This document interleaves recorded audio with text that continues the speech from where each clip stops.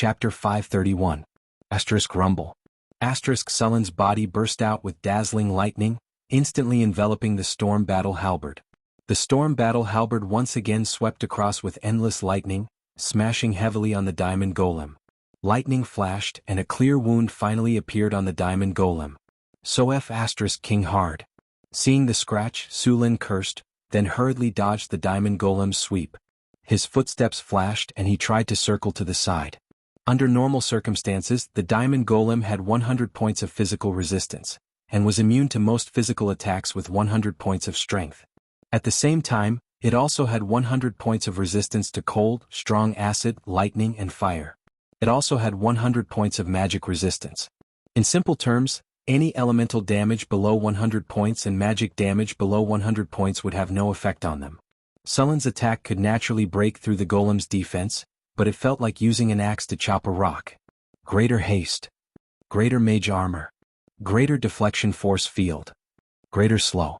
At this moment, rays of light suddenly rose from Hathaway's body, instantly enveloping the diamond golem. The golem's speed instantly doubled. At the same time, an earthy yellow light appeared on Sullen's body. Sullen's body seemed to sink into mud, and his speed suddenly decreased. A strong wind blew, and the diamond golem wielding its heavy sword instantly appeared in front of him. Su Lin only had time to block with the storm battle halberd. With a muffled clang, Sullen's body was directly sent flying a few meters away. "You're cheating." Su Lin exerted force on his feet and said as he steadied himself. "The diamond golem is a wizard's trump card. It's normal for it to be buffed with spells." Hathaway squinted her eyes and said with a smile, looking like a little fox. Su Lin was speechless.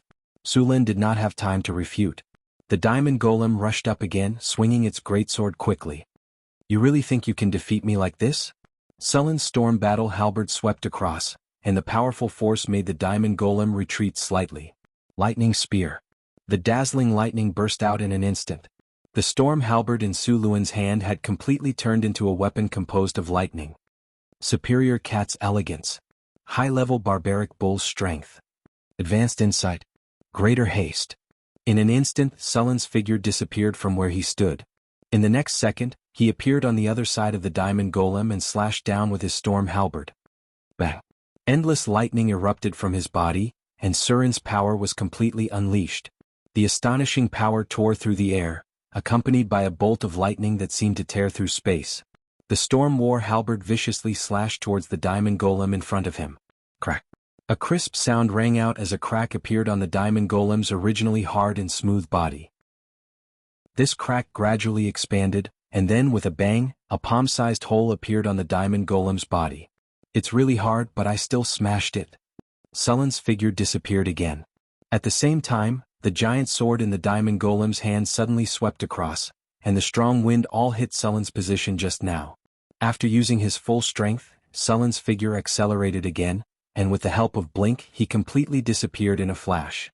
Su Lin continued to attack and afterimages appeared around him. The diamond golem kept attacking but it had no effect. This kind of fighting style was something that even legendary rogues who were proficient in shadow travel could not do. Although they could escape into the shadows, they could not completely disappear. Even shadow travel had limitations. The number of times a rogue could use shadow travel was limited, and it could not be used in places without shadows. After using his full strength, Su Lin fought to his heart's content. In a short period of time, a large number of scars appeared on the diamond golem's body. The originally crystal-like body became bumpy and full of cracks. Thunder Fury Slash. A bolt of lightning appeared, and the powerful lightning power turned into a blue chain, instantly blocking the diamond golem's movement. "It's over." Su Lin shouted and slashed the storm battle halberd at the diamond golem's head. With a flash of dazzling lightning, the tall diamond golem in front of him was instantly divided into two parts. Boom! The huge diamond golem fell to the ground in an instant, and the originally hard diamond shattered into countless pieces in an instant. Although the storm battle halberd mirror projection was only at the level of a high-grade magic weapon, the diamond golem could not withstand this kind of attack after being blessed with many spells and Sullen's abnormally powerful strength. As the diamond golem was completely destroyed, the diamond golem, which had been shattered into countless pieces, quickly turned into a fluorescent light and disappeared.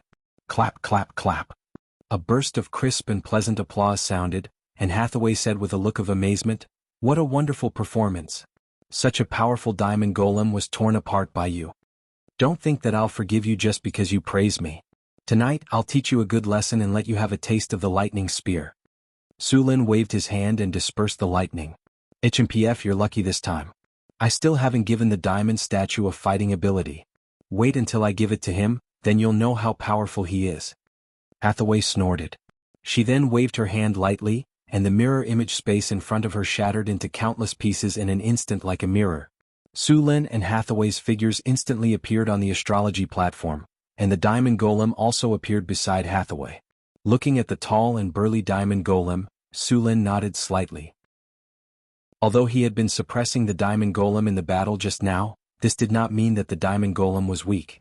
After all, Sulin's strength was already at the high legendary level, and his character level had reached level 30. For this diamond golem to be able to withstand his full power for so long, it was already very powerful.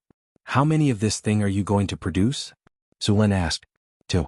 The cost of building a diamond golem is a bit high, so 2 is more than enough. Next, I'm going to try to build other golems. Hathaway let the diamond golem go back to standby. Although the diamond golem is powerful, it also has its flaws. It doesn't have magic attacks and it's not very effective against some special enemies. The golem army not only requires strength, but also cooperation. There's going to be a lot of money to burn next. Hearing Hathaway's figure, Sulin couldn't help but click his tongue. The diamond golem was the lowest cost among the legendary golems. For example, the arcane guard cost at least 2 million kinnar, and the magic breaker was even more expensive.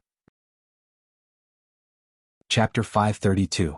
The second batch of explorers was about to depart. Sulin summoned Boulder back from Maple City and asked him to lead the explorers to the east coast. Last night, Sulin severely taught Hathaway a lesson and made her beg for mercy under his thunder spear. He went in and out 7 times and killed all of them. When Sulin woke up the next day, there was a hubbub outside. Sulin carefully removed several warm and fragrant bodies beside him. He simply washed and went out. Outside, Sulin saw Boulder and the caravan of North Town coming back with him. Boulder had sent a batch of shipwrights from the Kingdom of Florence to North Town. Boulder brought back a lot of people. The construction of Maple City was still going on, so they couldn't transfer too many people. However, the caravan brought back a lot of slaves from the Kingdom of Florence. These slaves were chained up in groups of 10. They were thin and skinny and their skin was a lot darker. They looked shorter than the people in North City. Where did you buy these slaves? They don't look like northerners. Sulin looked at the people in front of him and said. The manager of the caravan bowed slightly and said, Your Majesty, we received your message to recruit shipbuilders, so we immediately went to look for them. Thanks to you we found these slaves in the slave market. They were slave shipbuilders sold by a company in the southern coastal countries, so we bought them all. These slave shipbuilders were owned by a noble family, but that noble family went bankrupt due to poor management, so they had to pay off their debts. Sulin nodded slightly and said, How many shipbuilders are there in total? The manager thought for a while and said, There are 117 shipbuilders in total. Apart from them, there are also about 600 ordinary slaves. They are all able-bodied laborers. There are also 30 boxes of tea leaves and 30 boxes of porcelain. They are all stored in the warehouse in the city. Well done. Sulin nodded with satisfaction. A caravan like this could bring 30,000 kinnar to Northgard City every time. The number of caravans in Northgard City had expanded to more than a dozen, trading with the southern kingdoms, the Desert Kingdom and the Lorenza Kingdom. Boulder, I'll leave these slaves to you. Send them all to Deepwater City, Sulin said directly. Yes, Your Majesty. Boulder bowed. Sulin named the port that was being built in the east as Deepwater City. The sea level at the port was 8 meters, which made it a pretty good port. After this group of people was sent over, the construction of Deepwater City would accelerate.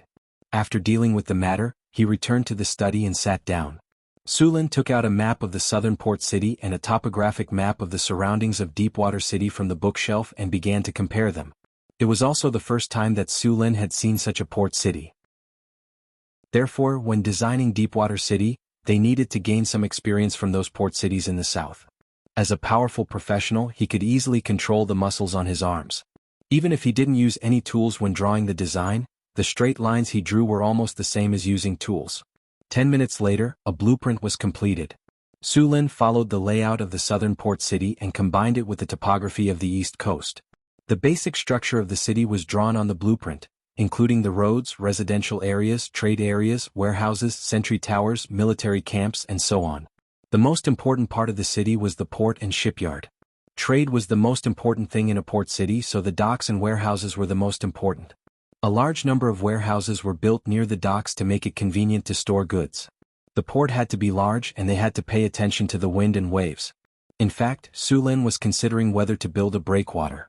Some things in this world were better than in his previous one, such as transforming nature, moving mountains, and filling the sea.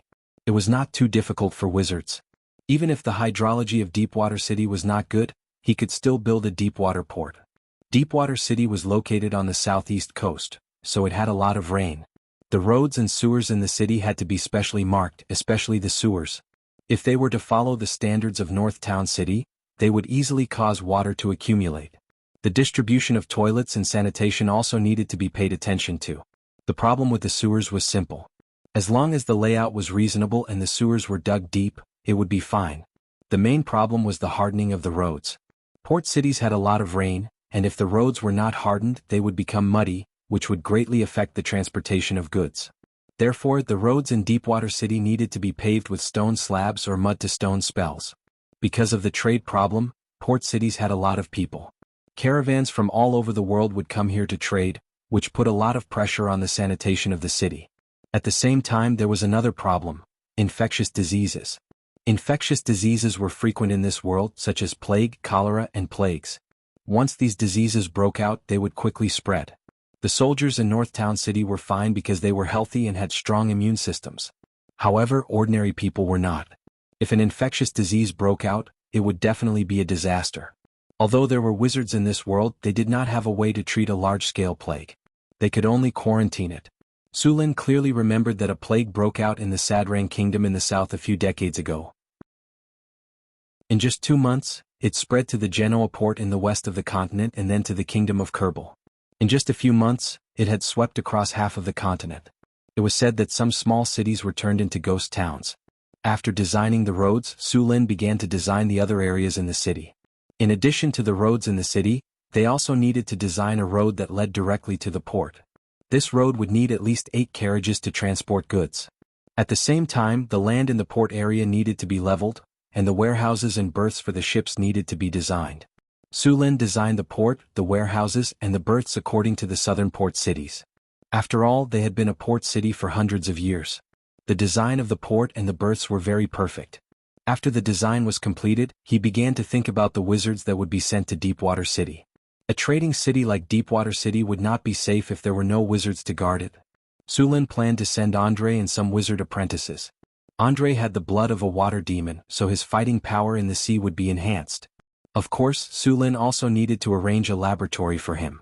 There was no need to think about a wizard tower. Perhaps he could build a small wizard tower about 30 meters tall without a tower spirit. It would be equivalent to a high-grade laboratory. Chapter 533. The weather in the northern citadel was very good. The sun was shining brightly. Unknowingly, it was already the month of May. The gentle sunlight was very comfortable on the ground. Sulin had nothing to do today, so he took Hathaway, Alex, Karina, Chrissy, Phyllis, Xanthi, and his 2 personal maids for a picnic. Alex and Chrissy were barbecuing on the grass. Hathaway was chatting with Xanthi and Phyllis. Sulin was lying on Xanthi's soft thighs, taking a nap and enjoying the massage from her soft little hands. Karina was setting up the tableware, and the 2 maids were assisting everyone. Master. I'm done. Do you want to try it? It's delicious, Chrissy said, waving her arms. Sulin waved his hand. He didn't want to be a guinea pig. The barbecue smelled delicious, mainly because of the seasonings made by Frodo. Speaking of which, Frodo's seasonings were getting richer and richer. Even Sulin hadn't seen many of them before. It had to be said that when it came to enjoying life, if the halflings were second, they would be first. Sulin had made all the seasonings he knew in his previous life. Even if he couldn't find the same ones, he would find some that tasted similar. Master, do you want to try it? It's delicious. Chrissy didn't give up. She took the barbecue directly to Sulin. She looked at Sulin with her big eyes. After all, what bad intentions could a succubus have? Among the women in the northern citadel, Hathaway liked to study magic. When she had nothing to do, she would sit on the balcony and make a cup of tea and enjoy the sunshine. Chrissy liked to raise pets. Her three-headed dog was now the size of a calf. Alex liked to read books, not magic books but fairy tales and travel books. Phyllis liked to make some snacks. Xanthi liked to follow Phyllis.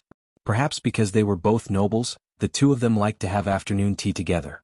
Karina often taught the drows all kinds of tricks. The two maids liked to eat sweets.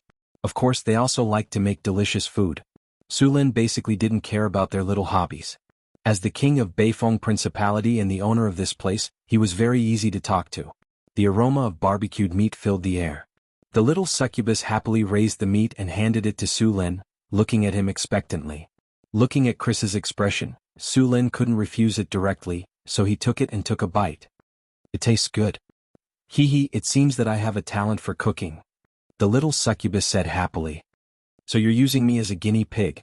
Sulin pretended to be angry. He then reached out and knocked on Chris's head. Not bad? Let me try it too. Hathaway stretched and grabbed a skewer of barbecued meat to taste. It's a little overcooked. It's totally the seasoning for roasted Frodo. But it's the first time I can roast it like this. It's worth encouraging. A huge black shadow suddenly fell from the sky. Hathaway reacted quickly and instantly raised an energy shield around it. As soon as the shield was raised, a large cloud of dust and grass rushed over and was blocked by the shield. Onyx Vaya, you did it on purpose. Be careful or I'll hang you up and beat you. Sulin looked at the huge creature that fell from the sky with disgust. It was the red dragon girl. With a flash of light, the red dragon's huge body disappeared in an instant and was replaced by a red-haired girl. It was Onyx Vaya. Master, I didn't do it on purpose. The little red dragon firmly refused to admit it and ran to Chris to ask for food. This red dragon only knew how to sleep all day long. Often she would sleep for several days at a time. When she woke up she would look for food everywhere. Usually she was nowhere to be seen, so Sulin didn't even have time to ride her. As a mount, you sleep all day long and don't even carry your master. Don't you think that's very dereliction of duty? Sulin said to the little female dragon. At this time, Onyx Vaya bit the skewer of barbecued meat and gently stroked it in her mouth. The shiny skewer was pulled out. Her movements were very practiced and she didn't care about her image at all. Master, I'm close to adulthood now. I need to rest and sleep to grow. How can you bear to let a young dragon like me work? Onyx Vaya said as she ate the skewer. Close to adulthood? Sulin was slightly taken aback.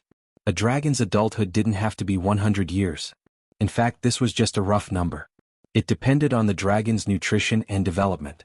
If they lived in an area with abundant elements and abundant food for a long time, they would enter adulthood a few years earlier. Yes. Master, I'm about to reach adulthood. Are you going to prepare a gift for me? Onyx Vaya said shamelessly. Sulin glanced at her and didn't say anything. Master, as a dragon who is about to reach adulthood, and the most powerful red dragon among the Pentashade dragons, if I go out and meet other people, how can I have the nerve to say hello to them? Besides, this will weaken your reputation, won't it? Onyx Vaya said with a flattering face, but if she could hide the glimmer of gold coins in her eyes, the effect would be better. Haha. Sulin smiled and didn't say anything. Little female dragon, I'm afraid you don't know how much money you owe. The number of treasures in the floating space tower's treasury doesn't match up. Looking at Sulin's eyes, Onyx Vaya was quickly defeated and then whispered, so stingy. You're so rich but you're not willing to help a poor dragon like me. I'm so sad. After the picnic, Sulin returned to the study and a guard hurried over. Your Majesty, according to the adventurer's report, something suddenly happened outside North City. What happened? Sulin's heart skipped a beat. The guard hesitated and said slowly, recently, adventurers often report that some strange magic beasts have appeared in the north of North City. They look a bit like ordinary beasts, but there are some changes in their appearance. Their eyes are red and they are very aggressive. They don't just attack humans, they don't even let their own kind go. At first we didn't pay attention to this. We just thought it was a magic beast that had evolved and transformed. But later we found that many adventurers reported that they had encountered such monsters, and then we discovered the abnormality. The number of these mutant monsters is no less than that of ordinary beasts. This is normal. The number of magic beasts is far less than that of ordinary beasts, but there is a large-scale transformation of beasts here. After discovering this situation, we sent people to investigate, and the data has been collected. Please take a look. Chapter 534. Sulin took a sheepskin scroll and opened it. It was a map of the northern city with some lines drawn on it. Your Majesty, look at this. This is the pine forest north of the city. In the past month, we found 5 mutated monsters in this forest, and the number is still rising. Further north, near the Sierra de Lotus, there are even more mutated monsters. We've been giving out quests for adventurers to find the cause, but we haven't found anything. The number of mutated monsters is still rising. Hearing the guard's report, Su Luan's expression turned serious. Although these mutated monsters hadn't attacked the city yet, if their numbers continued to increase, it wouldn't be long before these monsters overran the city, and even northern Garrison City would be affected. Su Luan looked at the statistics and frowned. In just a month or two, the number of mutated monsters had reached 300. The number that hadn't been counted was probably even higher. The northern city soldiers were strong, and they often went out to clean up the monsters. If it were any other noble's territory, they might not be able to hold on. Is it because of the elemental tide? Hathaway asked softly. Su Luan put down the document and said uncertainly, I'm not sure. Did something like this happen when the elemental tide came in the past? By the way, are these mutated monsters only in the northern city, or are they everywhere in the continent? Su Luan ordered the guard, send someone to ask around. See if Maple City and Mirror Lake City have seen these things. Yes, Your Majesty. The guard bowed and left in a hurry. The elemental tide is getting stronger and stronger. The arrival of the elemental tide is a good thing for us, but it's also an opportunity for other species. This is most likely related to the elemental tide. By the way, are there any ancient ruins around here? Hathaway suddenly asked. I don't know about that. Su Luan looked at Hathaway strangely. Why are you suddenly asking about this today? Many ancient ruins have some terrifying monsters sealed away. Some were used by the ancient arcana masters for research purposes, while others were sealed away because they were too dangerous and difficult to kill. Normally, these things don't have much of an effect. With the passage of time, many creatures will die of exhaustion in the seal. However, there are also some long-lived creatures or monsters with abilities similar to life hiding that will become active again due to the arrival of the elemental tide. If the ancient seal is damaged, it might not be able to suppress the monsters. If the monster's power leaks out, it might lead to a situation like this, Hathaway said as she adjusted her gold-rimmed glasses. Su Luan looked rather awful. I think that's very likely. After all, we've inherited a mysterious realm left by the ancient arcanists. Since there's a mysterious realm here, it's very likely that there's an ancient ruin here. Oh right, Adept Locke and I also reinforced an ancient seal together. Sullen's face changed slightly. He immediately thought, no, I need to arrange people to search the surroundings carefully. Also, ask the city hall to issue a mission to those adventurers. Guards. Su Luan yelled outside the door. Soon 2 guards hurried in. Your Majesty, what are your orders? The 2 guards asked respectfully. Send someone to the city hall and ask them to search for the ruins around here. Also, issue a mission to those adventurers. Su Luan lowered his voice. Yes, Your Majesty. The 2 guards bowed and quickly left. Hathaway quietly watched Su Luan give out his orders. When he was done, she stood up and said, How about I try using astrology? No, if you fail you'll suffer a backlash. Su Luan rejected without thinking. Hathaway smiled. It's fine. I'm a legendary wizard now. Even if I suffer a backlash, it won't do anything to me. Plus, I still have you, right? That won't do. Su Luan shook his head. Hathaway walked up to him and poked his head. If we don't use astrology, how long will it take for those adventurers and soldiers to find it? Also, I've just done some research.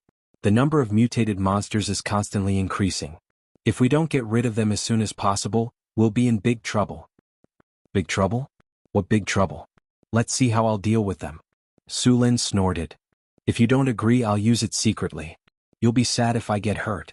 Hathaway said when she saw Sullen's reaction. You. Su Luan glared at Hathaway. He knew he had to agree, so he nodded. All right, you can use astrology, but I have to be by your side. If there's any danger, you have to stop the spell immediately.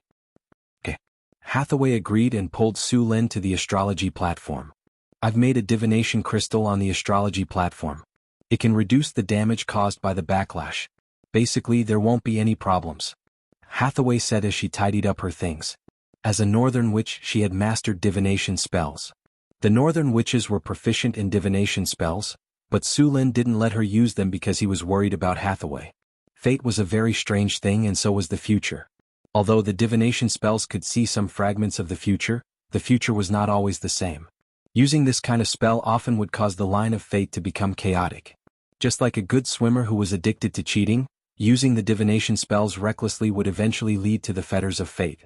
Then it would be troublesome. At the top of the astrology platform, Hathaway's figure was quietly suspended in the air. Her elegant long hair was dancing in the wind, and a beautifully made crystal ball was suspended in front of her.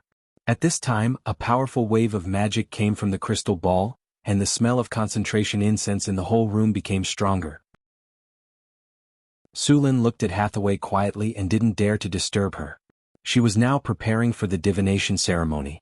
This kind of spell usually took a long time to prepare. The more difficult it was, the longer it would take. Some even required the cooperation of other wizards to hold a grand ceremony. Under the silver moonlight, Hathaway's figure seemed to be covered with a layer of silver gauze. The Lady of Silver Moon also mastered part of the divination priesthood, and many divination spells were performed with the help of the Lady of Silver Moon. At this time, Hathaway's figure suddenly trembled, and then she suddenly opened her eyes. There was a trace of blood at the corner of her mouth. Chapter 535. Crack. A light sound was heard, and a crack appeared on the crystal ball that was floating in front of her. Then, with a bang, this high-grade magic item that was worth tens of thousands of gold coins was shattered into countless pieces. Following the shattering of the crystal ball, a strange and cold aura instantly appeared on the astrology platform. Indistinct howls echoed in the surroundings and countless shadows appeared. The surrounding space distorted, and a powerful evil intent instantly appeared, pouncing towards Hathaway. At this moment, Sullen's body flashed, and he appeared beside Hathaway. He stretched out his arms and grabbed her slender waist. Then a dazzling lightning shot out from his eyes. Get lost. The entire astrology platform seemed to have been struck by a bolt of lightning, and the entire space lit up. In the next second, countless vengeful spirits wailed and scattered in all directions. Countless evil thoughts dissipated in an instant, and at the same time the eerie feeling also dissipated. How are you? Are your injuries serious? Sulin landed with Hathaway in his arms. With a flash of light, a green energy full of life appeared in his hand, and it instantly merged with Hathaway's body. Physical healing. As the green energy merged with her body, Hathaway's injuries began to improve. This time, Hathaway's injuries were not serious. The main thing was that her spirit was damaged and she looked a little sluggish. Fortunately, she was now a legendary wizard and her soul was strong, so her injuries were not serious. Sulin let out a sigh of relief. I shouldn't have let you use this astrology spell. I didn't expect you to be injured. I'm fine. Hathaway shook her head. The spell had healed her injuries, but her spirit still needed to recover. She shook her head and said, I used the astrology spell to find the source of the mutated monsters. It was a little troublesome, but I still found it. I saw a ruin in the astrology spell. It should be an ancient ruin. Also, a world shrouded in blood and evil aura. That should be the spiritual light of the sealed monster. It didn't die. Instead, it used the power of the elemental tide to revive itself. The ancient formation that originally sealed it has been severely damaged. According to the predictions of astrology, it will completely break the seal in 2 months at most and come out again. We have to deal with it as soon as possible. Otherwise, the entire northern garrison city will be contaminated by this evil energy, and all our efforts will be in vain. A world shrouded in bloody light and evil aura? Could it be the evil god? Sulin was a little confused. Prophecy spells were very annoying. Sometimes they wouldn't tell you the answer. Instead, they would give you some hints and let you guess. Therefore, wizards who were good at prophecy spells were also very good at solving puzzles. I remember the location of the ruins. It's about 30 miles northeast of the city, Hathaway continued. You should rest and recuperate first. I'll send someone to investigate the ruins, Sulin said directly. When the time comes, I'll need your help to deal with that thing. Don't worry. My injuries aren't serious this time. It just looks a little scary. In reality, more than 90% of the backlash was blocked by the crystal ball. Hathaway said, smiling. You still need to rest and recover. Sulin glared at her. All right. Don't be in a hurry to take action once you find the location. The energy of this monster is very radioactive. Those mutated beasts are actually ordinary beasts. They've only mutated after being contaminated by this monster's energy, Hathaway said. Also, don't let anyone below Tier 3 get close. Otherwise they'll be infected by the monster's energy. I'll tell them to be careful, Sulin said, nodding. My injuries will recover in about 2 days. When the time comes, we'll work together and get rid of this monster once and for all. Hathaway said, nodding. Okay. Sulin nodded in agreement. After learning the truth, Sulin was no longer in a hurry. However, he still needed to get rid of those mutated beasts first. The sun shone brightly as Sulin led a group of soldiers to the outskirts of northern Garrison City. Very quickly he discovered a strange aura.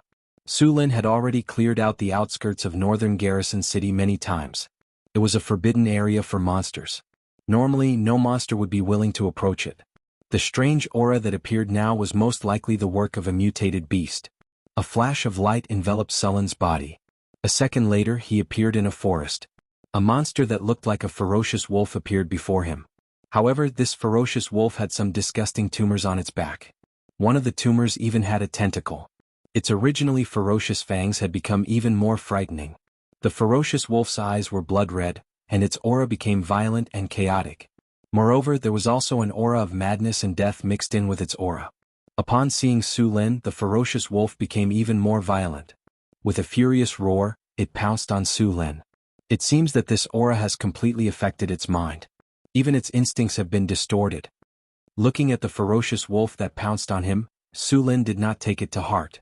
With his strength, even if he released a little bit of his aura, it would still be very dangerous to wild beasts, ferocious beasts, and even demonic beasts. As long as they sensed danger, they would avoid it from afar. Why would they take the initiative to attack? Now that this ferocious wolf dared to attack him, it seemed that it had completely lost its mind. Before the ferocious wolf could get close to Sulin, it let out a shrill scream. Then, a bolt of lightning instantly struck the ferocious wolf. As the lightning flashed, the ferocious wolf fell directly to the ground.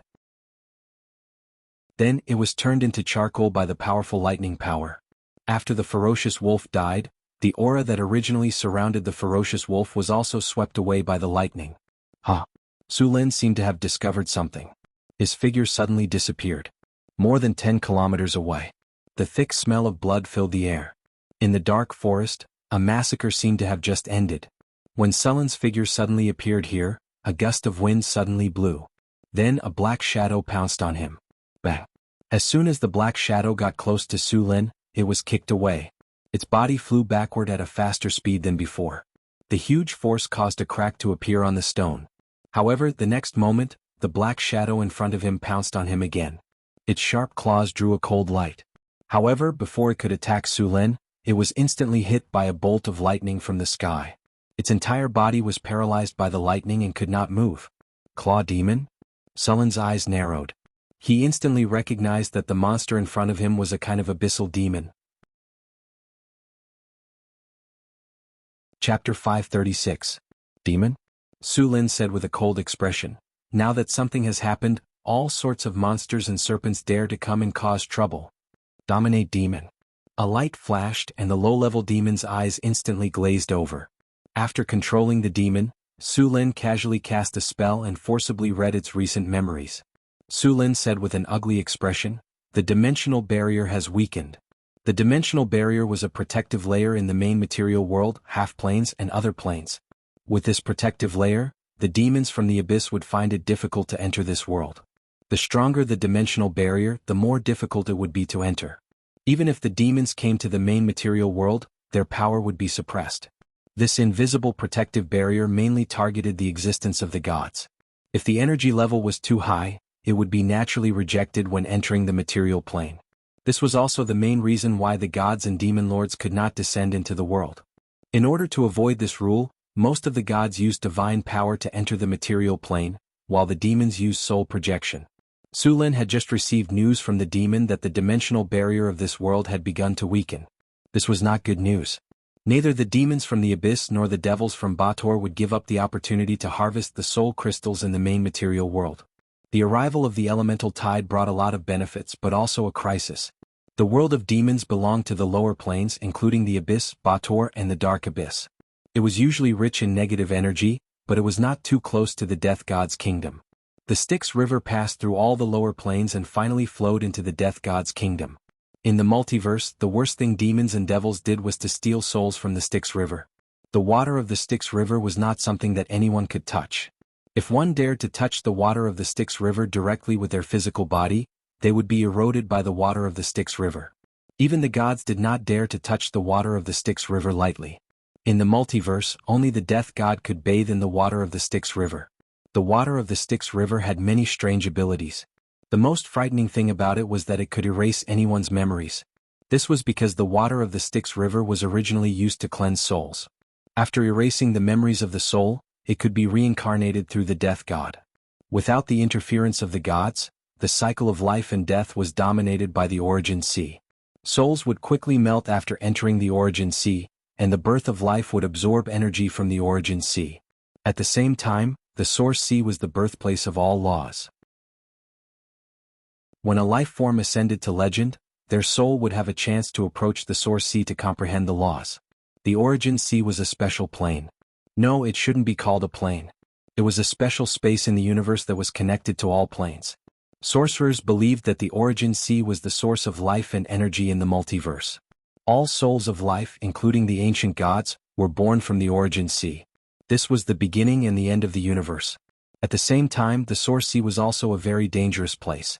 It was a place where life was reincarnated. All souls that entered this place would be completely crushed like a grinder.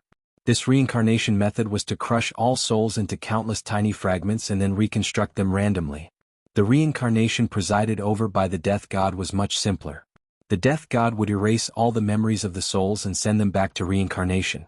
Of course, because there were too many souls, the Death God would also send most of them to the Origin Sea. The real task of the Death God was to ensure the normal cycle of death and protect the souls from being stolen or damaged by others. Demons and devils would take the risk to enter the Styx River to steal souls, but now that the elemental tide had arrived and the spatial barrier of the material plane had weakened, those demons would not let go of such a good opportunity. Compared to stealing souls in the Styx River, the difficulty and danger of going to the material plane to collect souls were much lower. Su Lin cleaned up the surroundings of his territory and returned to the astrology platform. He was waiting for Hathaway to recover, and at the same time he was waiting for news about the ruins. The northern wilderness. In the wilderness, a group of vigilant adventurers was hurrying along. Carlos was wearing a fine chainmail and holding a curved sword in his hand, clearing the path in front. As the sharp curved sword was swung rapidly, the surrounding bushes and weeds were quickly cut down, clearing a barely passable path. Surprisingly, there were a few bald men in this group. Judging from their attire, they should be traveling monks. Since the establishment of the northern wilderness, many monks had traveled through this place to travel to the wilderness. Opening a path in this kind of wilderness was very tiring, and they had to be alert at all times. The people in charge of opening the path took turns. Soon, Carlos was replaced by another warrior. Carlos put away his weapon and took out a sheepskin scroll to check. Although paper was very popular now, some important documents were still written with sheepskin in the wilderness. Because of the harsh environment in the wilderness, paper was too easily damaged. "It should be around here," Carlos said as he flipped the scroll. The scroll was a topographic map of the northern wilderness. After Hathaway saw the ruins with her prophecy, Su Lin had marked the general location of the ruins and some of the main features of the ruins and distributed it to the mercenaries who accepted the mission. "Stay alert.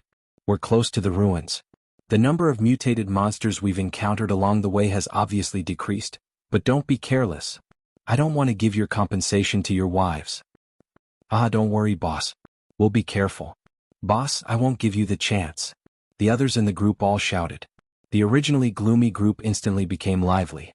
After seeing the status of the group, Carlos secretly sighed in relief. Traveling for a long time in the wilderness would make people feel irritated and tired, but it seemed like the group was in good condition. "Look over there," someone exclaimed. When the others in the group looked up, they all exclaimed. Not far away, a severely weathered broken stone pillar appeared in the weeds. "Ruins? We found the ruins. We're rich. Ah, we're rich. I can consider retiring when I go back, buy a few acres of land, buy a manor and become a manor owner." After that, the adventurers began to clear away the surrounding weeds and shrubs. As the weeds were cleared away, more and more ruins appeared before their eyes. There were broken stone pillars, heavily weathered statues, and stones that had long been indistinguishable. Everything here showed that this was a ruin that had existed for a long time. Chapter 537. Carlos looked around. Only a corner of the ruins in front of him could be seen, and most of it seemed to be hidden. There were bushes and lush trees all around. Other than the part they found, there were no other ruins. He had encountered this situation before. Some ruins were protected by a layer of magic, and only by breaking this layer of magic could they enter. It was best to have the help of a spellcaster, or they would not even be able to enter. Some ruins were also protected by magic, but it seemed that the magic had been damaged due to the passage of time or some other reason. These ruins would only appear at a specific time, and when the time passed, they would be covered by magic again. Some ruins were partially exposed and the other parts were still covered by magic. Of course, most of the ruins were not protected by magic at all, but the valuable things in these ruins had been cleaned out by countless adventurers. There were also some that were buried and needed to be excavated. There were many such ruins in the northern wastelands and deserts, but they were not easy to find. Obviously, the outer layer of magic of the ruins in front of them was not completely destroyed. Carlos was a little disappointed. He had originally wanted to search the secret realm when he received the mission from the city hall. It should be known that the wizards would give a good reward if they sold the things in good condition in the secret realm. He did not pay much attention to the city hall's warning that the ruins were dangerous and that they would report it immediately after discovering it. In his opinion, the city hall wanted to scare them because they wanted the things in the ruins. As for the dangers in the ruins, these adventurers knew very well that as long as they were careful, there would not be any big problems. After all, the magic equipment here had basically lost its effectiveness after thousands of years. Be careful. A cry of alarm sounded. All of a sudden, a dense fog appeared in the surroundings and spread rapidly. In the fog, some black shadows quickly pounced on them. The sudden change caught these adventurers off guard, and a few of them were killed directly before they could react. It's a mutant monster, everyone be careful. Quick, get close. Be careful of their sneak attack. Under the cover of the fog, the mutant monsters quickly launched attacks, constantly attacking the adventurers. In a short time, the situation became very dangerous.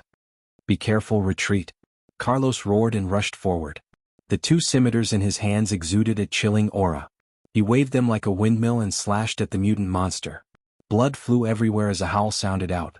Following this, countless saber lights flashed out, and 10 or so gashes appeared on the mutated monster's body, and one of its claws was cut off. Carlos had no intention of letting it go. His figure flashed and rushed up again. A sharp blade light flashed, and the mutated monster's huge head was chopped off. Only then did Carlos breathe a sigh of relief. Even he could not sustain such a high-intensity outburst for a short period of time. Although he had successfully killed one of the mutated monsters, the situation he was facing did not improve at all. More and more mutated monsters were rushing over from the fog. Let's go. Seeing this, Carlos's expression changed greatly, and he immediately shouted for retreat. The surrounding adventurers did not hesitate and immediately retreated. Blazing sun style. A warrior monk clasped his hands together, and in the next second, a dazzling flame erupted from his body. A violent explosion sounded out, and the scorching flames were filled with a holy aura. A mutated monster was directly sent flying, and the flames continued to burn its body. Black blood slowly seeped out of its head and ears. Evidently, it was not going to survive. The surrounding fog also dispersed a little. Another warrior heavily slashed down, killing a mutated monster. Then, without taking a breather, he immediately rushed out. Charge. A dwarf covered in steel armor rode a strong male goat and rushed out, waving the axe in his hand. A few adventurers immediately followed. Expeditious steps. Gale potion. Seeing that the situation was urgent, Carlos directly opened a bottle of light red potion and had the dwarf gulp it down. A bitter taste instantly filled his mouth, and a powerful force instantly entered his body. Carlos's originally very fast speed once again rose to another level. The scimitar in his hand danced even faster, and the charging mutated monster was directly cut into 10 or so pieces.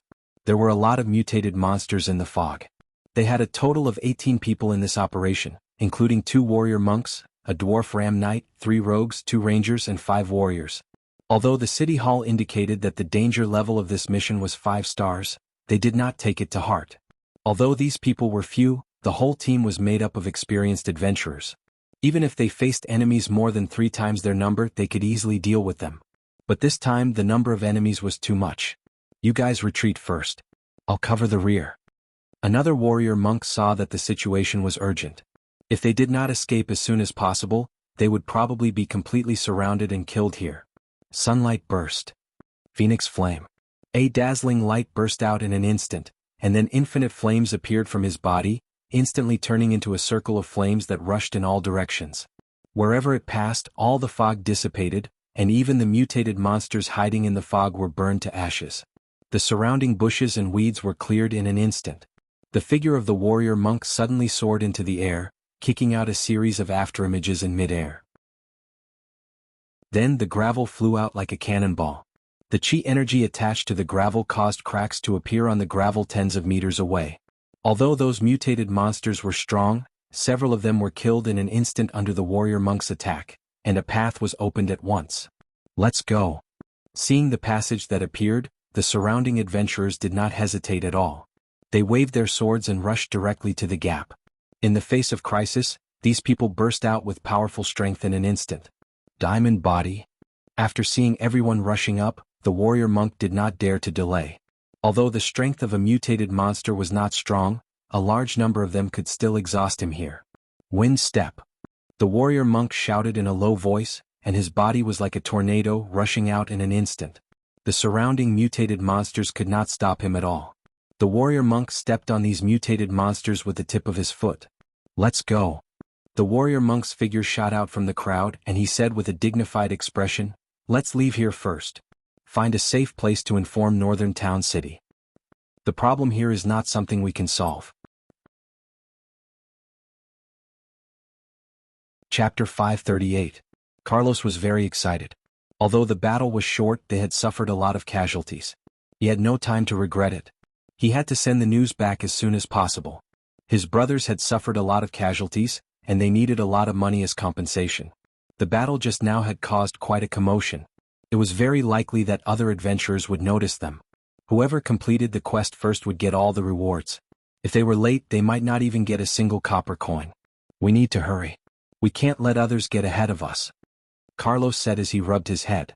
No matter what, we have to be the first to send the news back. We have suffered a lot this time. Many of our brothers have died. We need this money to send them back as compensation.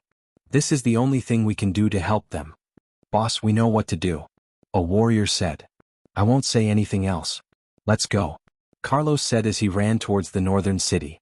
The others looked at each other and followed closely behind. North Wind Tower. Sulin had resumed his daily routine. He would patrol the city or Maple City every day and draw some blueprints for the city. In the afternoon he would read books and learn all kinds of magic knowledge. As a wizard, Sulin needed to learn a lot of knowledge. Luckily he had the ability Sage, which allowed him to learn very quickly. Otherwise, the knowledge would be enough to give him a headache. The construction of Maple City had been completed. It was now the gateway to the west of the Duchy of North Wind. All the caravans heading to the northern city would go through here. It was a lot safer for caravans to go through Maple City. With the existence of Maple City, the number of bandits and monsters in the wilderness had decreased a lot. At the same time, the road between Maple City and the northern city had been repaired, so it was a lot easier to travel. The road from Northern Town City to Maple City was one of the main roads in Northern Town City. It was more than 50 kilometers long and 4 meters wide. It was wide enough for 2 carriages to travel side by side.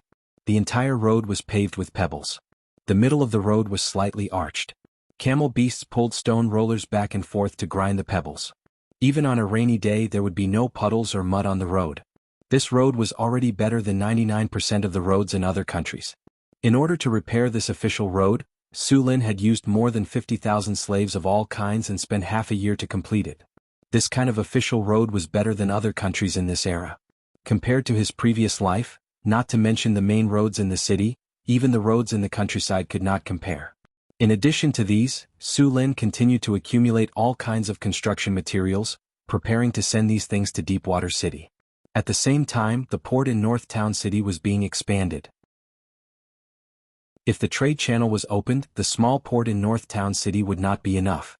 Sulin had people expand the port by 10 times and added several docks for loading and unloading goods. At the same time, the road leading to the port was being widened and repaired. Sulin attached great importance to this new city. It was likely to be another important source of income for North Town City. In addition to the docks at the port, the shipyard in North Town City also needed to be expanded.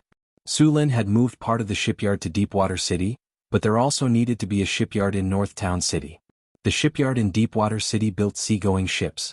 The requirements for the ships were very high, and the keel had to be strong. The shipyard in North Town City mainly built inland ships. There was a big difference between inland ships and seagoing ships. The most important thing was that inland ships had flat bottoms, while seagoing ships had V-shaped bottoms. Inland ships could carry more goods because of the flat bottoms, but they were less stable and could easily capsize in big waves. Of course, it was impossible for ships to encounter big waves like the ones in the sea. Seagoing ships had to sail in the sea, and the waves in the sea were completely incomparable to those in inland rivers. The mountain-like waves could easily overturn and smash inland ships. Therefore, in order to stabilize the ship, seagoing ships had to use V-shaped bottoms. At the same time, the ship had to be very strong. Otherwise, it would fall apart when the waves came. Under normal circumstances, seagoing ships would not enter inland rivers. Seagoing ships were too deep in the water and inland rivers were too shallow. They could easily hit rocks if they were not careful. North Town City had been recruiting workers from Florence during this time, and they had a lot of craftsmen. Although a group was sent to Deepwater City, it was not difficult for the rest to build a shipyard. In addition to these things in North Town City, Sulin also needed to deal with things in the secret plane. Now, the secret plane had the obsidian factory, the golem factory, the ecological park, the plantation area, the crystal beast breeding area, the central square, under repair, the residential area, the botanical garden with natural oaks, and so on. It would definitely need to be built in the future, and the location of the secret plane had to be planned.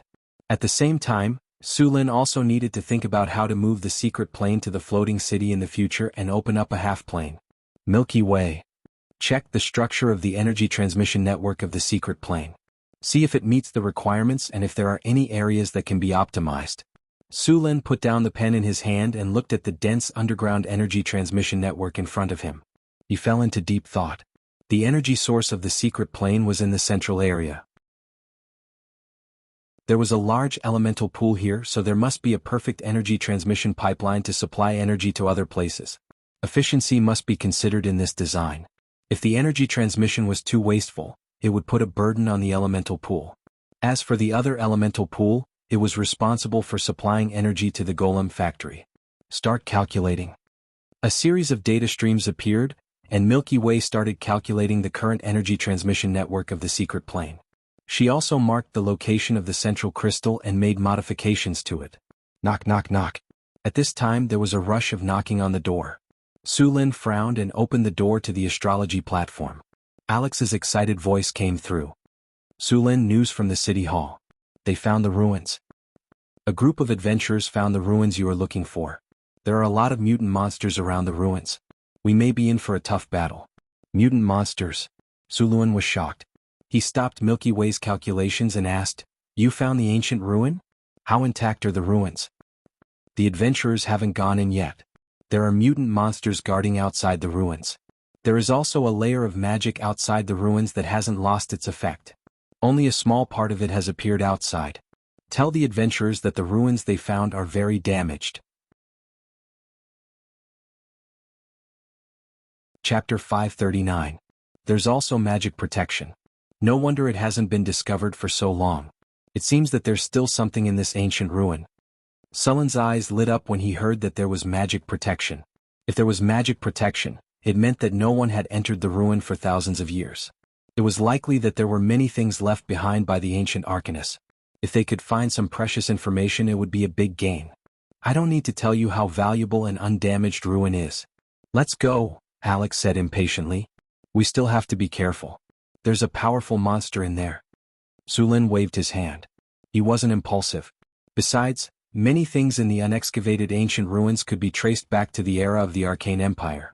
Hathaway was the one who had the deepest understanding of the Arcane Empire in North Town City. It was necessary to take Hathaway with him. Okay. That's right, I also met 2 warrior monks this time. Alex suddenly recalled. Monks? Sulin was slightly stunned. What are monks doing in the city hall? They came with the adventurers who found the ruin. They said they wanted to see you, Alex said with a shrug. Sulin was also curious about the monks' arrival. When he heard that the monks came with the adventurers who found the ruin, he seemed to understand something. Monks were a very special profession. In the beginning, this profession was only found in the eastern continent. Later, after the sea route was opened, many people traveled to the eastern continent. This profession gradually spread to the western continent. Martial monks had mastered a type of transcendent power called qi. Although this power was not as powerful as magic, it had a deep impact on other professions. For example, the advanced professions of warriors, weapon masters, and sword masters were all influenced by monks. Among them, the sword master's signature move, Qi Chop, was a special application of qi. Wizards were very interested in the meditation methods of the monks. After combining them with the meditation methods of the monks, the wizards' meditation methods had undergone a huge change. Druids were very interested in the monks' philosophy of the unity of man and nature, so they derived a kind of nature's heart. However, this was not the reason why Su Lin paid special attention to monks. It was because they often suppressed powerful evil creatures. Monks had a special kind of power. Their spirit power was very strong. Usually they would suppress ancient monsters in the monastery. Ancient evil creatures were very difficult to kill. Many of them were sealed, and martial monks were responsible for suppressing these monsters. It was said that if all of the ancient evil creatures suppressed by the monk were released, their power could possibly destroy the entire continent. Of course, the monks who could suppress these monsters couldn't be just anyone. They had to be legendary level monks. Part of a monk's power came from cultivation, while the other part came from receiving precepts. The more precepts a monk received, the more powerful they would be. These precepts were very strict, and the strength of a monk was directly related to the number of precepts they received. Under normal circumstances, ordinary monks would receive 2 major precepts and 4 or 5 minor precepts. Only ascetic monks would receive more precepts, and ascetics who were at a higher level than ascetic monks were even more powerful. Every year, many monks would participate in the ascetic test, but in the end only a few passed. As for becoming an ascetic, it was even more pitiful. Many people couldn't stand the precepts of ascetics and broke them.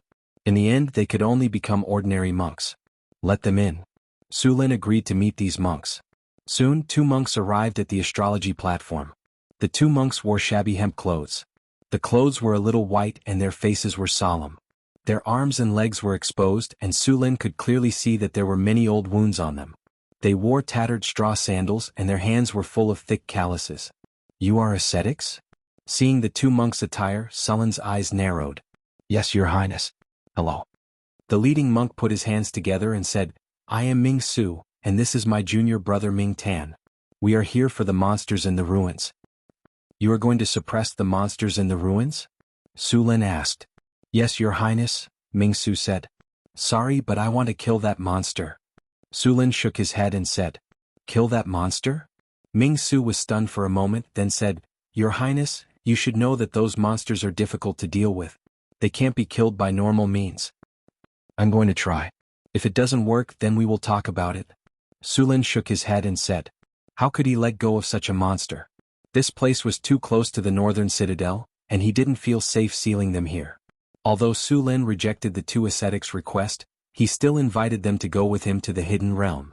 After all, they were 2 high-grade monks and their combat strength was quite strong. When Hathaway recovered from her injuries, Su Lin had been waiting for a long time. After Hathaway came out of seclusion, he immediately prepared to leave with his people. This time, the people of the northern citadel set off in groups. Su Lin, Hathaway, Alex, Karina, and the 2 monks went directly to the astrology platform. With a flash of light, everyone came to a wasteland very close to the ruins. After coming here, Su Lin clearly felt that something was different. Not far ahead, there was an area that was somewhat different from the real world. Although it looked similar, in his perception it was like a layer of illusion. According to the external factors and the interference of the distorted energy, this should be a magic barrier. What he saw now should be the camouflage of a magic barrier. In Su Lin's eyes, this camouflage was about 80% similar to the real world. Basically, many buildings were projected here. This barrier simulated the terrain and environment closest to the real world, which was more than 95% similar. There was also a layer of fog in the surroundings.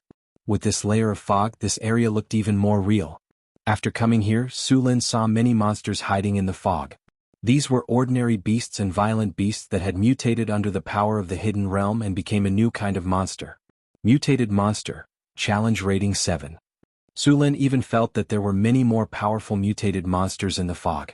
These mutated monsters must have mutated under the power of the hidden realm and become stronger.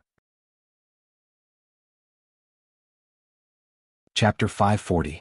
Mutated monsters were normal beasts and ferocious beasts that had mutated under the radiation of the secret realm. To be honest, Su Lin could kill a monster of this level with one hand. However, it was still very dangerous for normal people.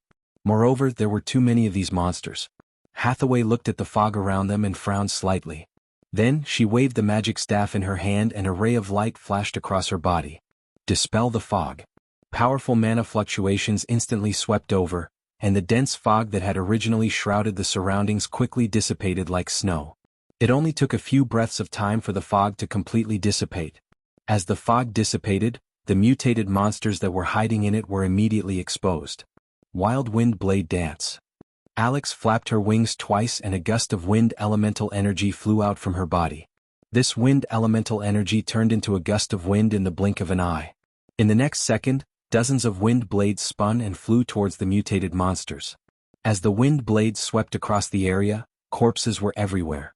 All of the mutated monsters were cut into countless pieces. None of them could last more than 3 seconds. In just a few breaths, the mutated monsters around them were all wiped out. It's done. Let's go directly. Alex waved her hand and the wind blades that were wreaking havoc began to slowly dissipate. Soon they turned into a gust of wind and blew away. Only the large number of corpses on the ground and the smell of blood in the air reminded everyone that this place was not safe. Su Lin looked at the ruins not far away. There was a strange magic energy surrounding the ruins. It was the ancient ruins that they were looking for. Spatial ripples detected. Spatial ripples detected. The system notification rang in Sullen's ears. This is the power of the mystery lock. Hathaway's eyes flashed with a hint of surprise. This secret realm is protected by a layer of mystery lock. You said this is a mystery lock? Then our mission this time? Su Lin asked in surprise. As a part-time wizard, he naturally knew how powerful a mystery lock was. If this mystery lock was to stop them, they would have to spend a lot of time. Even dealing with the monsters here would be unpredictable. Hathaway, can you decipher this mystery lock? Su Lin asked. Hathaway did not speak. Her eyes were fixed in front of her. Her eyes kept flashing with light. It was obvious that she was casting a spell to observe the mystery lock. Phew. After about half an hour, Hathaway let out a long sigh. The light on her body also slowly dissipated at this moment. How are you feeling? Do you want to have a rest? Surin stepped forward to support Hathaway.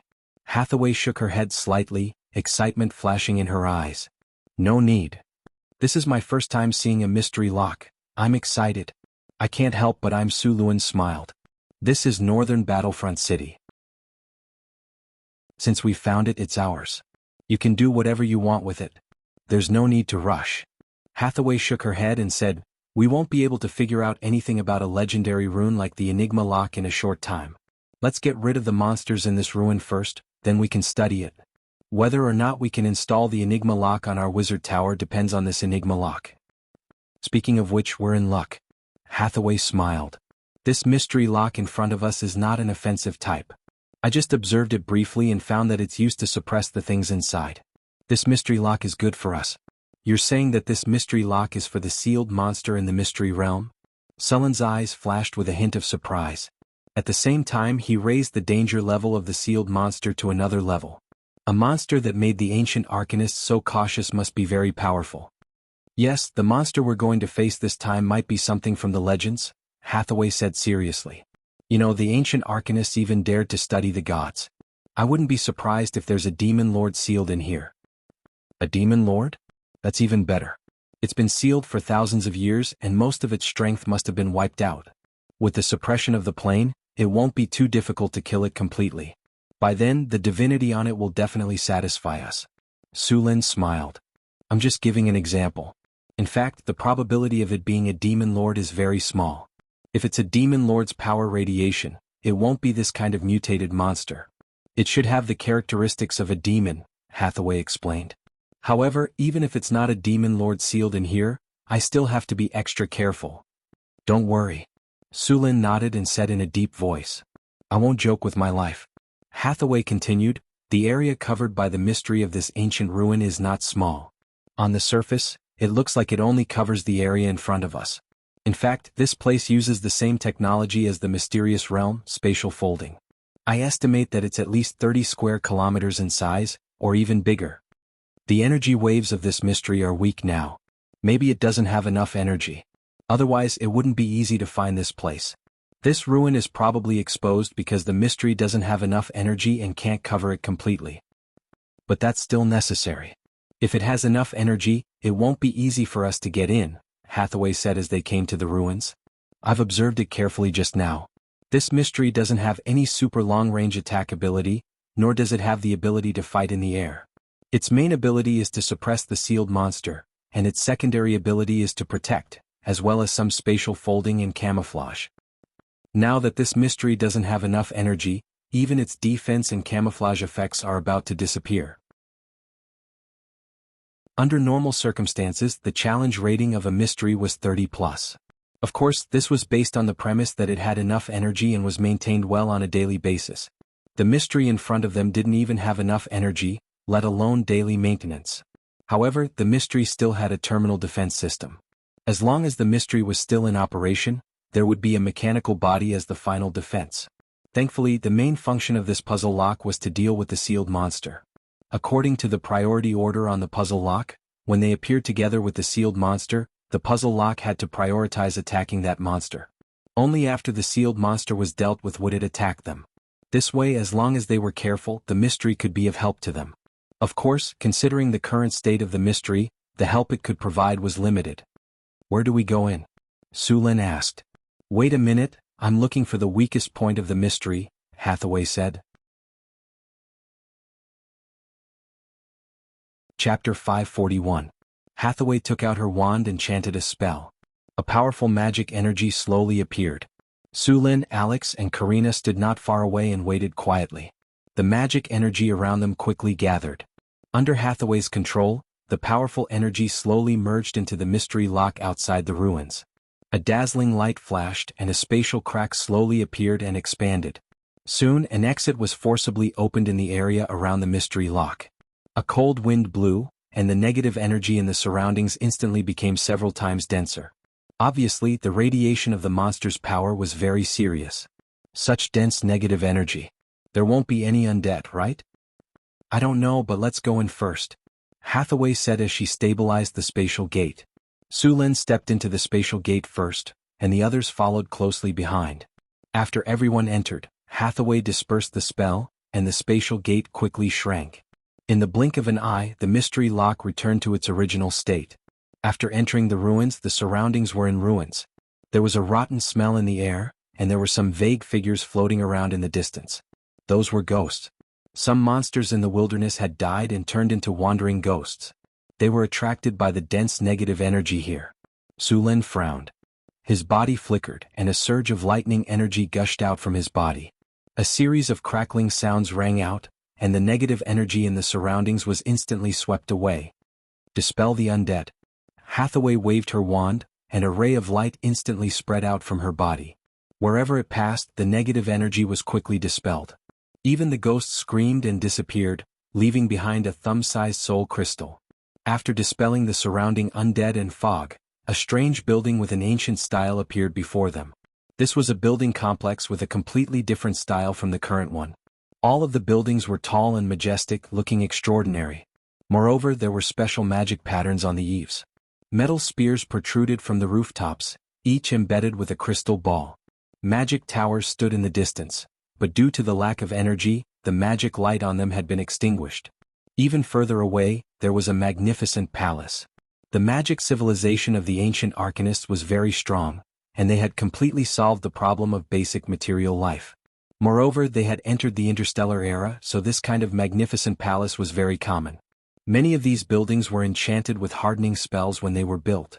After thousands of years, most of these buildings were still intact. Looks like we're in luck, Sulin said happily when he saw the well-preserved buildings. What's that? Alex suddenly said. Sulin turned around and saw a stone tablet as tall as a person. There seemed to be many words carved on it. After seeing the stone tablet, everyone hurried over to take a look. This is the language of the ancient arcanists. Ancient Netherese. Hathaway said after identifying it. Ferris Laboratory, the Wisdom Tower in the north, the Eye of Anaris. Laboratory? Sulin frowned. This didn't seem to be an ordinary ruin. Sulin and Hathaway didn't delay and continued to walk into the ruin. Crack. Sulin immediately stopped and looked around. Soon there was a continuous cracking sound. Sulin found the source of the sound. It was coming from under the soil in front of them. Under the soil? Sulin, who was rich in battle experience, immediately knew what it was. He said to the girls beside him, "Be careful, there are undead below. They smell the scent of living people on us." There was a flash of light on their bodies, and they directly used fly to fly into the air. As soon as they flew, the originally flat ground around them suddenly arched up, quickly forming small graves. Then the graves broke and skeletons crawled out from the ground. Skeletal undead. These skeletal undead were different from ordinary undead. They were about 2 meters tall, and their bones had changed from the pale white of ordinary skeletons to gray. There was also a metallic luster on them. The bones in their arms had been twisted and mutated, turning into sharp bone blades. At a glance, one could tell that these were dangerous monsters. Skeletal Undead Challenge Level 11-inch Undead Intimidate. Flaming Storm. The skeletal undead that had just appeared suddenly became stiff and couldn't move. Then a powerful fire element rose up, and countless flames like a storm engulfed all the skeletal undead. The flames burned, and the undead's aura constantly emitted from the skeletal undead, which then sizzled with the surrounding flames. Soon the raging flame storm dissipated, and all the skeletal undead disappeared, leaving behind a pile of ash on the ground. All the skeletal undead had been thoroughly purified. After a simple sweep of the battlefield, the skeletal undead were poor. It could be said that more than 90% of the undead were poor. Su Lun only found some soul crystals among the ashes. After cleaning up the battlefield, Su Lin and the others walked into the ruins again. Soon they arrived near a dilapidated building. This was already the periphery of the ruins, and there were many dilapidated buildings nearby. Su Lin came to a room and gently pushed the door. As soon as he touched the door, it turned into ashes. Cough cough. Sulin's body flashed and a protective shield rose, blocking all the dust. When the dust dissipated, he entered the room, but he was soon disappointed. This was not an important place. There was no magic protection around, and the things inside had long decayed after thousands of years. There was nothing valuable. The group spread out and searched these rooms. Only Alex was lucky enough to find a few magic gems and then nothing else. After confirming that there was nothing else, the group continued to search the ruins. This ruin was very dilapidated and most of the things had completely decayed. Only a few things were still preserved. As they continued to go deeper, Su Lin came to the wizard tower at the outermost edge. Seeing the wizard tower in front of him, Sulin's heart was burning. These wizard towers should be auxiliary towers of the central wizard tower, about 50 meters tall. This was a common method used by ancient arcanists. After building a main tower, they would build auxiliary towers around it. The auxiliary towers were usually used as energy nodes. They did not have an independent energy network, and they were attached to the energy network of the main tower. Under normal circumstances, they were the residences of arcanists' apprentices, disciples and followers, and areas where they did experiments. They had part of the function of the main wizard tower. Chapter 542. There's no energy here, Hathaway said as she looked at the wizard tower in front of her. That is to say, more than 90% of the defense facilities inside, including the runic array, have stopped working. Isn't that better? It saves us a lot of trouble, Su Lin said with a smile. Let's go in and have a look. Everyone cast a protective spell and then Su Lin stepped in first. No one had come to this wizard tower for thousands of years. As soon as the door was pushed open, a thick layer of dust was stirred up. Su Lin frowned. A gust of wind blew in through the door and after a few seconds, it flew out of the door with a lot of dust. Su Lin entered the wizard tower. Because there was no energy, the wizard tower was dark. Su Lin snapped his fingers and a soft ball of light appeared, illuminating the whole space. The hall of the wizard tower looked dilapidated, but from the dim decorations and rotten furniture, one could still see how luxurious it used to be. The crystal chandelier in the hall had been smashed to the ground, and the carpet under their feet had decayed into a black mass. Many glassware had been broken, and the inlaid gold foil had lost its luster. It seemed to have no value at all. Su Lin didn't stay here for long. There was basically nothing to be gained in the hall. He simply identified the direction and walked upstairs. The second floor of the wizard tower was a rest area. Several people searched different rooms, but they didn't find anything valuable except decayed things. The wizards who originally lived here seemed to have left in a hurry. The room looked very messy, but the valuable items had been taken away. Several people searched, but except for some arcane gold coins and a few magic props that had lost their magic power, there was nothing else. Su Lin continued to search the upper floor of the wizard tower, and soon the group came to the top of the wizard tower. As soon as they arrived, Sulin's body slightly stagnated, and then he recovered. The scene in front of him surprised him. At the top of the wizard tower was a laboratory. Although thousands of years had passed, it could still be seen that this was a high-end alchemy laboratory. There was a wide test bench and a dazzling array of glassware. Although there was a thick layer of dust, it could still be seen that they were well preserved. In the middle of the laboratory there was a round cover. The cover looked like a glass cover. It was covered with dust, but they could still see what was inside. In the middle of the glass cover was a table that looked like an operating table. On this table was a tall skeleton. The skeleton's limbs and neck were all locked by metal shackles. This skeleton was not human. It had sharp fangs, thick bones, and horns on its head like a cow's, but much bigger than a cow's horns. Its 2 arms looked like a pair of scorpion's pincers, and there were 2 human-like arms on its chest. Its legs were thick and powerful, similar to the joints of cows and horses. There were 3 sharp toes on each foot, and there was a pair of bone wings on both sides of the spine.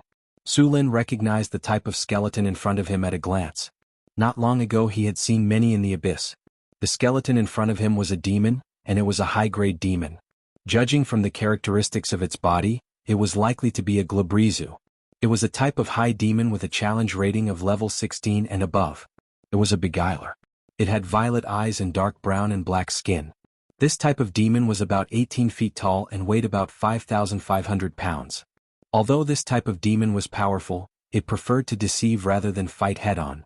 Of course, once the deceit failed or was exposed, this kind of demon would fly into a rage out of humiliation and directly launch a fierce attack. This kind of demon could perform a wish spell for a mortal once, so they often used this ability to fulfill any wish of a mortal. However, the price was often extremely high, and of course the result of this wish would not be too good. Compared to other demons, Glabrezu were experts in deception and lying. They would use illusion to hide their true appearance and use all kinds of lies and tricks to trick people. This demon was like a bailer, and it was often used as a commander in the demon army. The master of this wizard tower is not simple. A gust of wind element flew by, and the dust on the glass cover was blown away. The situation inside was completely exposed. A Glabrezu. This may be the only Glabrezu I've seen that was starved to death. Su Lin looked at the skeleton in front of him and said with a smile. It may also be the longest-lived Glabrezu. Hathaway joked. Although demons usually had a lifespan of thousands of years, so far, there was no demon in the multiverse that died of old age. This should be a demon that was caught or summoned by the master of the wizard tower, and then forcibly imprisoned here for research. Hathaway stepped forward and looked at the demon in the glass cover. It is said that in the era of the Arcane Empire, the Arcanists even occupied a few layers of the abyss and turned them into their colonies. Maybe this demon was caught and sold here. But no matter what, this shows that the ruins we are in now are very dangerous. Hathaway, can you open this glass cover? Su Lin reached out and knocked on the glass cover twice. The glass cover made a knocking sound. The quality of the cover was very good, and it was used by the Arcanists to imprison demons. One could imagine how strong this cover was.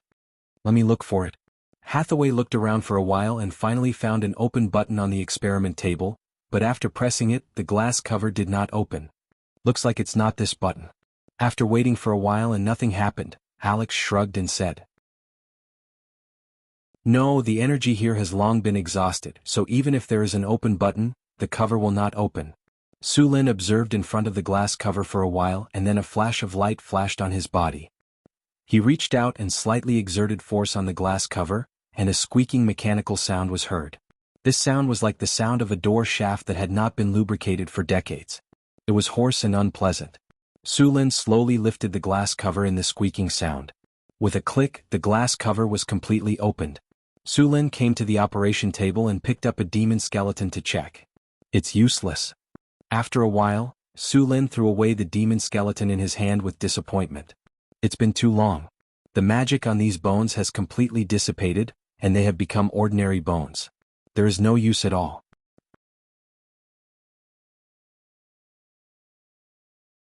Chapter 543. The body of a high-grade demon was a precious magic material. Although it was a pity that the materials in front of them had lost their effect, there was still one thing that was not damaged, which was the operation table and the glass cover that trapped the demon. These two things could suppress a high-grade demon like the Glabrezu until it starved to death. One could imagine how sturdy and powerful it was. It was great for imprisoning enemies or something similar. This thing is not bad. Let's take it back. Su Lin knocked on the metal table and said. Next, everyone turned the entire laboratory upside down. Other than a well-preserved experiment record, the only things left were the experimental equipment. The experiment record was a relatively important thing. The paper used was processed parchment. This kind of parchment was expensive and could be stored for a long time. It was a very good recording material. A research report was recorded on it. Research report on the body structure, resistance, and bloodline of the Glabrezu. It recorded detailed information about the Glabrezu, as well as their weaknesses, preferences, body structure diagram, blood, and so on. Looking at the research report, Su Lin looked at the demon that had turned into a skeleton with pity. What a good comrade. He used his life to provide us with such detailed experiment data. You are like a candle, lighting yourself up to illuminate others, paving the way for the research of spells. After spending some time carefully removing the binding table and the glass cover, Su Lin and the others continued to leave the wizard tower. Su Lin, look over there. As soon as they left the wizard tower, Karina suddenly pointed at a patch of plants in the darkness not far away and said, "Those plants look a bit strange." Plants? Sullen's heart skipped a beat. He turned around and looked. The plants that grew in this place were usually magical plants. It was very likely that the ancient arcanist had left behind a herb field. The light spell dispelled the darkness, and the plants gradually became visible. They looked a bit familiar. They looked like piranha flowers, but unlike piranha flowers, they looked like they had been pruned. These magical plants grew in fixed areas, giving Su Lin the feeling that they were in the back garden of a villa. After approaching, Sullen's eyes lit up. There were still many fruits hanging on these magical plants. It was obvious that they had ripened and no one had picked them yet. Since he had encountered them, Su Lin was naturally not going to let them go. Sensing the approach of a living creature, the man-eating flowers awoke from their slumber. However, Hathaway immediately cast hypnosis on them, causing them to fall asleep once more. The fruits of the man-eating flowers could be used to concoct life potions. The fruits before her were enough to concoct a dozen or so bottles. Ancient arcanists liked to plant carnivorous plants such as flesh thorns, man-eating flowers, and magic willows at the borders of their manors or wizard towers. They would kill any animals or humans that trespassed here. After collecting the fruits, the group once again ventured into the depths of the ruins. The path beneath their feet was filled with cracks and many places were severely damaged. However, they could vaguely see that these paths were more than 10 meters wide. The buildings on both sides of the road were not spared either. All the well-preserved buildings were cleaned up. Although they didn't find anything too precious, the harvest was still good. Soon the group arrived in front of the tall wizard tower in the center of the secret realm. The wizard tower in front of them was more than 150 meters high, and its whole body was black and brown. The entire wizard tower was built entirely with obsidian, and it was also blessed with hardening magic. Such a wizard tower was completely designed according to the standards of a floating space tower. Seeing this wizard tower, everyone's eyes were burning with passion. Under normal circumstances, this was the most important and easiest place to obtain precious information or items in the entire ruins. However, in the face of the treasure trove in front of him, Su Lin did not act rashly. This was because this was the only wizard tower in the entire secret realm that could still function normally. At the same time, the core of the layer of mystery outside the ruins was also here. Can Hathaway crack it? Su Lin asked in a low voice. Hathaway's eyes were fixed on the wizard tower in front of her. If there is enough energy here, it's basically impossible to break it by force. In this situation, it's naturally not a problem for me.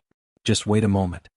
Soon, Hathaway's body flashed, and a ray of light was instantly stimulated from her body, instantly hitting the layer of energy barrier outside the wizard tower. The originally dim energy barrier flickered quickly a few times, and a hole was quickly broken. Advanced Dispel Magic. At the moment when the energy barrier was broken, Su Lin immediately flew in. At the same time, at the top of the wizard tower, a purple magic crystal flickered slightly, and then a window on the wizard tower suddenly opened, and then a magic energy construct was activated. The red light in its eyes lit up, and this was obviously a special magic energy construct at the legendary level, and it was quickly activated. This golem puppet's appearance was bright silver, and there were many beautiful runes on it. There were many amethysts on its body structure, but before it was completely activated, Su Lin threw a maze spell over, and the golem puppet that was activating disappeared in an instant. The maze spell was very effective in trapping people. As long as it did not pass the test, it would be forcibly transmitted to a different dimension space maze, and could only return through the maze, or wait until the spell expired. Under normal circumstances, the higher the intelligence, the faster the return, but for the Tauren, this spell was ineffective. After dealing with this legendary golem, the others followed in. Sullen's figure rushed in quickly. They had to save time and seize the control center of the wizard tower as quickly as possible. An energy barrier appeared on the surface of his body, followed by a few flashes of light. Su Lin did not slow down and quickly rushed toward the wizard. Intruder detected. Activate the mystery protection. Activate the defense form. Activate the golem puppet. A mechanical sound rang out, followed by a series of energy beams filled with the aura of death quickly flew toward Su Lin, and then 3 golem puppets walked out of the door. Lightning spear. Three lightning bolts instantly appeared in midair, and in the next second these lightning bolts turned into 3 spears completely composed of lightning energy. The lightning flashed and instantly hit the golem puppets. These 3 golem puppets that had been sealed for a long time trembled violently, and then suddenly stopped. Good luck, there is really no energy here, these golem puppets can't even repair themselves. This ruin had been sealed for thousands of years, and it lacked energy to maintain it. It was a miracle that these golem puppets could still move, and there was no hope for them to perform better.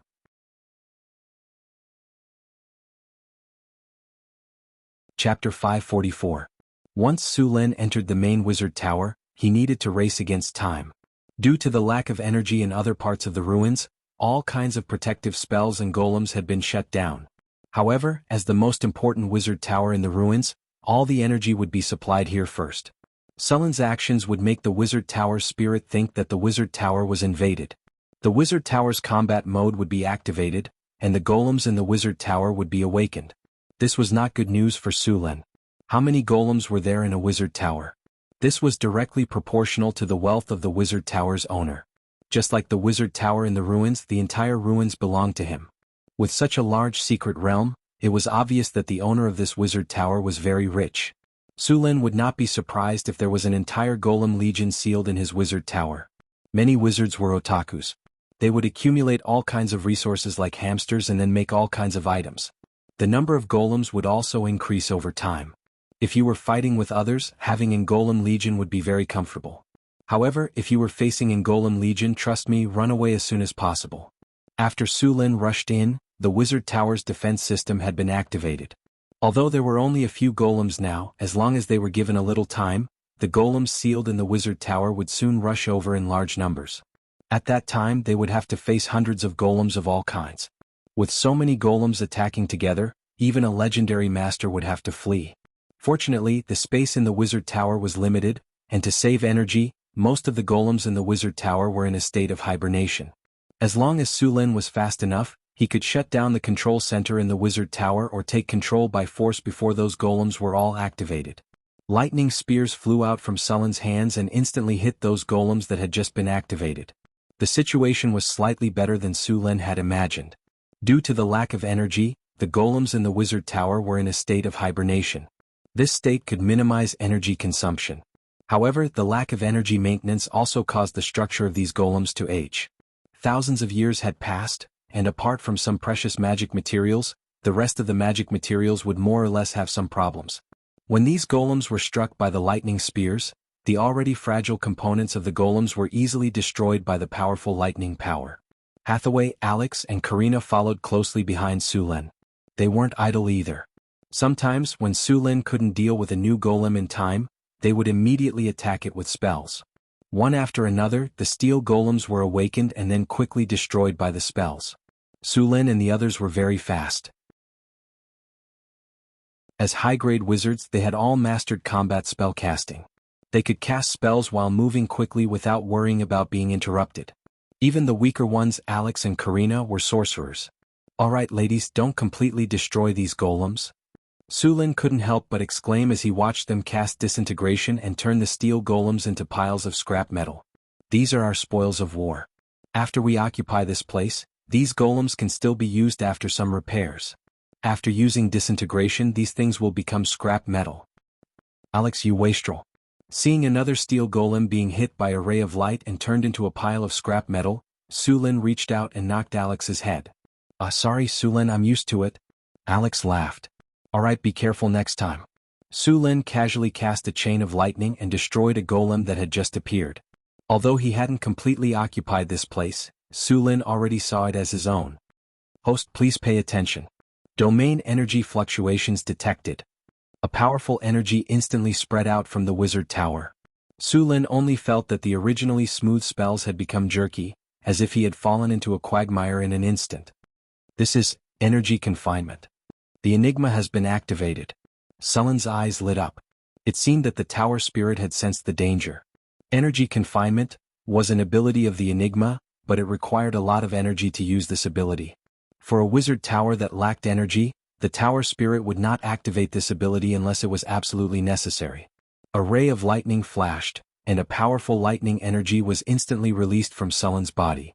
A domain that was not inferior to before spread out from his body, and the few women who were originally imprisoned instantly regained control of their magic.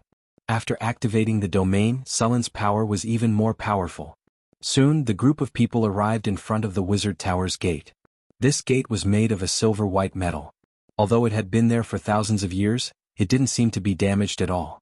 Sulin casually threw a lightning spear, but as the lightning flashed and the lightning energy dissipated, the silver-white gate in front of him didn't move at all.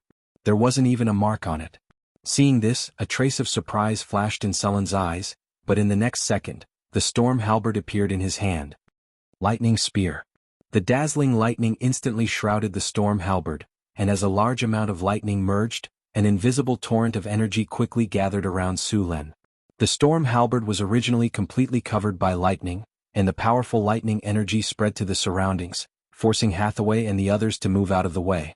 Sulin's warrior robe was also propped up by the static electricity, and more lightning energy was injected into the storm halberd.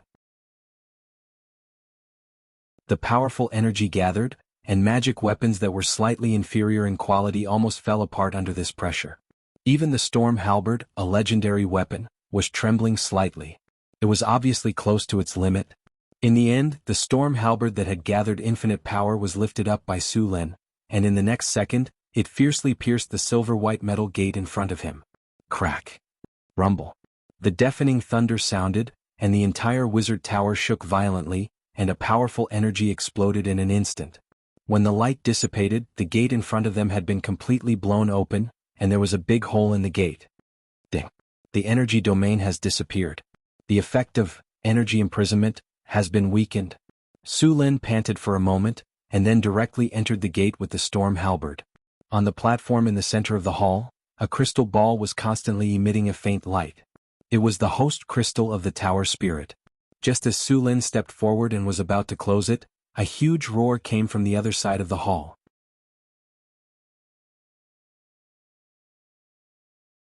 Chapter 545. Bang! Sulin's vision went dark, and he subconsciously swept the storm war halberd across. A huge force came and he felt as if he had hit steel and his palm was slightly numb. The black shadow flew backward and quickly stabilized. Only then did Sulin see clearly that it was a strange high-level golem in front of him. Countless runes were engraved on its body, and the light purple magic patterns were like tattoos all over the golem. The golem was 6 meters tall, and its appearance was similar to that of a human. From its appearance, it was obvious that it was a legendary golem, and it was very likely that it had been modified. Guardian activated. Carry out the third battle plan, eliminate all intruders. The golem's eyes flashed red, and it completely locked onto Sulin. Then a cold mechanical voice sounded. Elemental fission shield activated. Aura slash activated. Weakness detection activated. Silver holy sword, legendary, charged. Armor break activated. Sharpness activated. Greater haste activated.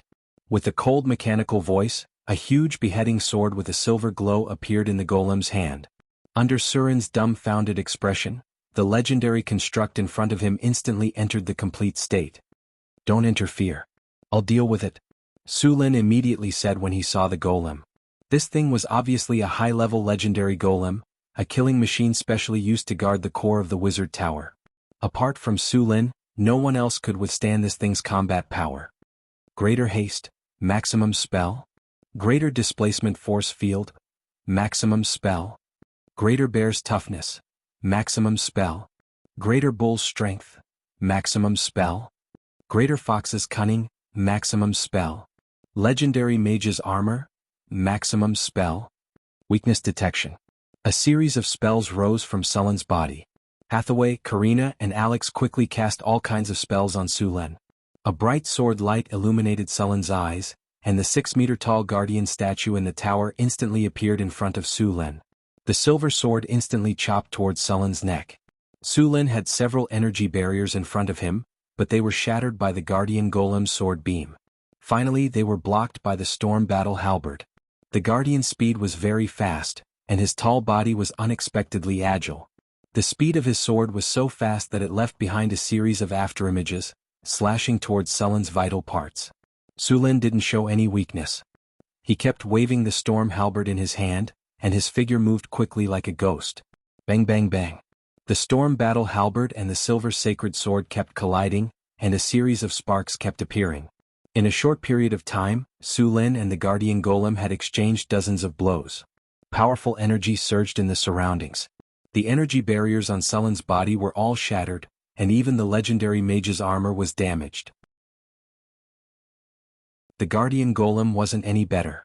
The energy barriers on the surface of its body had dimmed, and scars from the storm battle halberd appeared on its silver body. Thunder slash. Dazzling lightning instantly erupted from Sullen's body, and the storm battle halberd slashed towards the guardian golem with the power of endless lightning. The dazzling lightning completely enveloped the guardian golem's tall body, and a deafening thunder rumbled. In the next second, the guardian golem's tall figure was sent flying. The elemental fission shield that originally covered its body was completely shattered, and the storm battle halberd left a deep mark on the guardian golem's body. Sullen's figure flashed, and in the next second, he appeared beside the guardian golem.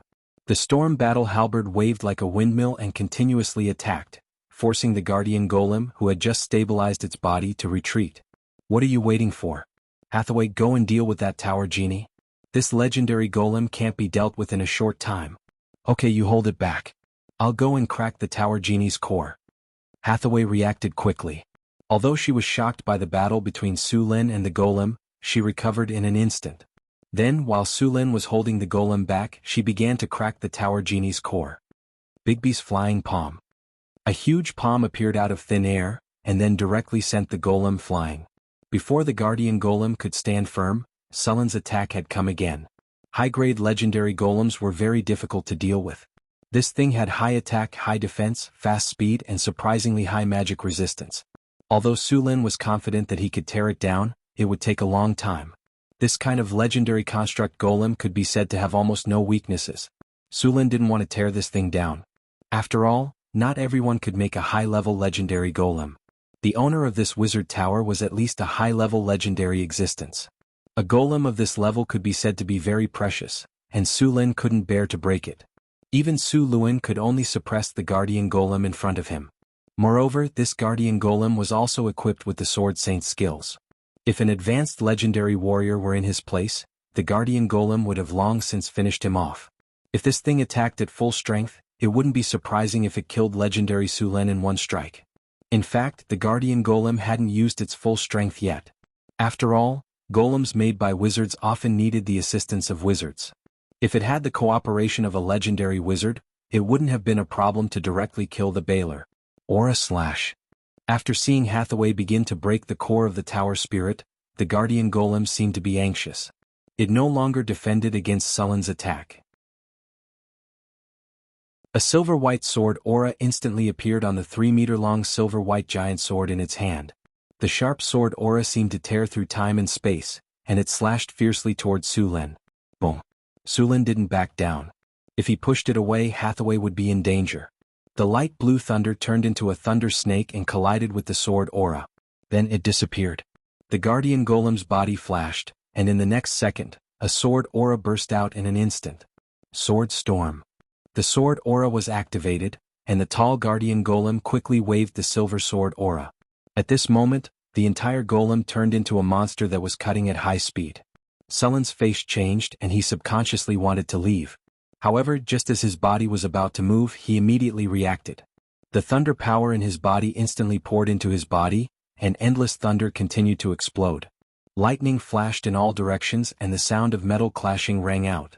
Su Luan firmly blocked the guardian golem, but in the face of such a powerful attack, Su Luan was in a somewhat sorry state. The legendary mage armor on his body had completely disappeared, and even his clothes had become like that of a beggar.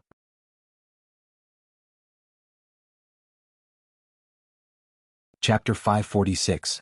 The golems immediately stopped attacking. The guardian golem that was attacking suddenly stopped, and the red light in its two crystal eyes disappeared. Su Luan also breathed a sigh of relief. Hathaway, ask the tower genie where the core of the puzzle is located, Su Luan said in a deep voice. Tower genie, where is the core of the puzzle? The core of the puzzle is at the top of the wizard tower, the tower genie said in a cold mechanical voice. Hathaway was a little confused. Isn't this the top of the wizard tower? Master, this is the second floor of the wizard tower. There is another floor above it, the tower genie continued. This place was built with a spatial folding magic circle. I see. Hathaway nodded and asked the tower genie to open the door. They walked directly to the top of the wizard tower. The top of the wizard tower covered a large area. As soon as they arrived, they saw an enlarged puzzle magic circle. Purple arcane crystals floated quietly in the air. There were countless runes engraved on these crystals. A few silver light beams passed through each arcane crystal. These light beams crisscrossed back and forth like a fishing net, and those arcane crystals were the nodes of the net. Countless runes were engraved on the ground. These runes corresponded to the arcane crystals in the air. The top of the room was also engraved with a large number of runes. Purple gems were embedded in the ceiling, looking like twinkling stars in the night sky. In the center of the room was an elemental pool with a diameter of 5 meters. At this time, there was only a shallow layer of energy water left in the elemental pool. Because it had not been maintained for a long time, many of the runes on the elemental pool had been peeled off and damaged. Naturally, the energy extracted from the 4 elemental realms was gradually decreasing. The blue crystal that was originally floating above the elemental pool had also become dim. They could not help but worry about whether it would fall in the next second. The arcane crystals in the air were like a fishing net. In the end, all the silver light beams were connected to the crystal in front of them. This crystal was the core of the puzzle. Apart from Hathaway, Su Luan, Alex and Karina were all confused about the riddle. They had no idea how to solve the riddle in front of them. Although Hathaway had mastered the puzzle lock technology, it was her first time seeing a puzzle lock. Fortunately, this puzzle lock had been in operation for thousands of years. No one maintained it. At the same time, its energy had been depleted. Otherwise, it would not be easy to gain control of this puzzle lock. Hathaway stepped forward and a silver glow appeared in her eyes. She tapped the blue crystal gently and a faint ripple spread out from the crystal. Then a silver glow rose from Hathaway's body. This silver radiance was the embodiment of Hathaway's soul power. Sullen's soul power was now pale gold because he had fused with a large amount of divinity. At this time, whether it was Hathaway or Su Luan, their souls actually already had some immortal characteristics. The lifespan of a legendary wizard was several times longer than that of a legendary warrior. Apart from the fact that wizards could make potions to increase their lifespan, the biggest reason was their soul power.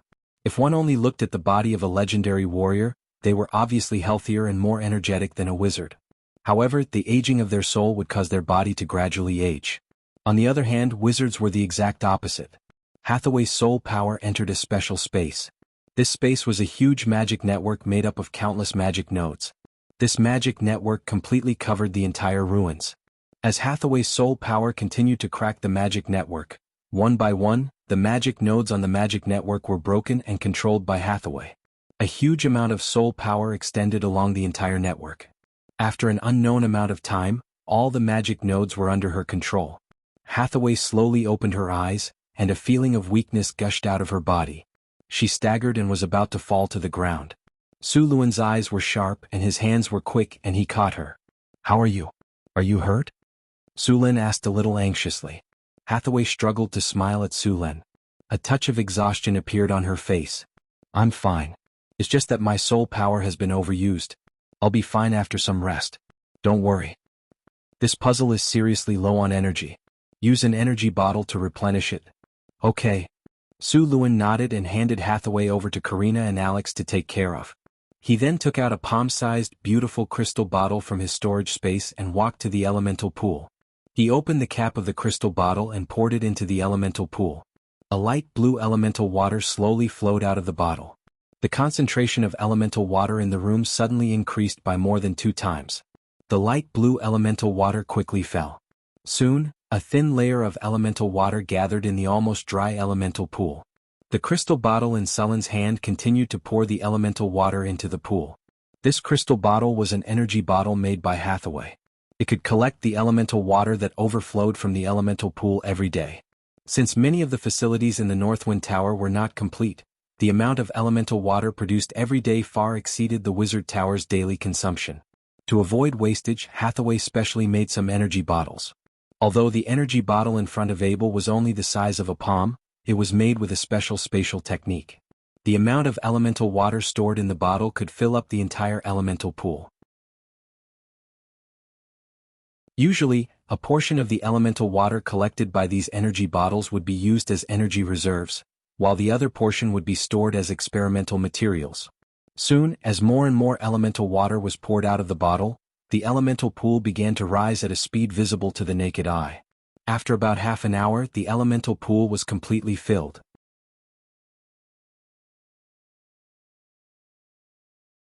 Chapter 547.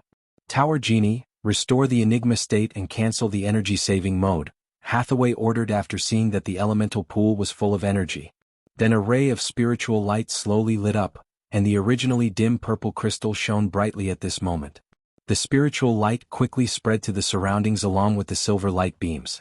In a flash, the arcane crystals in the air were lit up one by one. The magic gems on the ceiling also lit up slightly, flashing a little bit of starlight. A strange force quickly spread out from here and shrouded the entire ruins in an instant. Outside the ruins that were originally filled with fog suddenly dissipated slowly, and a strange energy swept across. The layer of crumbling camouflage outside the ruins instantly solidified, and at the same time, a spatial force quickly spread out. If one were to look at it from a distance, one would find that the space suddenly looked like a stone thrown into a pool with countless ripples. If one were to stare at it closely, one would find that with the ripples the space began to slowly fold, and for a moment, there were countless phantoms which made one dizzy, but then the phantoms were quickly smoothed out, and finally returned to its original state. Although it seemed that there was no change, in fact, the secret realm had been completely hidden. It's done. If we don't use the power of the Enigma now, the elemental water in the elemental pool can last for a month. Hathaway was not as tired as before after a short rest. The elemental pool here needs to be repaired as soon as possible, and there are other energy channels and rune inscription problems. The things in the ruins also need to be sorted out and repaired as soon as possible. I think we'll face the consequences of being understaffed for a long time. Why wouldn't you want a wizard tower from the Arcane Empire era? Sulin teased and winked at Hathaway, and it could be a floating space tower. By the way, this wizard tower is indeed built according to the floating space tower. Hathaway's eyes lit up and she directly asked the Tower Genie, "Tower Genie, this wizard tower can fly, activate the flight mode." "Master, the floating space tower has insufficient energy, the flight mode cannot be activated," the Tower Genie's cold mechanical voice sounded. "Are the floating space ring and other facilities damaged?" Hearing the Tower Genie's words, Hathaway's eyes lit up, and she instantly became energetic. She quickly sat up straight on Alex's body, and there was no trace of her previous weak appearance. The Wizard Tower is the core area of the entire secret realm, the floating space ring is well preserved, and other overall facilities damage rate is less than 70%. It needs to be repaired before it can fly, the Tower Genie said coldly. The virtual library of the Sorcerer Tower has the blueprints and information for the construction of the Sorcerer Tower. There is a perfectly preserved floating ring here, Hathaway said in pleasant surprise. The floating space ring was the core component of the floating space tower that could fly. If the floating space city was compared to an airplane, the elemental pool was the fuel tank that provided sufficient energy, and the floating space ring was the engine that provided energy for the airplane. The floating space ring was a glorious achievement of the Arcane Empire era. It could lift the floating space tower, which weighed hundreds of tons, into the sky and fly freely. Could be said to be a very powerful legendary rune. It contained a lot of mathematical Olympiad knowledge. Hathaway only had some incomplete knowledge. Now there was a preserved floating space ring and information, which was good news for Hathaway. Master, you'd better not activate the flight mode, the Tower Genie suddenly reminded her. Why? Hathaway asked with some surprise. The core command left by the previous master was to suppress the thing sealed under the Wizard Tower. Once the Wizard Tower takes off, the Enigma won't be able to suppress the seal, and the monster will soon break the seal. Sulin and Hathaway looked at each other, and immediately thought of the future she saw not long ago using astrology. What's sealed here? Sulin asked. The Tower Genie did not respond to Sulin's question. Seeing that the Tower Genie ignored him, Sulin was a little embarrassed. Tower Genie, adjust Sulin's authority to the highest. Hathaway was like a little fox who had stolen a chicken, and her beautiful big eyes curved into a crescent moon. Yes, master. Recording soul fluctuations, backing up information, recording complete. Tower Genie, what's sealed under the Wizard Tower? Sulin asked again. Your Excellency, I don't have the authority to know the monster sealed under the Wizard Tower. According to the 70th resolution of the Supreme Arcane Parliament, this arcane realm is sealed, and the previous master was also imprisoned by the Arcane Parliament. For specific information, you can check the information left by the previous master. Sulin and Hathaway's faces became serious. It was obvious that the monster sealed below was a taboo, and they learned from the Tower Genie that the previous master was actually imprisoned by the Supreme Arcane Parliament. What did this predecessor do? He actually made the Supreme Arcane Parliament intervene directly. The Supreme Arcane Parliament was the highest ruling core of the Arcane Empire. Although the Arcane Empire was called an empire, it was actually a floating space city that was autonomous. The supreme leader of each floating space city was basically a Grand Arcanist, and each floating space city had a seat in the Supreme Arcane Parliament. Usually, everyone did their own thing and did not interfere with each other. Only when a major event occurred, all the floating space city would convene a meeting of the Supreme Arcane Parliament to discuss and make decisions. Although this parliament had great power in name, in reality, it did not care much. The previous master of this Wizard Tower actually made the Supreme Arcane Parliament take action personally. Sulin was curious about what he did at that time. Soon, Sulin asked the Tower Genie to pull out a set of experimental data and began to check it with Hathaway. Arcane Calendar, Year 3953, Spring. Some of the items in the laboratory have been exhausted. Last month, I traded with the Dimensional Merchant and spent a lot of money and resources. Suddenly, I found that the money left was not enough to buy materials this month. Forget it, I'll go to the astral world to collect it myself. Year 3958 of the Arcane Calendar, Spring. My luck is really good. I found an area rich in materials in the astral plane. It only took me 3 days to collect enough materials to last me 2 months. I'm going to finish collecting here before going back. Arcane Calendar, Year 3958, Spring. Praise the Goddess of Luck. Today is my lucky day. I swear, today is more exciting than when I was promoted to Legendary. I actually found the body of an ancient god in the astral world. I dare say that this is definitely the greatest discovery in the astral world in the last few hundred years. Divinity, artifact, haha, I'm going to become a Grand Arcanist.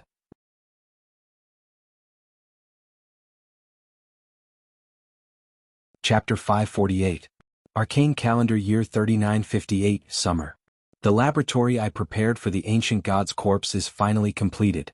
Next, I can study this corpse without any worries. I can't wait. Arcane Calendar, Year 3958, Summer. The first experiment was a success. I'm a genius. I successfully extracted a bit of divinity from the corpse.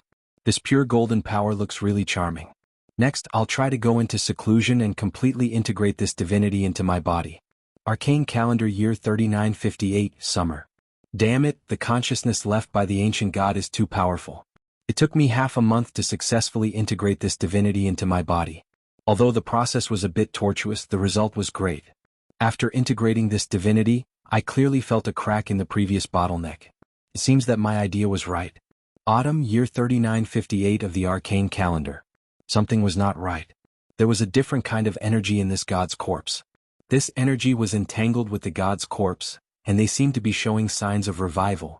What the hell? Could it be that this god's corpse, which had been dead for thousands of years, could be revived? Arcane Calendar, Year 3958, Winter. Incredible. The power of divinity is really amazing. It has the power to turn something rotten into something magical. I can use it to make a divine artifact. Materials, I want all kinds of rare materials. I want to make a divine artifact that belongs to me. Arcane calendar year 3958, winter. Something seems to be wrong. I feel that my consciousness is affected. The number of times I've been angry has obviously increased. Just this morning I scolded my favorite disciple, Flender.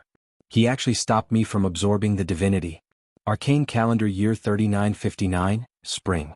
The weather today is good. Just now, I successfully broke through level 30 and reached level 31. Now I'm an astral mage. Also, the power in the corpse has become stronger. I need to find a way to suppress it. Arcane calendar year 3959, spring. Damn it, this is not the original power of the corpse. This power is parasitic in the corpse. It wants to use the corpse of the god to revive. The corpse of the god is mine. I won't let anyone take it away. Arcane calendar year 3959, spring. This power is too strong. I can't suppress it anymore. It's starting to change. I have to find a way to deal with it as soon as possible. Arcane calendar year 3959, spring. Why did the Supreme Arcane Council send a document for inquiry? Could it be that they knew I had obtained the god's corpse? That's impossible. No, I forgot about Flender. That damned bastard, he actually dared to betray his teacher.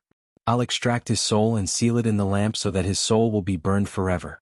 But before that, I have to hide the god's corpse somewhere else. Year 3959 of the Arcana calendar, spring.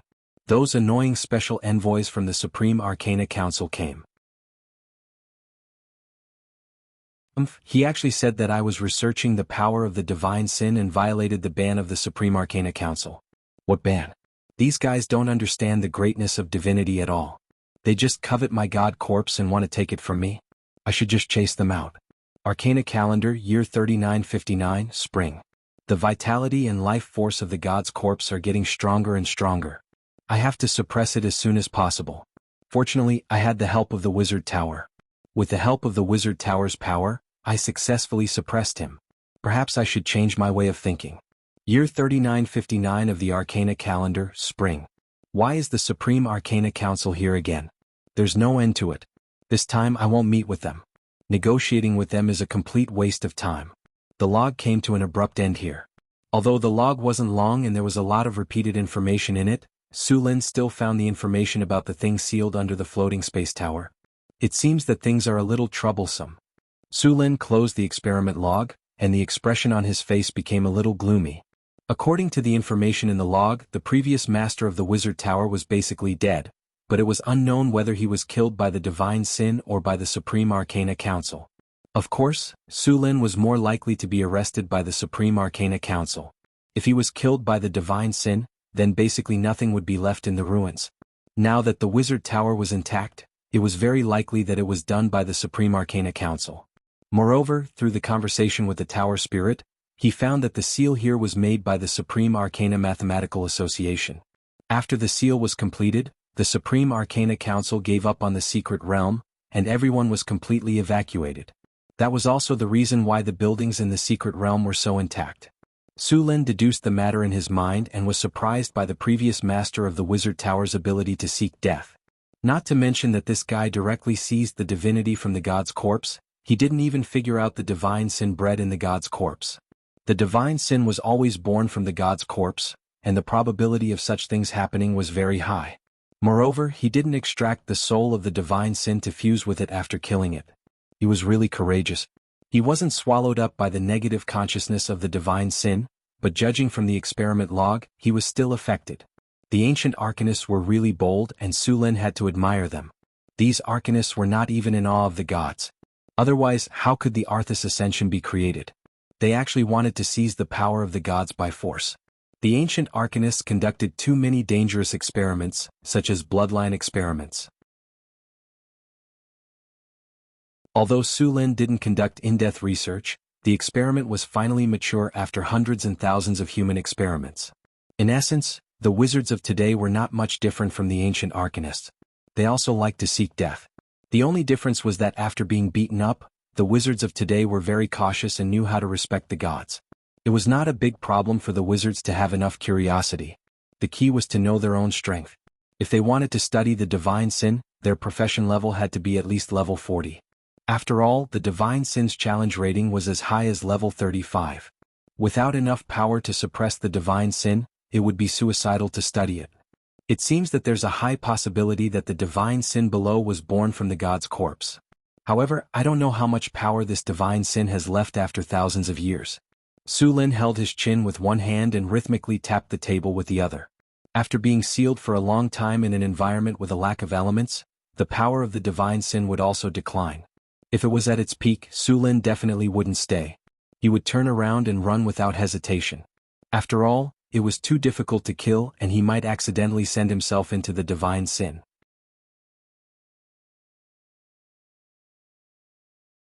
Chapter 549.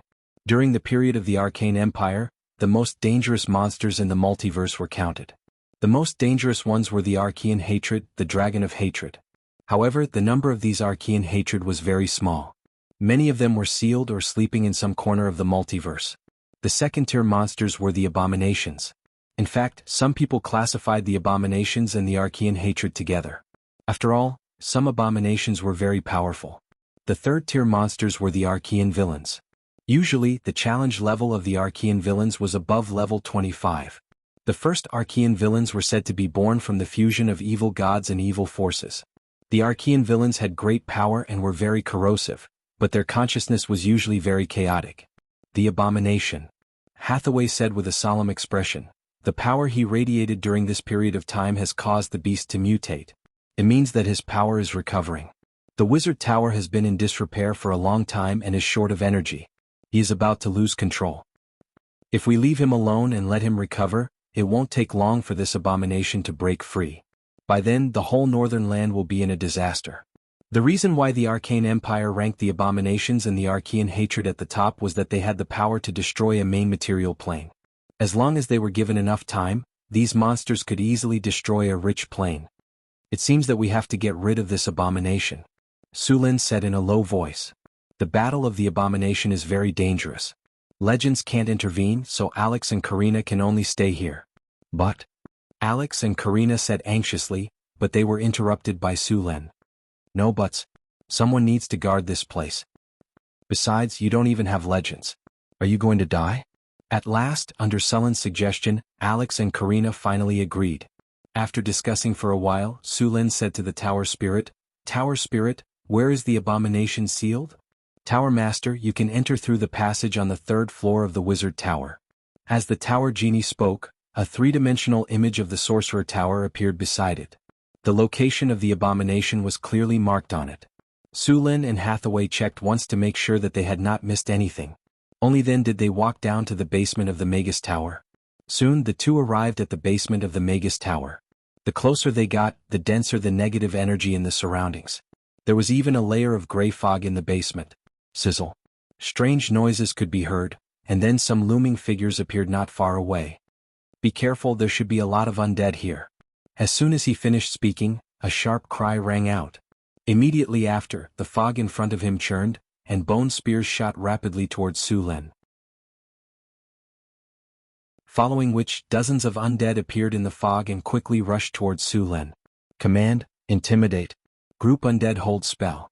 Two spiritual lights flashed quickly on Hathaway's body, and the undead that were rushing towards Su Lin instantly stopped. In a normal battle, wizards were usually in charge of controlling the field. The real damage output would depend on the Grand Sword Master, especially when the Grand Sword Master cooperated with a wizard. The terrifying lethality of a Grand Sword Master was unreasonably strong. Su Lin waved his storm battle halberd and whizzed past. All the undead that were controlled by Hathaway were directly chopped into pieces by him. Clang, clang, clang. A large number of soul crystals fell. Hathaway gently waved her hand, and the soul crystals on the ground flew directly into her hand. After casually putting away the soul crystals, the two of them continued to move forward. The basement of the Wizard Tower was dark. This place had been corroded by the power of the abomination. The two of them arrived at the 3rd floor of the basement. According to the markings on the map, they quickly found the passage that led to the seal. At this moment, the two of them suddenly heard a strange crying sound. Su Lin stopped in his tracks. "Abomination. He's right here." Lightning flashed on Sullen's body, and his eyes looked into the depths of the passage. Although Su Lin had not studied the abominations, he knew that their power was strong and strange. Ordinary legendary wizards could only play a supporting role when facing them. If one really wanted to wrestle with the abominations, one would have to at least reach the level of an astral wizard. The abominations seemed to have sensed their arrival. The strange crying sound became more and more obvious. The gray fog was tumbling, and they could clearly see that there were countless undead howling in it. "Hide behind me." Su Lin grabbed Hathaway with one hand and pulled her behind him. After saying that, a strong power of lightning quickly gathered from his body. The entire space could feel the sudden increase of the surrounding electrostatic force field. Then, dazzling lightning tore through the darkness and completely dispersed the layer of fog. The power of lightning continued to gather. The power of lightning on Sullen's body was completely opposite to the negative energy. At this moment, Su Lin completely detonated the power of lightning. Endless power of lightning exploded at this moment, and the entire space was as bright as day. Countless lightning snakes moved back and forth in the air. The surrounding fog tumbled violently as if it was boiling. The ghosts and undead creatures hiding in the fog screamed, and their bodies melted quickly. Suddenly, a large number of soul crystals fell to the ground. The surrounding fog dissipated completely. At this moment they could clearly feel a hexagram rune array.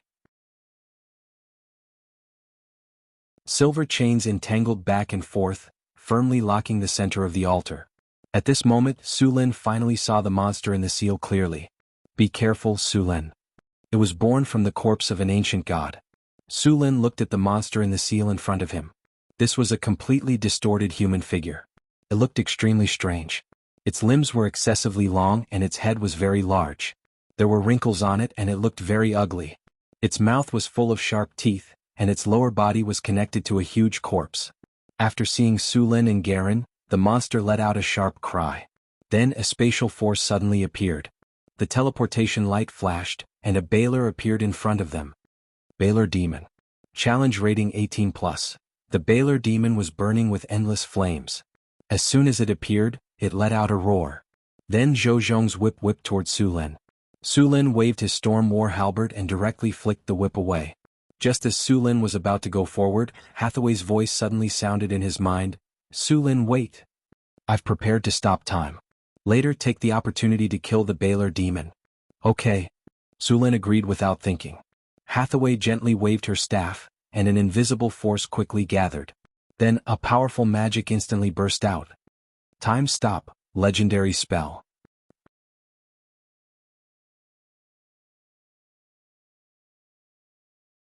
Chapter 550. The entire world seemed to have been paused at this moment. Everything froze at this moment, motionless, like a photo that had been frozen. Time stop has been successfully activated. It lasted for 10 seconds. Su Lin only felt a strange force sweeping over him, and then everything around him became still in an instant. "Do it." Hathaway's voice sounded from the bottom of his heart. Thunder Realm. Infinite power of thunder and lightning gushed out of Sullen's body in an instant. In the next second, Sullen's figure appeared beside the Baylor in an instant. Weakness detection. Thunder Slash. The light blue power of thunder and lightning flashed through the air. The Baylor that had just been summoned to the material plane was motionless. It was like a statue within the range of the time stop spell. The storm battle halberd carried light blue thunder and swept across in an instant, directly splitting the Baylor into two. However, the effect of the time stop spell did not appear. At the same time, after casting the time stop spell, Hathaway quickly cast the next spell with the power of the mystery lock. Summon Elemental Legion, Dimensional Summoning Gate plus Summon Fire Elemental Elder. Maximum spell. A space gate opened, and scorching flames rushed out of the dimensional gate. The temperature of the entire basement soared by dozens of degrees in an instant. This was a teleportation gate leading to the fire elemental plane. After the teleportation gate opened, an angry roar was heard, followed by a flash of fire. A group of tall fire elementals walked out of the space gate. Summon Elemental Legion was a legendary spell. After casting, it could summon an elemental elder and several or more giant fire elementals. Casting 2 legendary spells in a row was also a great burden for Hathaway. Fortunately, after mastering the mystery lock, Su Lin had re-injected enough energy into the mystery lock. With the power of the mystery lock, Hathaway could cast the spell easily. Time stop did not really stop time. In fact, this spell changed the flow of time in an area, making the surrounding time flow extremely slow. It looked like it had stopped, but Hathaway and Su Lin were not affected. Of course, although the effect of this spell was powerful, it also had its own flaw, which was that it was ineffective against gods. Therefore, those who wanted to rely on time stop to kill gods would die miserably. A breeze blew and the effect of time stop disappeared. A thin blood mark appeared on the body of the Baler in an instant. The blood mark continued to expand and finally split into two. The Baler's eyes flashed with a trace of surprise, and then it lost control of its body. Burning explosion. A dazzling flame suddenly rose from the Baler's corpse, which had been cut in two. The next second, a powerful explosion sounded. In the midst of this explosion, a pale gray soul let out an angry roar and was about to teleport back to the abyss. However, before the teleportation could be activated, a dimensional anchor instantly struck the soul, and the teleportation light was instantly interrupted. Immediately after, another light flew by. Soul Binding Spell, a magic gem to pull the Baler's twos to the soul to pull twos to us when the effect of time stop disappeared. In the dimensional gate opened by Hathaway, a fanatical giant fire elemental and fire elemental elder appeared in this underground space. It was not easy to kill an abomination. In the multiverse, although abominations were powerful and hated all living creatures, their strongest point was their almost immortal vitality. Although abominations were not as powerful as gods, for some reason they were more destructive. In the era of the Arcane Empire, there was a special proposition on how to kill an abomination, god, ancient evil. As soon as this topic appeared, it was studied by many arcanists. After all, the great arcanists who liked to court death had done such things in the past. In theory, the easiest way to kill an abomination was to use the power of the god of death. The power of the god of death represented the end of all living creatures. For others, abominations might be difficult to kill, but the god of death was an exception. Unfortunately, the power of the god of death was not something that anyone could master. If one mastered the divinity of death or had the artifact of the god of death, one could also kill an abomination. However, these two things could not be obtained. Without these two things, it would be very difficult to kill an abomination. Like gods, abominations had divine shields. Although they were not as powerful as gods, they were still able to withstand several legendary spells at once. Moreover, as long as the divine shields were not broken once, the divine shields would always be repaired. Therefore, after a lot of calculations, the arcanists came to a conclusion. That was, they had to use saturation attacks in a very short time to let the divine shields reach the critical point and break them. In order to meet this requirement, Hathaway deliberately summoned the elemental army and wanted to use this method to kill the abomination. A world without flames is too sad. Burn, let the flames ignite the whole world. After the fire elemental elder arrived, it was immediately full of dissatisfaction with the surrounding environment. All fire elemental were arsonists. For them, flames were beauty, flames were everything, and they would ignite everything they saw. With the help of the summoning contract, Hathaway directly ordered the fire elemental to attack the abomination with her powerful mental strength. At the same time, Su Lin, who had activated the thunder domain, also rushed forward. Because of the seal, the abomination had been sealed there and could not move at all. Moreover, under the seal for thousands of years, its strength had dropped to the bottom. Now was the best time to kill it. Endless flames continued to explode. The fire elemental elders were forcibly suppressed by Hathaway and could only vent their anger on the abomination. As a legendary creature and an elemental life form, the fire elemental elder had all kinds of fire abilities. In addition, there was a group of giant fire elemental elders that were one level lower than him. The destructive power of these arsonists was very shocking. At the same time, Su Lin did not hold back either. The powerful power of thunder and lightning kept flashing, and the storm halberd in Sullen's hand was swung like a windmill, constantly attacking. Ripples kept appearing on the divine shields like water waves.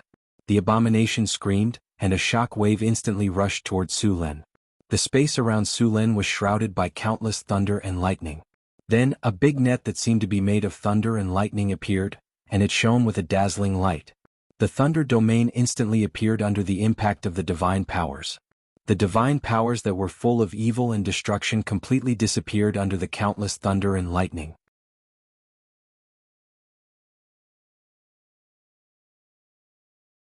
Chapter 551.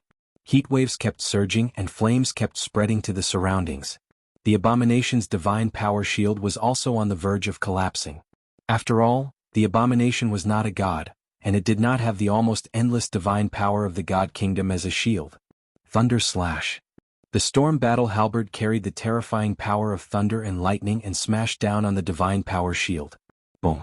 The power of thunder and lightning and the divine power surged, and countless bolts of lightning burst out in an instant. The entire underground space trembled slightly. The divine power shield, which was already close to its limit, finally could not withstand Sullen's all-out attack. The divine power shield shattered at this moment. Life. Destruction. Kill him, the abomination's chaotic consciousness kept whispering. In the face of Sullen's attack, it did not retreat at all. Its hatred for the living and its chaotic and crazy consciousness made it attack all living things in a frenzy. They longed for destruction, and the purpose of their existence was to destroy everything. The thunder territory kept making crackling sounds. This was Sullen's territory and the abomination's territory fighting fiercely. Waves of pollution kept attacking, and as this power spread, Su Lin clearly felt a chill run down his spine. His life force was slowly draining away. At this moment, a status appeared on his system panel. He was being eroded by the pollution territory, and his life force was continuously decreasing. If he did not deal with it, this speed of life force loss could quickly drain an ordinary person. Be careful. Hathaway's voice suddenly sounded. Lightning flashed and Sullen's figure disappeared in an instant. At the same time, where Su Lin had been standing, a sharp spike suddenly pierced out from the ground. Looking at the 1-meter-long spike, Su Lin was terrified. If he was stabbed by this thing, his butthole would explode. A sharp claw pierced through the void. In the next second, the space behind Su Lin cracked open, and the claw scratched at his back. It was as if Su Lin had an eye in the back of his head. The storm halberd didn't even bother to look at it. It instantly blocked the claw, and the power of thunder and lightning erupted, completely purifying the evil power on the claw. The abomination roared in pain. Its tone was sharp, and a strange whisper rang out in Sullen's mind. This voice was filled with hatred, unwillingness, madness, and brutality. It made one feel irritable and wanted to destroy everything. This was a power that abominations were born with. These gods, who were born in death and died before they were born, were a curse to all the living. They hated everything in this world. A deformed human monster was frantically struggling to break free from the sealing chains on its body. Silver rune chains were deeply integrated into its flesh. His crazy eyes stared at Su Lin, and then another divine power attack followed. Bang! Dazzling lightning burst out, and the power of lightning around Sullen's body kept colliding and dissipating. He couldn't help but step back. At the same time, a sharp claw scratched at his head. Sullen's body flashed with lightning, and he disappeared instantly. At the same time, the surrounding fire elemental elders led many giant fire elementals to attack the abomination crazily. These fire elemental creatures didn't have vital points, and they couldn't dodge the attacks of the abomination. They attacked directly. Under the attacks of the abomination, the energy shield on the surface of Sullen's and Hathaway's bodies kept shattering. Only half of the summoned fire elementals were left. However, the crazy fire elementals didn't care about this at all. Fire elementals were summoned elemental creatures. After they died, they would be resurrected in the fire elemental plane. Devour divinity. The twisted abomination monster suddenly turned into a gray python and pounced on Su Lin, trying to swallow him completely. The divinity on Sullen's body was very attractive to it. Thunder Spear. The blue power of lightning gathered in Sullen's hand, and a spear made completely of lightning appeared.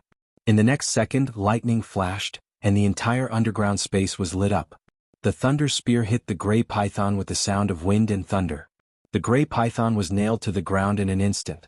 Endless power of lightning exploded at this moment, and the evil power that formed the gray python was purified instantly. The gray python disappeared completely in the lightning. The gray evil power turned into threads and was absorbed by the abomination again. Even so, it wasn't easy to bear. Rumble. As the ground trembled, the abominations became more and more berserk. Not being able to kill Su Lin made them feel very berserk, and the abominations became more and more dangerous. Apart from their own power, they could also use their divine power. The berserk abominations instantly revealed sharp claws and continuously attacked Su Lin. It had the power to control space. Space cracks kept opening, and any part of Sullen's body could be attacked by the abomination. This space ability was very disgusting. Although it was trapped and couldn't move, it could attack the surroundings continuously through these spaces. The target was small and fast, and there was almost no warning. If Su Lin hadn't awakened the sixth sense talent, which gave him the ability to predict danger in advance, he would have been caught by the abomination. Although there would be some space fluctuations when space spells were used, the time was too short. Hathaway wanted to use space imprisonment, but it was torn apart by the abomination. The abomination could only tear a small space crack each time, but Hathaway's space imprisonment needed to cover a large area. It was a waste of effort to break the surface. The ferocious claws kept attacking, and Sullen's storm battle halberd danced quickly to counterattack. Dark devouring claw. The sharp claws were mixed with strong evil power. However, the target wasn't Su Lin but Hathaway, who had been hiding behind. Dodge.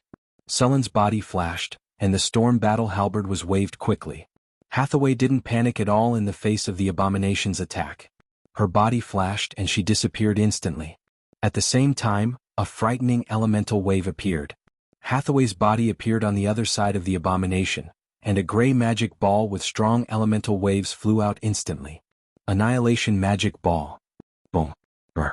The abomination roared in pain, and the annihilation magic ball melted a part of its body. Drops of black blood splattered on the ground. After the attack worked, Hathaway didn't chase after it. Her body flashed and disappeared instantly. The moment she disappeared, a sharp bone spur pierced out from the ground. Thunder slash. Su Lin waved the storm battle halberd and appeared around the abomination. Then he slashed at the abomination's body. Slash. The sharp halberd cut a hideous wound on the abomination's body.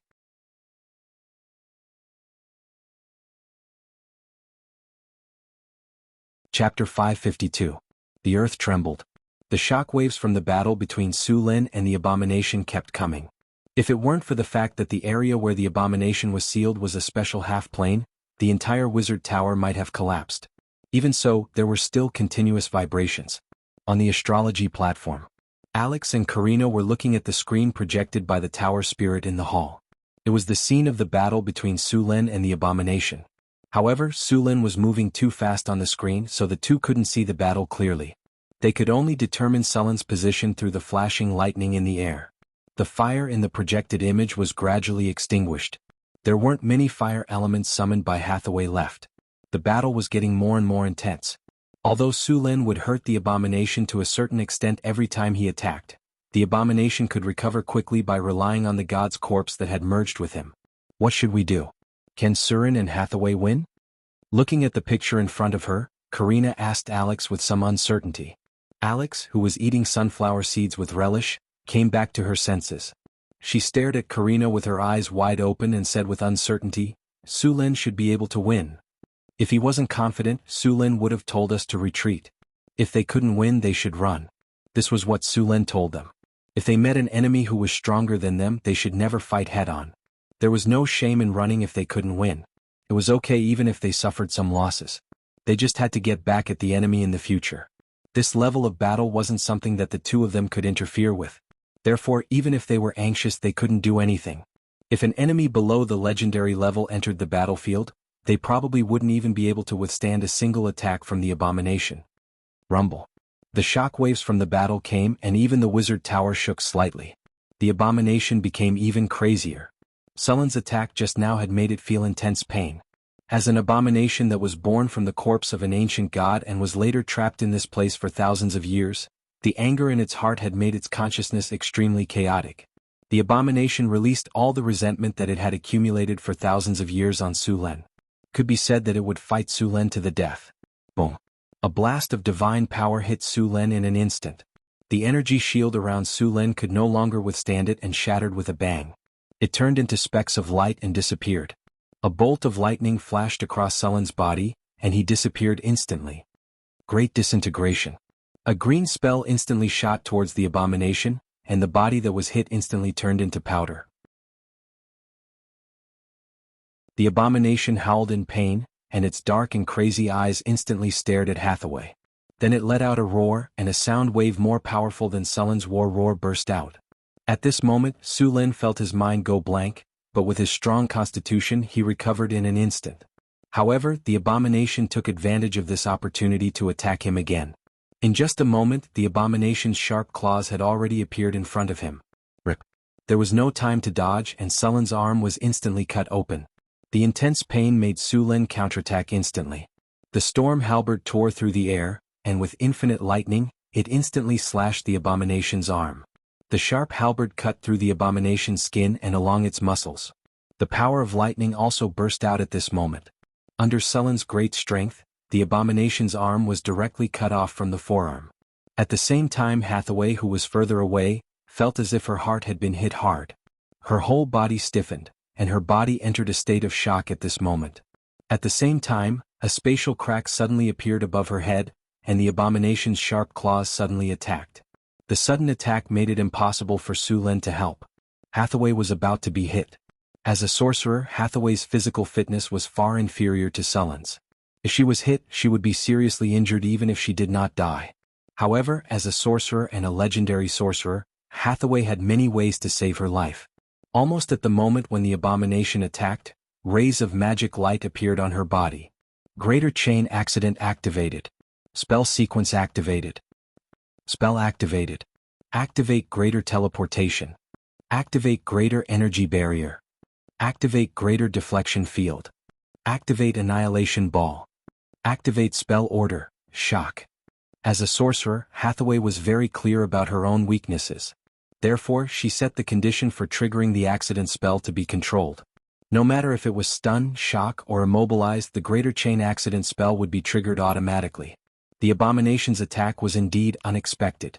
Hathaway was shocked by the enemy at that moment and lost control of her body. This situation was just in line with the accident spell that Hathaway had set. A series of light flashed, and Hathaway's figure instantly disappeared, just in time to dodge the abomination's attack. She also automatically counterattacked. The annihilation ball instantly hit the abomination's claws. The claws seemed to be soaked in sulfuric acid and quickly melted like a burning candle. The abominations had many strange and powerful abilities. They had divinity in many attacks. Even Sullen's physical fitness could not be completely immune to them, let alone Hathaway. Fortunately, Hathaway had practiced this situation in the battle simulation. The spell sequence on her sorcerer's robe was prepared for this situation. When Hathaway reappeared, the abomination immediately captured her position. This was not difficult. After all, the space here was not too big. The abomination's power could cover the entire area. Then the abomination launched another attack at Hathaway. Sharp bone spurs instantly pierced out of the ground. Crack. With a soft sound, the energy barrier around Hathaway's body broke in an instant. However, Hessie had already regained consciousness and regained control of her body. The staff in her hand flashed slightly, and then the space around Hathaway instantly became distorted. Chaotic space. The abomination's bone spurs, which attacked by tearing the space apart, brushed past Hathaway and did not cause any damage to her. Sword of Annihilation. A light flashed and a strange long sword instantly appeared in Hathaway's hand. In the next second, the long sword was swung, and the abomination's bone spurs were directly cut in half. Sullen's reaction was very fast. Just as Hathaway was casting the spell, a thunder spear appeared in his hand. Lightning flashed and instantly hit the abomination's body. The powerful thunder power exploded, and the abomination's body trembled at this moment. It's finally paralyzed. After seeing the effect, Su Lin cursed inwardly. All this time, his lightning power had been invincible in battle. His super high paralysis effect had been effective time and time again. However, this time, when facing an abomination, his lightning power's paralysis effect was reduced to the bottom.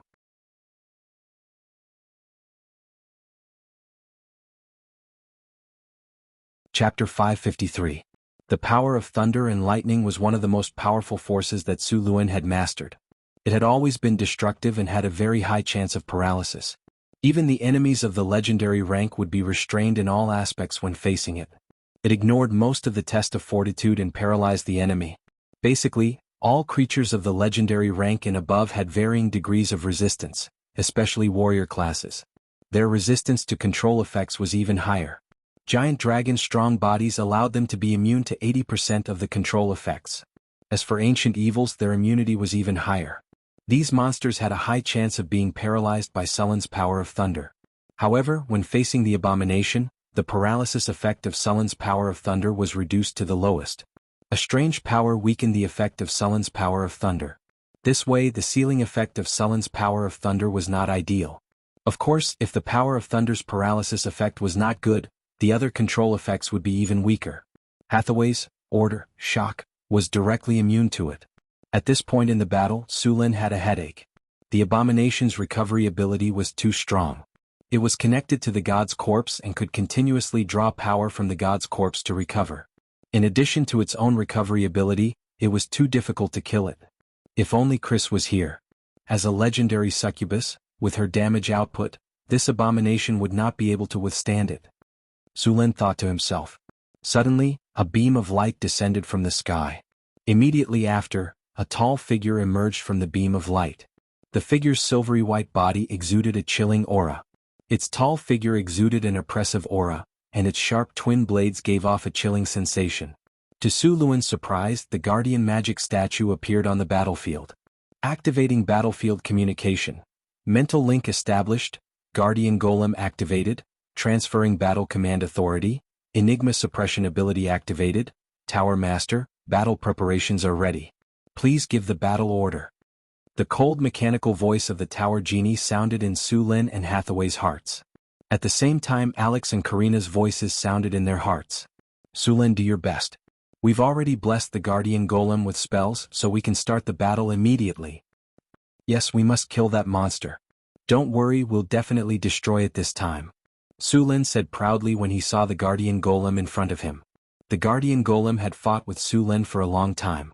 Even if it was slightly weaker than Su Lin, it still had the combat power of a high-level legendary mage. With the addition of the guardian golem, its combat power had completely met the requirements. Activating elemental fission shield. Chi-raising chop activated. Weakness detection activated. Silver sacred sword, legendary, charging. Armor break effect activated. Sharpness effect activated. Greater haste activated. Along with the tower genie's cold voice, the guardian golem instantly went all out. Summon the undead army. Gusts of chilly wind suddenly blew, and the surrounding fog quickly gathered. Hazy shadows appeared one after another. These vengeful spirits that had been awakened by the abomination emitted a strong aura of death. As soon as they appeared, they pounced on Su Lin. Summon evil creatures. A portal appeared, and in the next second, various twisted and ugly monsters appeared. A black mass of monsters surged out from the dimensional portal. Twisted shadows, mutated monsters, petrified lizards, spiked lions, and so on. After sensing danger, the abomination immediately summoned an army of monsters. These monsters in front of him instantly crowded the surrounding space. There were so many of them that they could even fight a medium-sized war. After seeing this situation, Su Lin did not care at all. To be honest, although the number of monsters and undead summoned by the abomination this time was large, their quality was too poor. One must know that he used to be invincible on the battlefield. The army of monsters in front of him was completely insignificant. The guardian golem's tall figure rushed up directly, and its two demon slayer blades were invincible. None of the monsters were a match for it. Wherever it passed, it was like cutting chives. Su Lin took out an exquisite flag, and the enormous power of thunder and lightning in his body exploded instantly. Infinite power of thunder and lightning gathered in this space, and in the next second, countless thunderbolts exploded instantly. Lightning storm. A strong power of thunder and lightning rose from Sullen's body. The storm and lightning enveloped the entire space, and countless thunderbolts slithered around like thunder snakes. The originally crazy monsters seemed to be shocked by the scene in front of them. At this time, Su Lin looked like the legendary thunder god. Countless thunderbolts appeared under his control, and in the next second, thousands of thunderbolts exploded instantly. The entire world was filled with the sound of thunder and lightning, and for a time, screams could be heard one after another. After activating the thunder domain and borrowing the power of the wind dragon flag, Su Lin once again performed the lightning storm. Although the power of the lightning storm was somewhat weakened because it was in an underground environment and could not borrow the weather, the area of the lightning storm was not very large. As a result, the range of the lightning storm was smaller, and the thunderbolts were more concentrated. The lightning storm enveloped the entire space, and all the monsters had nowhere to hide. Even the abominations could only take this attack head-on. Thunderbolts raged in the underground world, and the summoned undead army had no place to hide under such a saturated attack. The power of thunder and lightning was more harmful to the undead creatures. In just a breath's time, a large number of undead creatures were directly purified by the thunder and lightning. After the lightning storm lasted for more than 10 seconds, all the summoned monsters were wiped out. The ground was filled with corpses that had been electrocuted into talking corpses.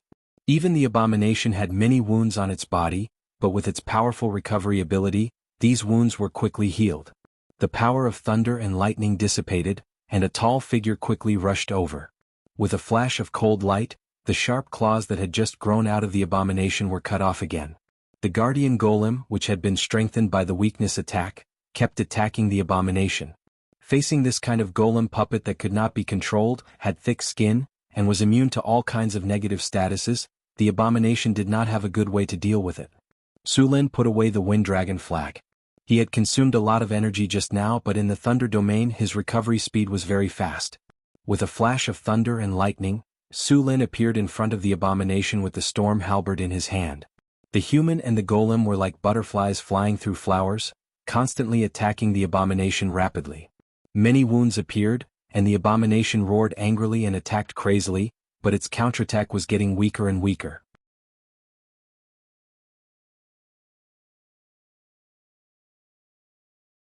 Chapter 554. Sulin and the guardian magic statue attacked quickly. The man and the magic statue were like the most brilliant surgeons, cutting the abomination quickly. A large number of wounds quickly appeared on the abomination's body. Under their crazy attacks, the abomination was completely passive. In the battle just now, Sulin discovered a weakness of the abomination that was not a weakness. When Sulin and the rest's attacks exceeded the abomination's recovery speed, the abomination would stop attacking and enter a defensive state, increasing its recovery speed. At this time, the abomination would not take the initiative to attack.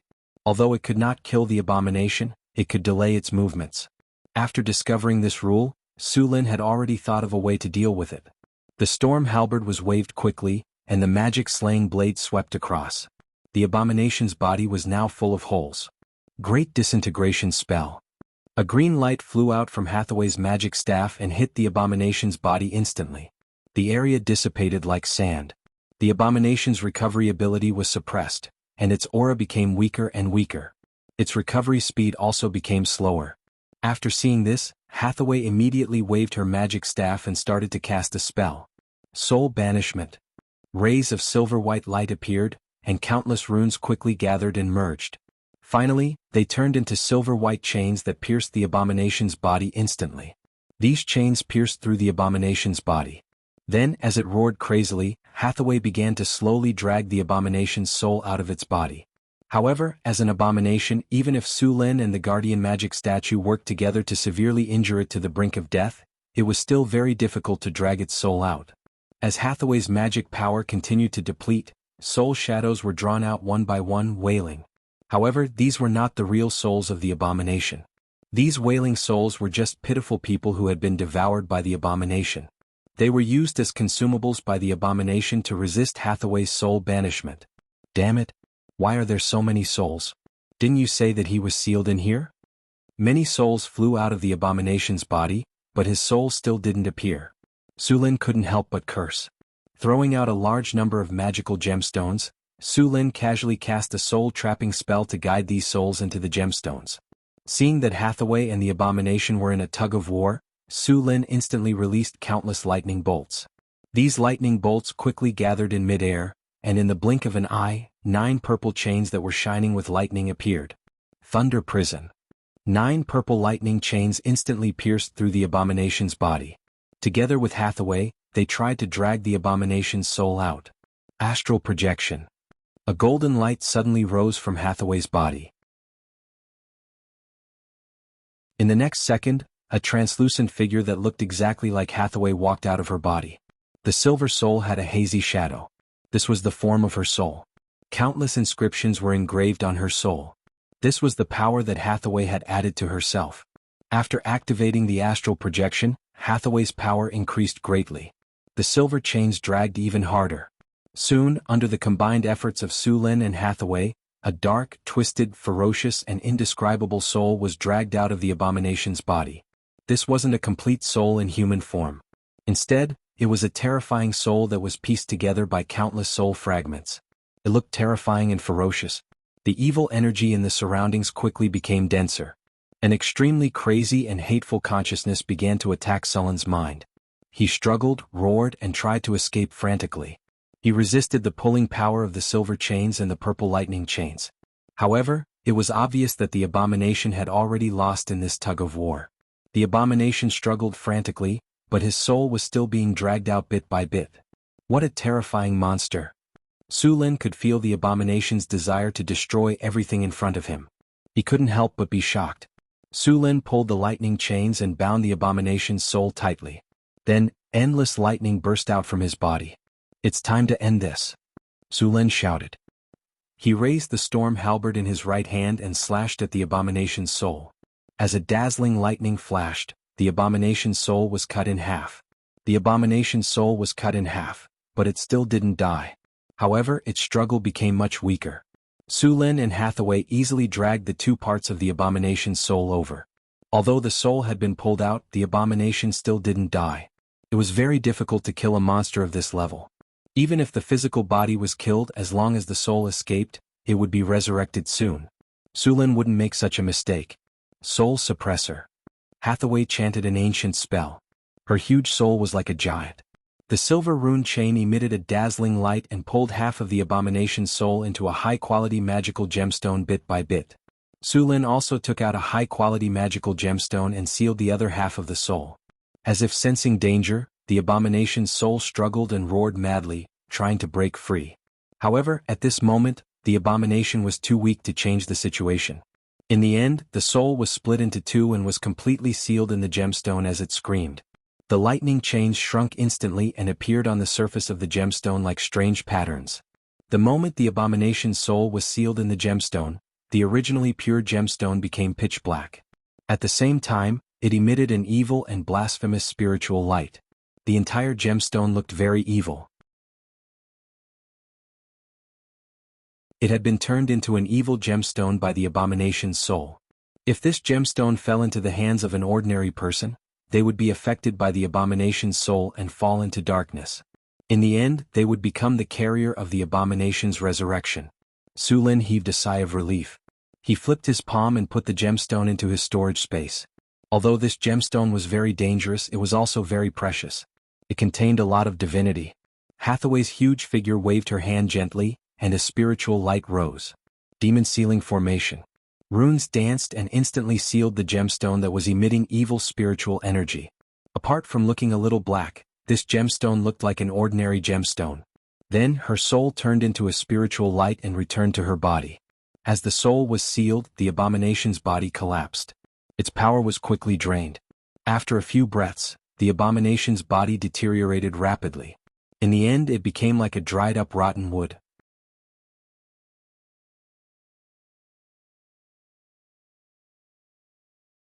Chapter 555.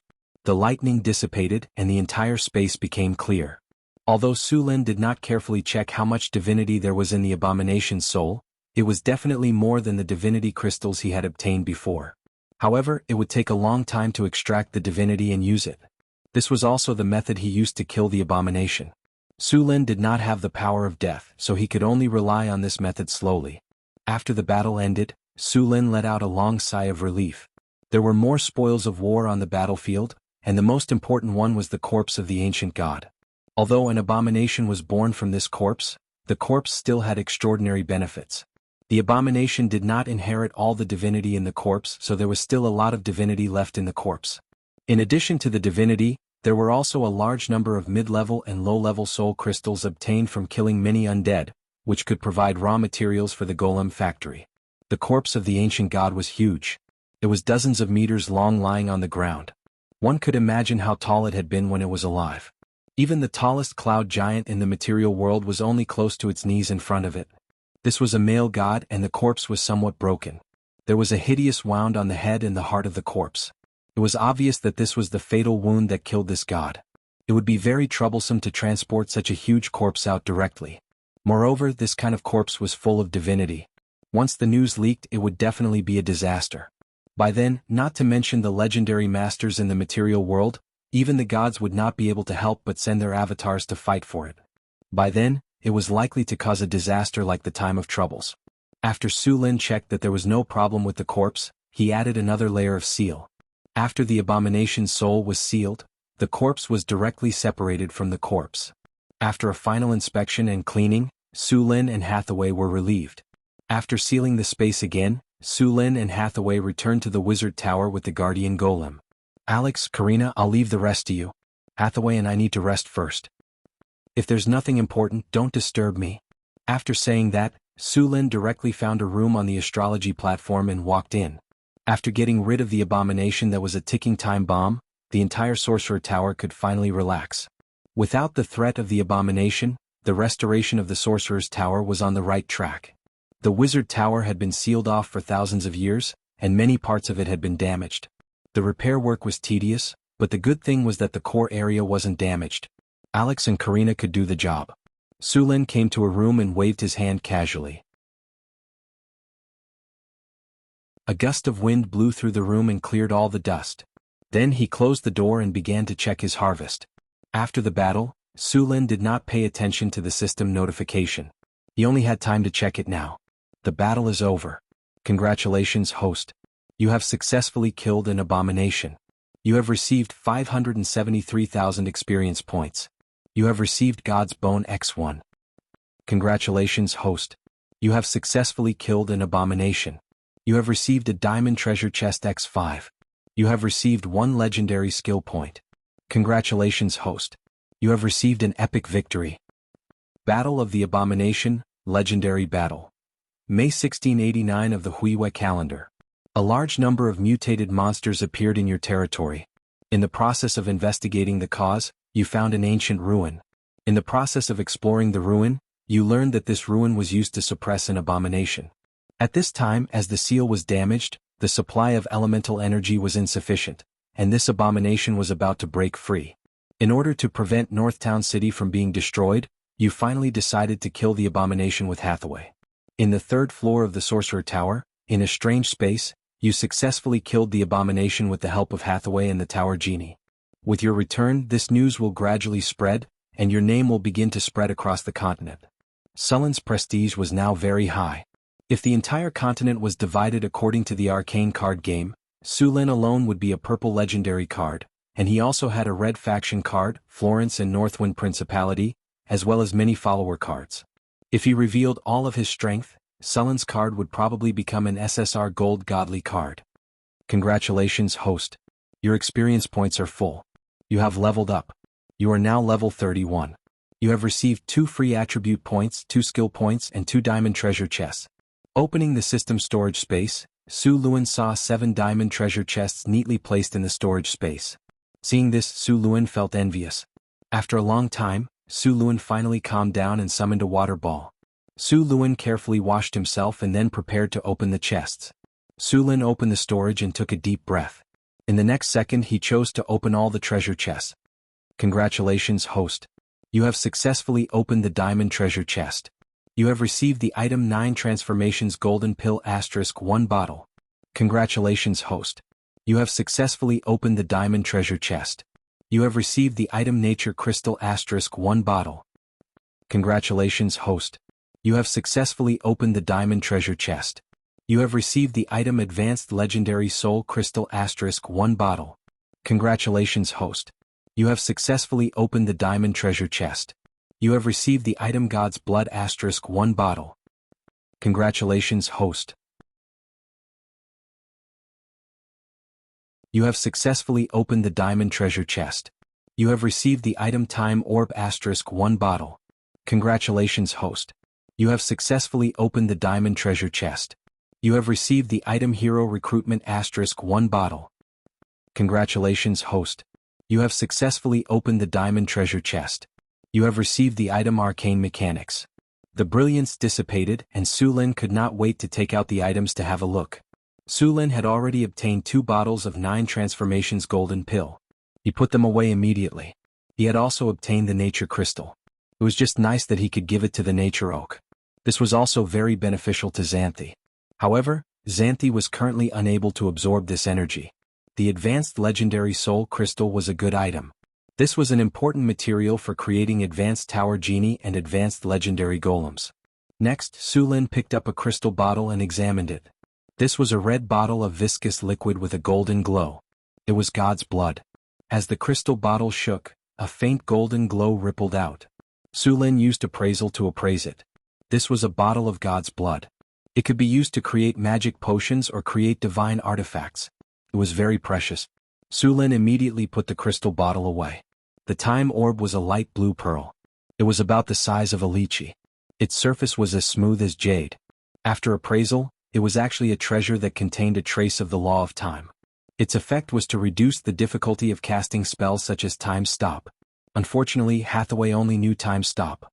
She could not cast spells such as Time Reversal or Time Banishment.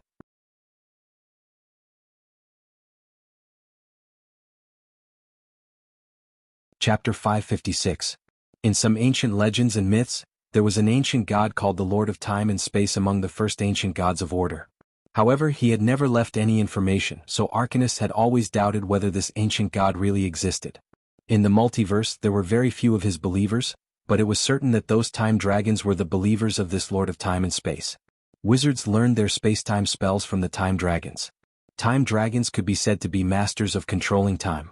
They were born with the ability to control time. For example, they could cast spells like Time Stop at will. This was a very powerful legendary dragon species. They were also known as the chronological dragon, the epic dragon, or the eternal dragon. They rarely communicated with ordinary creatures. Time dragons liked to travel in time and explore the past or the future. When they found a potentially dangerous war, they would not hesitate to use their ability to end the war as soon as possible. Time dragons were also the only dragon species that was truly immortal. This kind of dragon was also the only one that did not collect treasures. Instead, it collected ordinary sundials and strange mechanical clocks.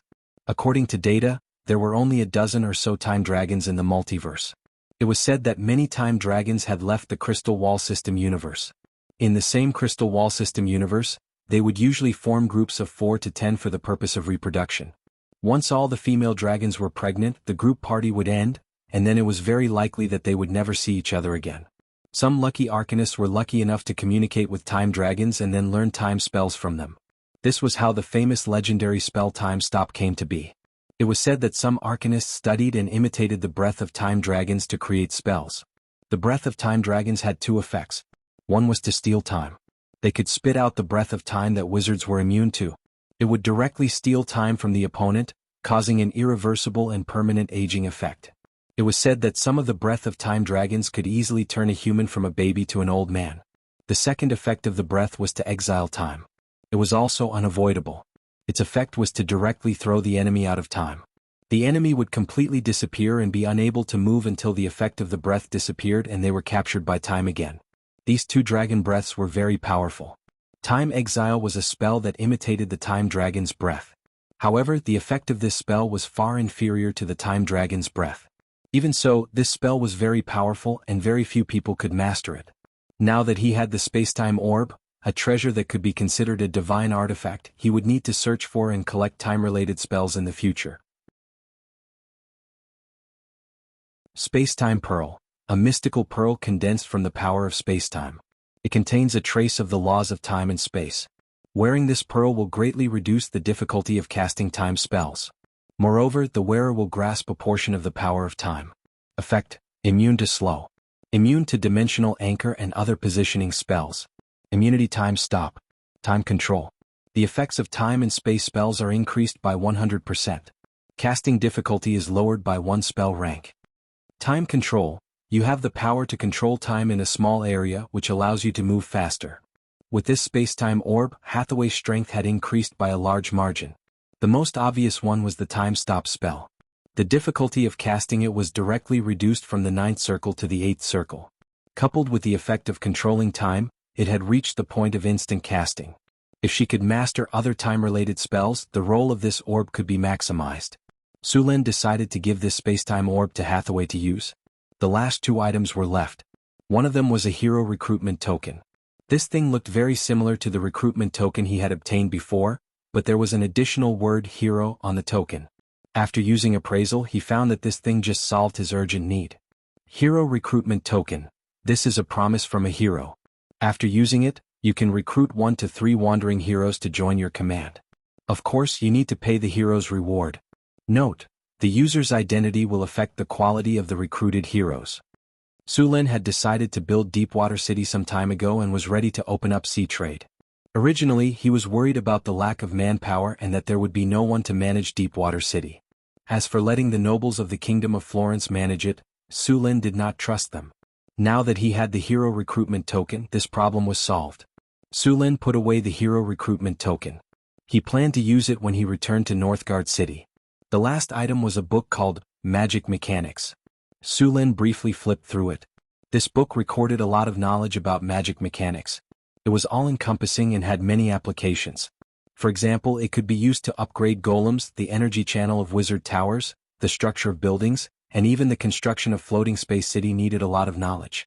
After putting away these things, Sulin began to check the rewards after this upgrade. After all his attributes had reached 50, if he wanted to increase his attributes, he would need 3 free attribute points to increase 1 attribute point. Sulin was not in a hurry to increase his attributes. His current attributes were already very high, so he did not lack 1 or 2 free attribute points. As for the 9 transformation golden pills, he was going to give some to the others.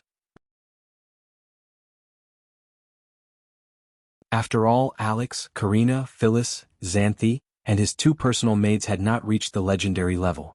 It would be better to give it to them. Sulin chose to use the 2 normal skill points he had obtained when learning spells. These skill points could speed up the learning of spells. As for the legendary skill point, Sulin planned to use it to upgrade his Iron Will talent. This talent was a little special and very useful. When fighting against high-level monsters, he would often encounter Iron Will.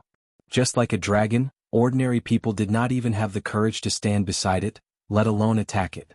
Iron Will might seem useless, but it was indispensable. After using the legendary skill points to upgrade, Iron Will talent was upgraded to Advanced Iron Will. If he wanted to upgrade it to legendary, he would need to use 1 more legendary skill point. In addition to these gains, Sulin also obtained a piece of God's bone. After using Identify, he found that it was a high-grade material. God's bone looked similar to bones, but it was made of jade. There was a trace of golden light on it and it was very hard. It could be used to make high-grade magic items. It was a very precious material. Sulin wondered if he could try to make a divine item with the God's bone and God's blood. P.S. Read a book. The World Enters the Age of Lords. Read it if you like.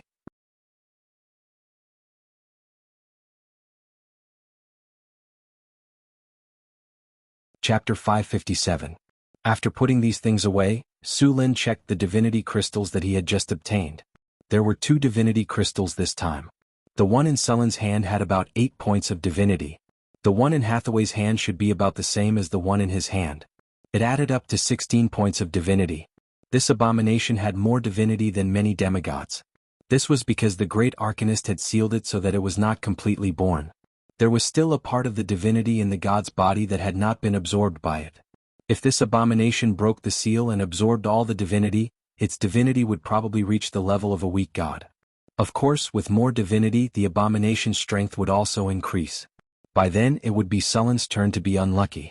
Sulin did not mind having more divinity. Although he did not intend to walk the path of a god, it was still good to use divinity to increase his strength. In fact, if Sulin was willing to become a god, he could establish a church and preach. Of course, at this time he could only be called a false god. The minimum requirement to become a god was to have 30 points of divinity, which was the level of a weak god. At the same time, he needed to master the power of rules and condense it into a divine personality. Sulin was still a little short of this. He could condense the divine personality of the thunder god. As for the clergy, there were many choices. If Sulin chose to become a god, it could be done in about 10 or 20 years. However, he would be trapped in this universe of the crystal wall system and could not go to other crystal wall systems. Although gods were powerful, there were many restrictions. As a god, he had to fulfill the obligations of his clergy. At the same time, he could not leave the god's kingdom at will. If it was only for 180 years, he could consider it. The key was that as long as he was a god, he had to fulfill this job. This was also the reason why the ancient gods who were tired of it gave their clergy to their descendants or other successors. After becoming a god, Sulin still needed to choose a side. With his current strength, a god with weak divine power could only be regarded as a small role among the gods. He could be regarded as a god under other gods. In the Pantheon Temple, his seat was also the last few. In order to become a big shot or a main god in a god system, one had to be at least mid-level divine power. As for those large god systems, such as the main gods of the Elven god system, they must be at the level of great divine power. The most powerful gods in the Pantheon Temple were great divine powers. The ancient god of death, Jurgil, and Mother Gaia were at this level, but they had already retired. After becoming a god, he would gain allies and enemies at the same time. At that time he would have to face other hostile gods. Moreover, compared to other gods, the god of thunder's priesthood did not have an advantage. It would not be easy for him to develop and grow. He also needed to be careful of those hostile gods. Perhaps one day he would be tricked by them. Su Lin did not want to live such a life, so instead of becoming a god, it was better to become an astral wanderer. Collecting divinity would not only make him stronger, but it would also give him the essence of immortality. After resting in the room for a day, Su Lin recovered to his best state, then he left the seclusion room. At that time, Hathaway was still in seclusion. She had gained a lot this time and needed some time to organize it.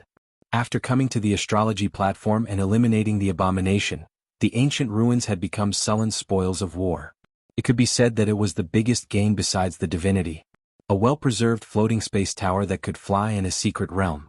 "Welcome back, Tower Master," the voice of the Tower Genie sounded. "Where are Alex and Karina?" Su Lin looked around. There was no one on the astrology platform and he did not know where the two of them had gone. "Ms. Alex and Ms. Karina are repairing the elemental pool," the Tower Genie said. As it spoke, it directly displayed a projection image. In the image, Alex and Karina were in the basement of the Wizard Tower. "It seems that they are not slacking off." Su Lin nodded. "By the way, Tower Genie, did the former Tower Master leave any treasures or other magic props in this tower?" Su Lin suddenly thought of something and asked. "I'm sorry, Tower Master. The previous Tower Master was arrested for violating the rules of the Supreme Arcane Parliament and conducting dangerous research. When the previous Tower Master was arrested, all his wealth and magic tools were taken away by the Supreme Arcane Parliament, so there is nothing left here," the Tower Genie said coldly. Su Lin shook his head in disappointment. "Sure enough, I was greedy. A floating space tower is worth at least hundreds of millions of kinnar. What else can I ask for?" Soon, Su Lin sorted out his thoughts and continued to ask the Tower Genie about the Wizard Tower and the secret realm. "Tower Genie, how many golems are there in the Wizard Tower now?" "There is a golem legion in the Wizard Tower, including 2 diamond golems, 2 advanced magic construct golems, 500 steel golems, 1,000 rock golems. So many, I'm rich." After hearing the Tower Genie's words, Sullen's eyes turned into the shape of Kinnar City. A whole golem legion, how many Kinnar City would it take to produce this many golems? But before he could get excited, the Tower Genie's next words made Sullen's mood slowly sink. However, because of the lack of energy and maintenance, now the Golem Legion has been sealed. Many of the golems have aged and damaged, and some of them have lost the value of repair. Moreover, many of the golems that can fight were destroyed in the Tower Master's attack not long ago. Now about 10% of the golems in the Wizard Tower are intact. "I knew it." Suddenly falling from heaven, Sullen's face was a little gloomy. 2 advanced magic construct golems have been damaged, but the diamond golems are intact. "The advanced magic construct golems are damaged?" "Oh." Su Lin asked in surprise. "The Tower Master destroyed them himself." The Tower Genie's cold voice echoed in the astrology platform, and at the same time, a video was projected. It was the scene of Su Lin attacking the Wizard Tower. 2 advanced golems that were obviously different from the steel golems were destroyed by Su Lin and Hathaway. "Okay." Seeing this scene, Su Lin was a little embarrassed. Because the 2 advanced golems lacked energy and maintenance, one of them was directly destroyed by Hathaway's disintegrate spell. The item destroyed by the disintegrate spell would lose its magical effect, and coupled with the lack of maintenance, this golem had lost the value of repair. The other one was slightly better. It was destroyed by Sullen's lightning spear and could be repaired. The 2 diamond golems were preserved because the Tower Genie had insufficient energy to activate the guardian golems, but they still needed to be repaired. After all, after such a long time without maintenance, many of the internal parts had aged.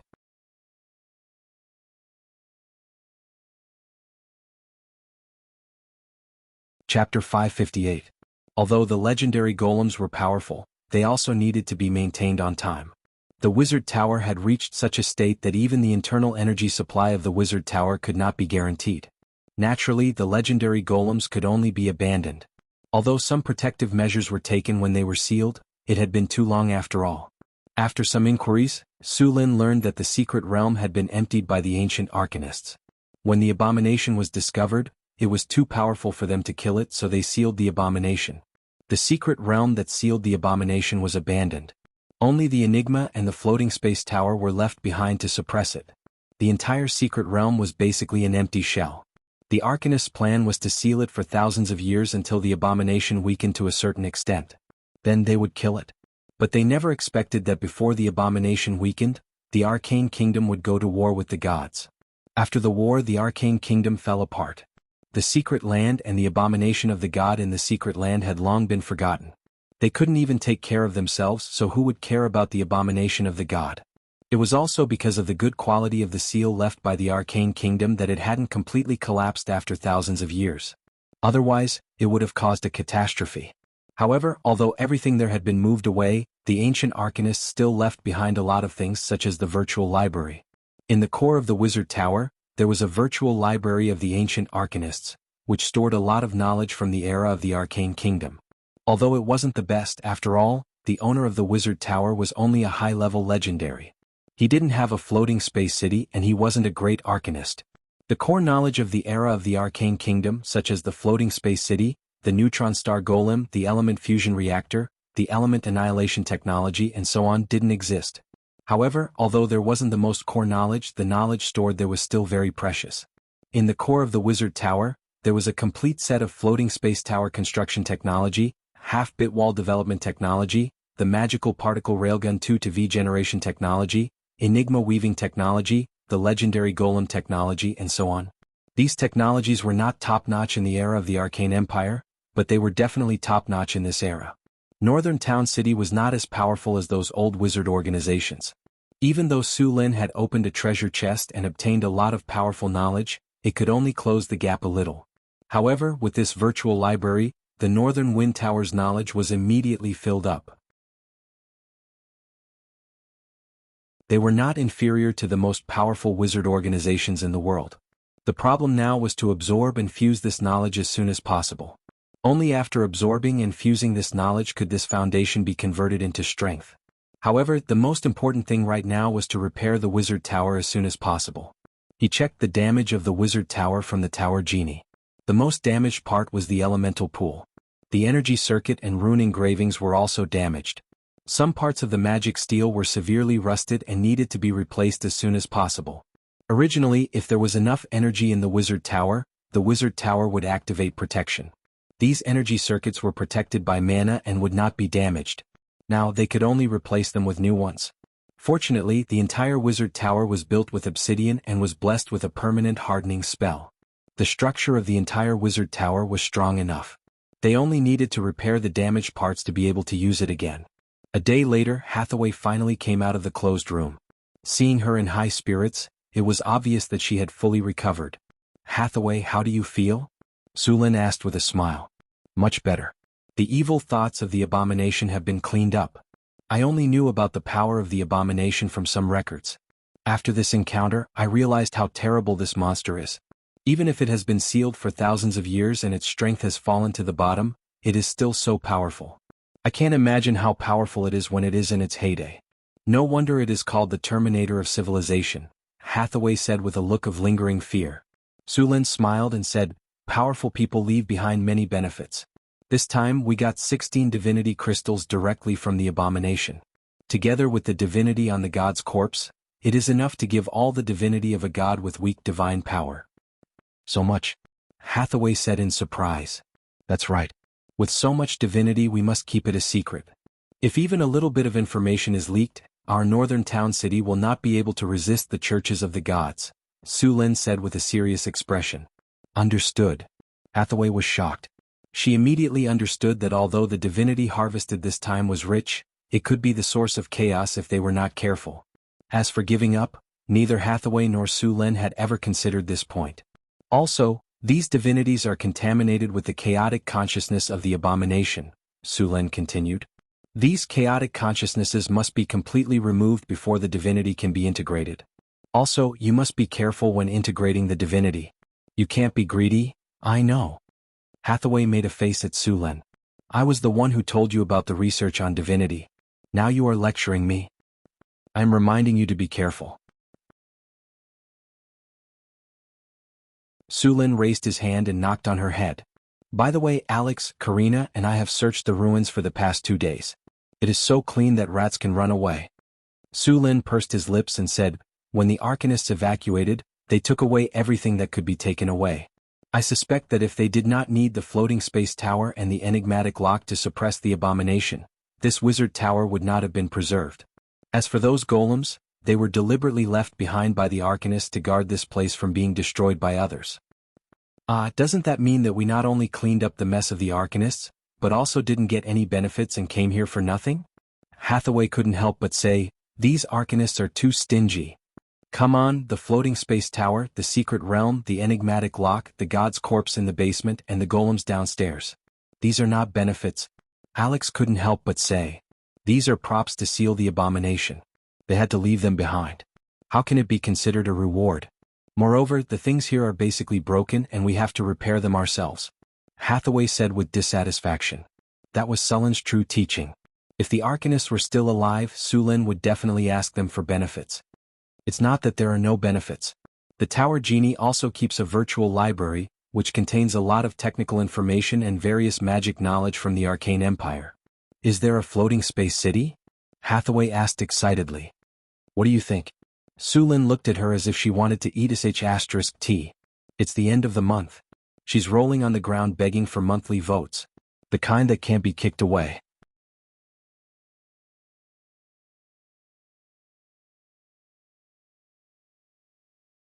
Chapter 559.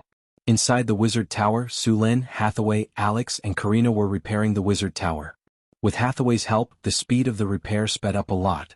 Since there were no materials here, Sulen even went back to the northern town city to retrieve some of the materials stored there. On the way back, Sulen met the 2 monks again. They had not left and kept saying that they wanted to suppress the monsters in the ruins. How could Sulen let them go to the ruins?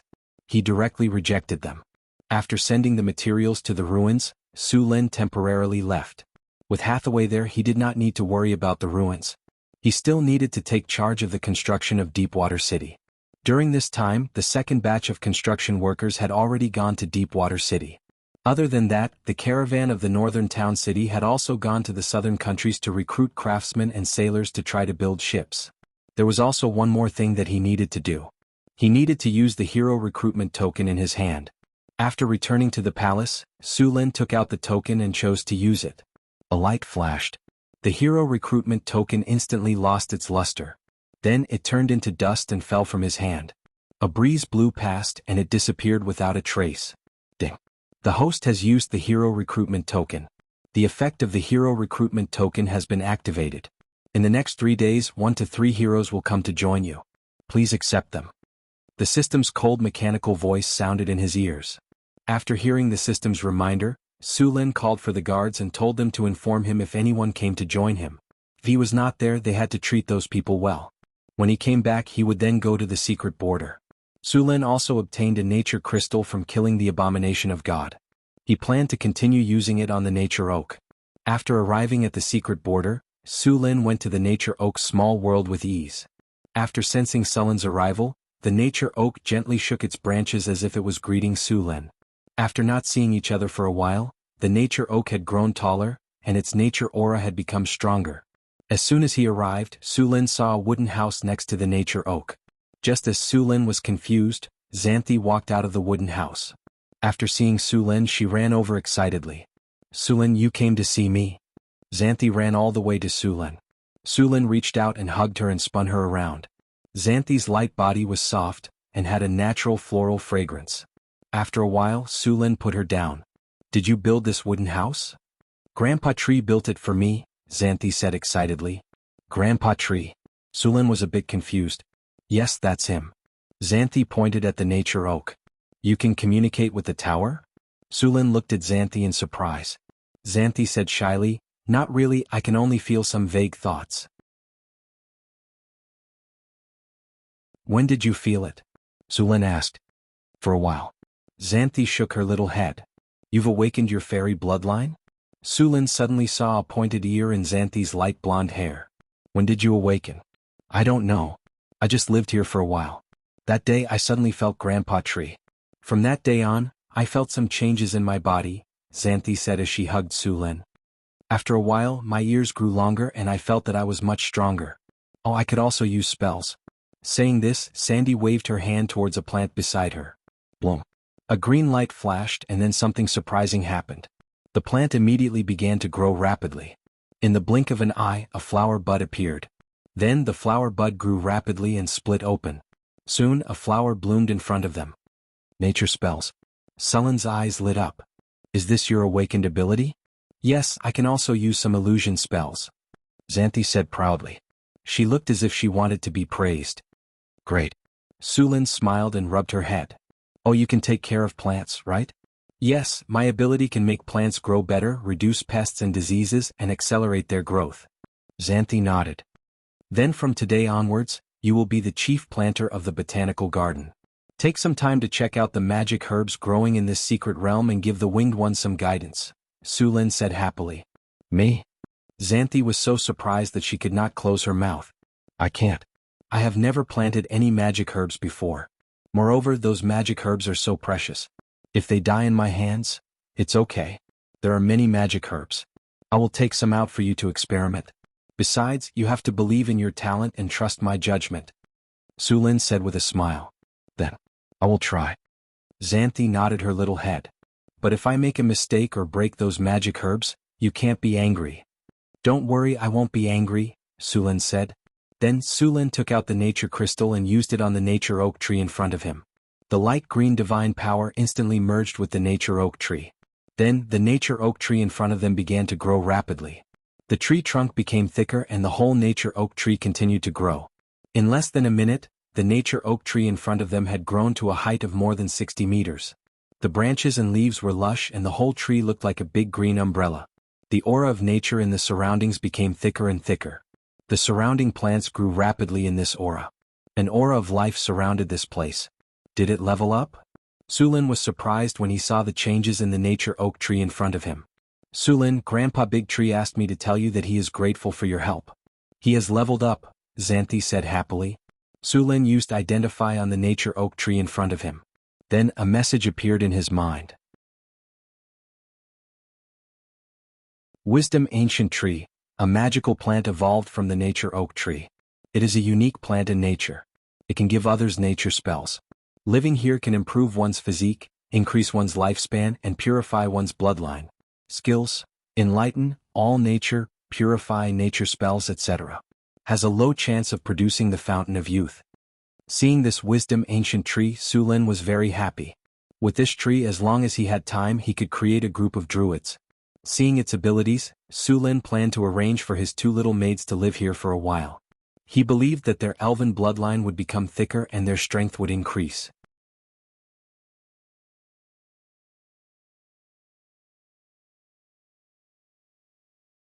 Chapter 560. Sulin was a little surprised by the wisdom tree's appearance, but it was also reasonable. After all, it had cost him 2 nature god crystals to complete its evolution. Looking at Xanthi's attributes, Xanthi had directly become a rank 1 creature after awakening her fairy bloodline.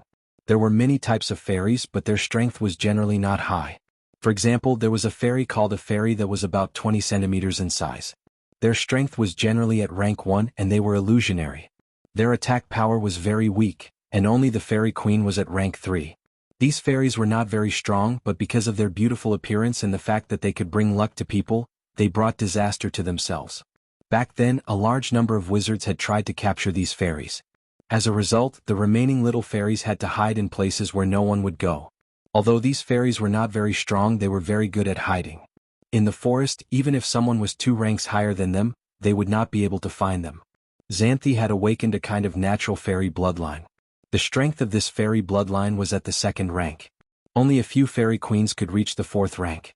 The potential of this fairy bloodline was limited, but it could turn Xanthi from a weak woman without the strength to a 1st rank warlock. This was already very good. The fairy bloodline's potential was limited, but Sulin had divinity. If there was no other way, he could let Xanthi absorb some divinity. Divinity was the most mystical power in the multiverse. It had the effect of turning something rotten into something magical. Breaking through the limits of a species was only one of its effects. The fairy bloodline was about the middle of the bloodline among the warlocks. It could not be compared to the dragon bloodline. However, this bloodline also had its benefits. For example, it had a very long lifespan. Fairies' lifespan was not less than elves, and fairies would not age. They were also very beautiful. So many female warlocks chose the fairy bloodline and became wizards. Sulin left Xanthi a 9 transformation golden pill and a set of books for her to learn from a wizard apprentice to an official wizard. He let her live and learn at the wisdom tree. This time, Sulin gave all the 9 turns golden pills he got to his women. A bottle of 5 pills was not enough. In the end, Hathaway and Chris were legends, so he didn't give them to them. Everyone else got 1 pill each. Sulin gave the time orb to Hathaway to use, and Sulin gave her a little divinity, but this required her to completely integrate the power of the Baler. Sulin planned to keep the advanced soul crystal to build the advanced legendary golem. As for the god's blood and god's bones, Sulin and Hathaway had discussed and decided to upgrade the storm halberd. God's blood and god's bones could be used to create divine weapons, but even the lowest grade divine weapons were not easy to create. There were very few divine weapons in the multiverse. Other than the fact that some of the materials were precious, there was also the fact that they required the most important thing, divinity. Only by imbuing the item with divine power could it be called a divine artifact. Otherwise, it could only be considered a magical item. One had to know that divinity was directly related to the power of the gods. Very few gods would do this. Of course, there were also some powerful magical items that were called divine weapons. These magical items were far more powerful than other magical items, such as the Lich Ring. It was said that this item was a magical item made by a lich who had lived for an unknown period of time. Although it was not a divine weapon, the power it contained was no less than a divine weapon. For spellcasters, it was even more powerful than a divine weapon. Another point was that although divine weapons were very powerful, they also had restrictions. Generally speaking, divine weapons that belonged to a god had to be used by the god's faction. In order to upgrade the storm halberd to a divine weapon, Sulin had to imbue it with divinity. As for directly using the divinity of the abomination, the chaotic and evil divinity in it would make the weapon something that could only be used by the chaotic and evil faction. Therefore, the best way was to extract the divinity from the abomination. As for upgrading the divine weapon, Hathaway had only made a preliminary plan. It would take some time before it could be carried out. Sulin now needed to absorb the divinity left behind by the abomination. He now had 10 points of divinity in his body, and the power of divinity brought about a qualitative sublimation. First, it was in the physical aspect. His body had become stronger and had some characteristics of a divine creature. The second was the sublimation of his soul. His soul had become stronger and had a trace of immortal power. Sulin and Hathaway could only say that their research on divinity was average. According to the existing knowledge, the demigod Lich was the one who had the most in-depth research on divinity. Perhaps the ancient arcanists had a deeper understanding of divinity. After all, those arcanists had fought against the gods in the end. It was impossible for them not to study the power of the gods. Sulin planned to learn more about the power of divinity before making a divine weapon. When Sulin returned to Northern Town, a guard hurriedly came to report that 2 middle-aged men had come to join him. After hearing the guard's report, Sulin knew that these 2 men should be the heroes he had recruited with the hero recruitment token. Sulin was in a good mood as he had recruited 2 heroes with the token. Although he did not directly reach the maximum value, he was not so unlucky as to only recruit 1 hero. Sulin waited in the study for a while, and the servant came in with 2 middle-aged men. One of the 2 middle-aged men had a weather-beaten face. His hands and feet were thick and his clothes were a little shabby. His brown hair was a little messy and he had a thick beard. There was a thick layer of calluses between his thumb and index finger. There was also a scar on his face, which made him look unusually ferocious. The other man was the exact opposite. This man was clean and tidy, and his temperament was polite. Although his clothes were not luxurious, they were neatly tailored. His blonde hair was also carefully trimmed. He looked like a noble. "Hello, Your Majesty. I am Barbassa. I am willing to fight for you." "Hello, Your Majesty. I, Holland, am willing to serve you." The 2 men saluted after seeing Sulin. Sulin asked them to sit down and at the same time he asked the servant to bring some wine and drinks. At the same time he checked their attributes. Unexpectedly, these two heroes were actually Tier 4 powerhouses. It should be known that powerhouses of this level would receive preferential treatment in any organization or country on the continent. The conditions Su Lin gave were much worse than the conditions of other kings. One had to admit that the system recruitment token was powerful. After a simple conversation, Su Lin learned some information about the two men. The man named Barbassa was actually a pirate captain. Because he went ashore to rest and resupply, he was betrayed and finally came to the northern wastelands. The other man, Holland, was a fallen noble. Because the old king died of illness, and the new king took the wrong side during the ascension, he was openly and secretly suppressed. He could only leave and unknowingly came to northern town.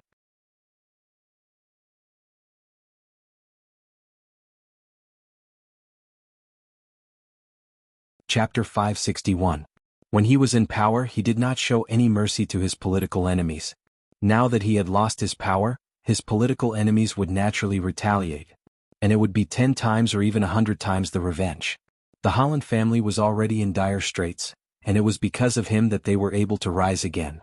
Now that he had lost his power, the family had fallen apart. If not for his strength, he would have escaped with his wife and children after seeing that the situation was not good.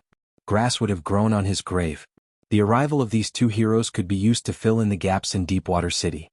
The development of Deepwater City needed someone to preside over it. Holland was originally an assistant minister of the Kerbal Kingdom and was proficient in internal affairs.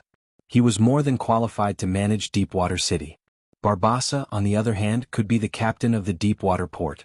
As a pirate captain, he was proficient in navigation and knew the pirates' port and how to fight.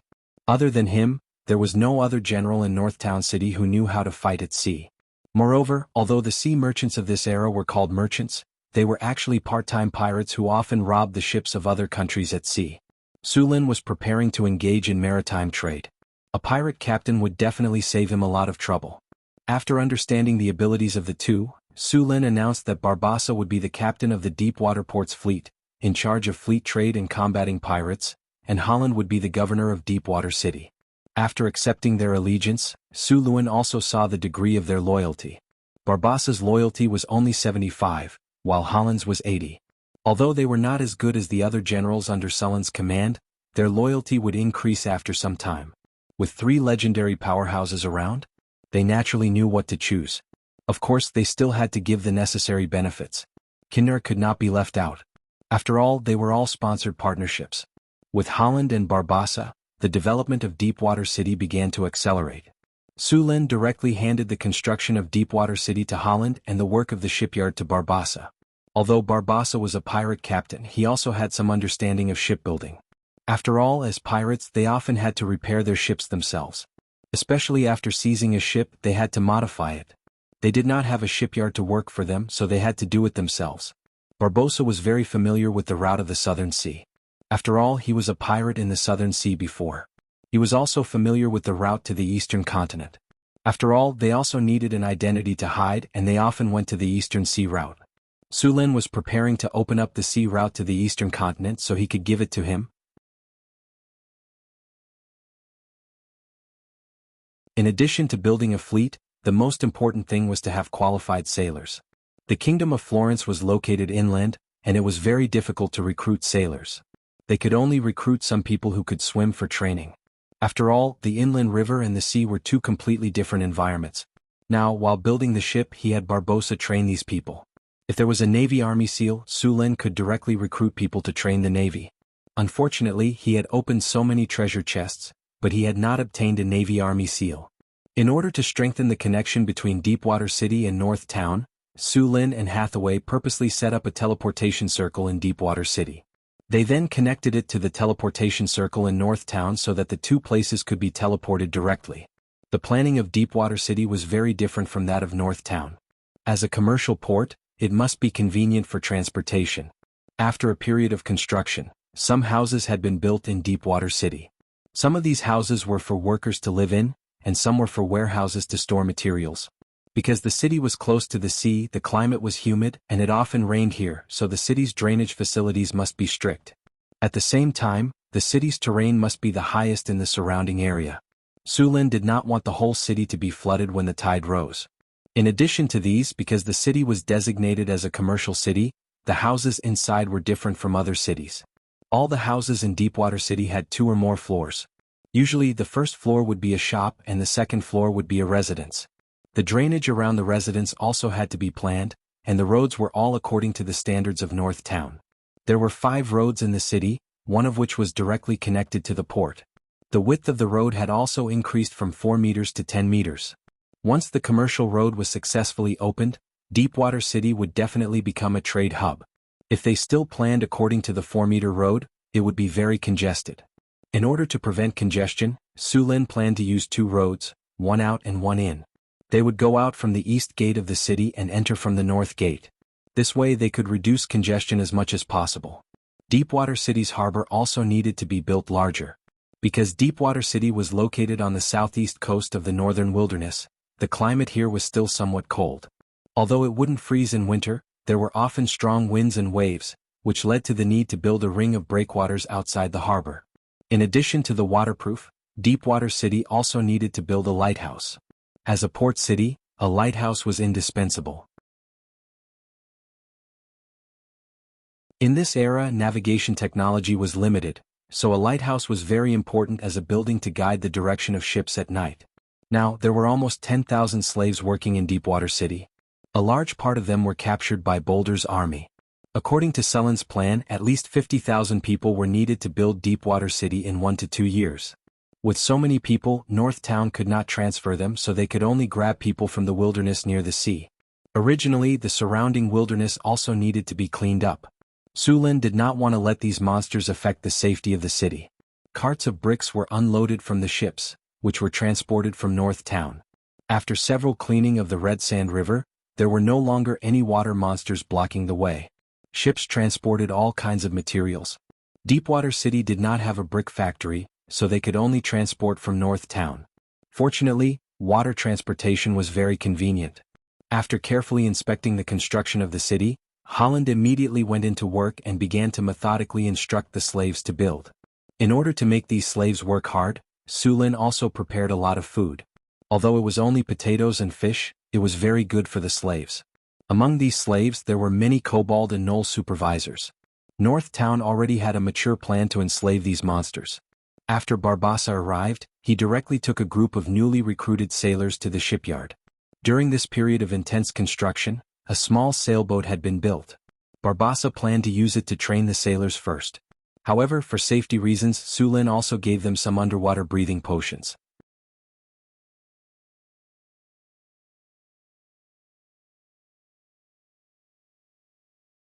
Chapter 562.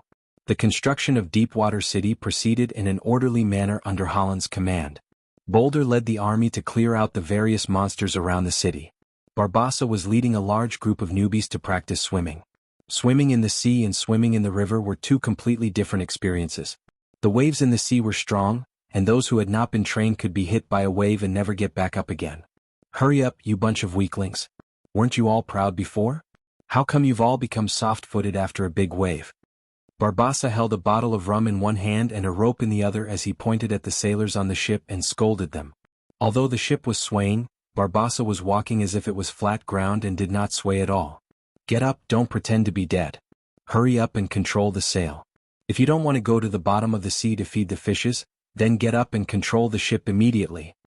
The wind and waves rolled, and the entire sea was like a pot of boiling water. A small boat was rolling in the sea and a 4-meter-tall wave hit it. The entire ship was immediately lifted up and plunged into the water. Just as the ship was about to sink to the bottom of the sea, it was lifted up by the sea in the next second. The ship rocked back and forth in the sea, but it remained standing. Soon, the wind and waves passed and the sea returned to normal. Hurry up and get up. Look at your vomiting. Hurry up and clean the deck. Barbassa said as soon as the storm passed. The sailors on the ship were dizzy from the fall, and their vomit was everywhere. Then, under Barbassa's urging, the pale sailors endured the discomfort and cleaned up. Don't think that this is a small matter. When sailing at sea, you must ensure that the ship is clean. If you don't want to get sick, remember to maintain hygiene. Also, you must maintain balance at all times. The enemy will not let you go just because you fell. Alright, rookies, this is your first lesson after boarding the ship. More cruel training awaits you in the future. Cherish the good times now. I hope that I can still see you when it's over. Northern Wasteland, Northgard City. An endless stream of merchants entered the city in an orderly fashion. Although Northtown City had only been established for a few years, it had quickly developed into a bustling metropolis due to the local specialties and the continuous influx of immigrants. The Pearl of the Northern region was very famous in the human kingdoms. Almost every merchant knew about this new trading city. Merchants with stout faces could be seen bargaining everywhere. Occasionally they would even say thank you to Lady Joaquin, and then use their silver tongue to get the other party to lower the price. Northern Battlefront City had become an important trade center in the north. The wine, paper, sugar, spices, and all kinds of enchanted materials and potions produced here were very popular on the continent. As long as they were transported back, they could make at least double the profit. Surprisingly, the fastest-growing temple in Northern Town was neither the Church of Wisdom nor the Church of the Lord of Dawn, but the Church of the Lady of Wealth. This was the most prosperous trading city in the northern lands. Every day, a large number of merchants would come here. Almost all of the merchants who came here would go to the Temple of Wealth to pray that they could become rich. The merchants were the believers of the Lady of Wealth. Every transaction here was worth at least 1,000 kinnar. The monthly tax revenue of Northern Battlefront City now exceeded that of Cult City, an important city in the north. The merchants would go to the Temple of the Lady of Wealth to pray, and basically they would offer some money. The last time Sulin went to the Temple of Wealth, the walls of the temple were actually gilded. It was said that this was just a basic practice of the Temple of Wealth. At the most extravagant time, they would gild the entire temple with a layer of gold.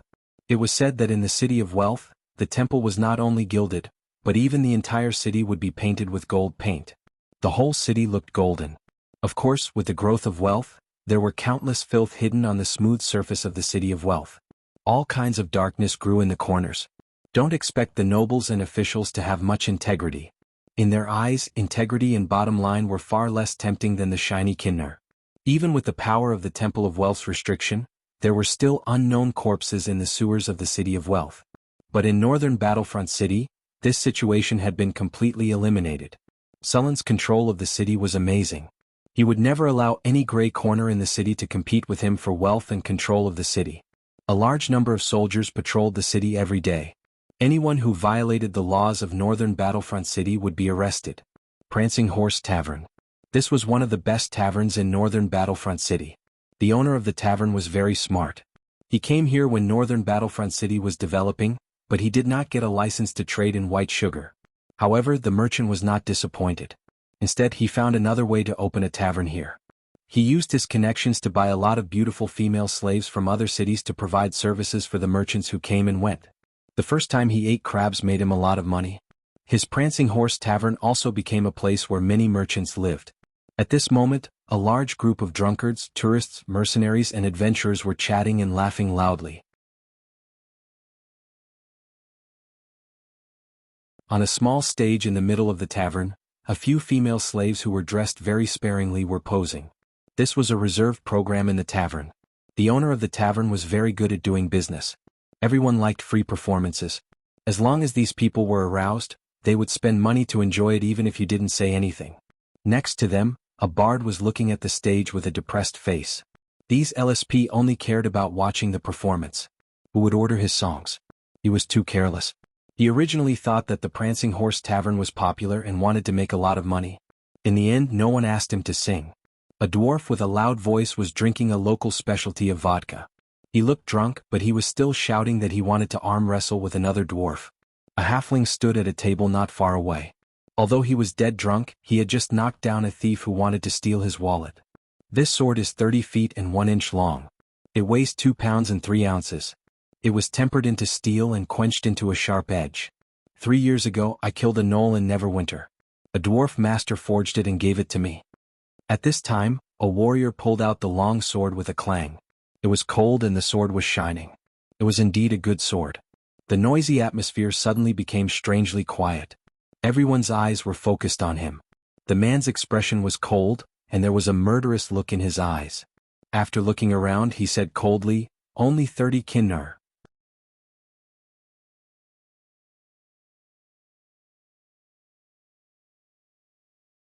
Chapter 563. After a moment of silence, there was a burst of laughter in the tavern. Sulin almost spat out the rum he just drank. A mercenary in the tavern laughed and said to the man, "I thought there was a guy who dared to make a move here and I thought there would be a good show. In the end, this is what you showed us?" The others around him echoed. For a moment, the whole tavern was noisier than before. However, the adventurer looked indifferent and didn't care about it at all. He looked back and forth in the tavern, but no one was willing to buy it. "You don't know what's good for you." The adventurer sighed secretly. He casually pulled the long sword and sheathed it. Then he sat back on the chair and looked at the dancers on the stage in the center of the tavern. Without a show to watch, the people in the tavern quickly forgot about this matter and began to drink again. Perhaps this matter would become a topic of conversation after drinking. Sulin came back from Deepwater City. The next morning he went to the city hall to check that everything was normal. Then he went to check that there were no problems with the workshops. In the afternoon he deliberately came to the most popular tavern in the city to feel the atmosphere. Just as he was thinking about whether he should let Karina have a hot dance after returning to the palace at night, he saw this scene in front of him. He had to admit that this performance was really good. But to be honest, although he was a little far away, Sulin could still see that the long sword in the adventurer's hand was made of good materials and was well forged. It was indeed the work of a dwarf master. 30 kinnur was very generous. If it was in the blacksmith shop in the city, it would cost at least 70 or 80 kinnur. Sulin thought that this guy was quite interesting. After thinking for a while, Sulin asked someone to call him over. Soon there were a few more people at Sulin's table. In addition to Sulin and the adventurer, the two dancers who were dancing on the stage just now were accompanying them. After that, this guy didn't hold back. He hugged the dancer and put his hands all over her body. He even wolfed down the food and drinks on the table, completely like a reincarnated hungry ghost. Sulin quietly watched him eat and flirt. When he was almost done he asked, "That weapon isn't yours, is it?" "Yes, of course it's mine." At this time this adventurer did not have the image of an indifferent expert. His eyes were slightly narrowed and he hugged the dancer next to him, his face like a pig. Why would an adventurer sell his weapon?" Sulin sneered. "This is my weapon. If I want to sell it, I'll sell it. What can you do about it?" Sulin glanced at him and said, "I don't care, but where did you get this weapon?" "Telepathy." A light flashed in Sulin's eyes, and in the next second the adventurer told him everything he knew. It was very simple. This adventurer was just picking up scraps. He accidentally found two adventurers fighting. In the end, one of them died and the other was seriously injured. The one who was seriously injured was not very lucky. He died from his injuries, so in the end all those things fell into his hands. It was just that this guy didn't turn the windfall into his assets. Instead he indulged in debauchery every day. In less than a month he had spent most of the money. Therefore he wanted to sell this weapon as well. Tonight, when he saw the performance of the dancers in the tavern, his brain was filled with lust, and he did what he did just now. Did the two people leave anything else? Sulin continued to ask. "There's also an iron box." "I can't open it," the man said with dull eyes. "Where is the iron box?" "At my place." Sulin looked around and waved his hand gently. The two dancers got up and left with dull eyes. Then he said to the man, "Where do you live? Take me there." "Yes." With that, the adventurer stood up from the chair and turned to walk out of the tavern. Sulin followed him out, and the attendants who were responsible for the security work also appeared around him. The adventurer walked all the way out and soon came to a house for rent. These houses were cheap and the place was narrow, but they were clean and tidy. There were no smelly gutters or the like. They could be considered clean and tidy. After coming to this house, the adventurer took out an iron box from a stone brick under the bed. The box was tightly sealed and it was impossible to tell where to open it. There was also a layer of protective magic light on it. On the outside of the box there was also a rune circle. This was the opening circle of the box. After seeing it, Sulin instantly knew that it was stored in a mage's box. The things inside must be very valuable. Sulin didn't have a good way to remove this kind of seal. This kind of box was set with a protective device. If he tried to open it by force, the box would probably self-destruct, and the things inside would be destroyed. Although he couldn't open this magic box, it didn't mean that Hathaway couldn't. Although he was now a level 4 wizard, his knowledge was far from Hathaway's. Sulin played with the box. It was slightly heavy in his hand. There was no obvious mark on the box, only a hexagram circle. To be safe, he didn't try to open it. Instead, he brought it back to Hathaway for help. In the North Wind Tower, Sulin found Hathaway and handed the box to her. Hathaway looked at it carefully and said, "It is indeed a magic box and it's well preserved. No one has opened it before." "Can you open it?" Su Lin asked. "Let me try," Hathaway said as she picked up the box. After about an hour, a light rose from the box. Then, with a soft crack, the box in front of them cracked open. Su Lin opened the box. Other than a parchment scroll, there was also a letter. The parchment scroll was a map. Although the drawing was very rough, one could still tell that it was the general terrain of the northern wasteland. However, that wasn't the main point. There was an obvious mark on the map. There was a red dot on the map and the word ruin was written next to it. It was obvious that this was a map of a ruin. That unlucky guy must have found a ruin by accident and wanted to sell it for a good price. Unfortunately, he met his enemy on the way back. Although he killed his enemy with his superb swordsmanship and strength, he was also badly injured. The medicine he brought with him was used up in the previous exploration. Without medicine, he was seriously injured. In the end, he followed in his enemy's footsteps. Then the guy hiding in the corner took advantage of him.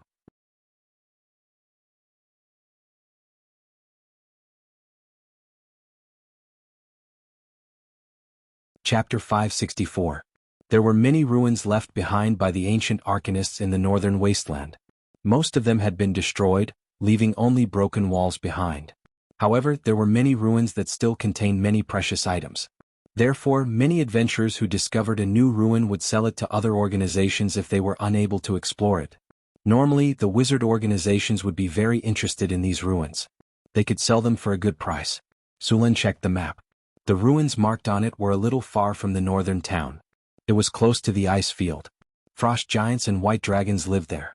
The climate was cold and it was covered in ice and snow. It was the worst place to live on the entire continent.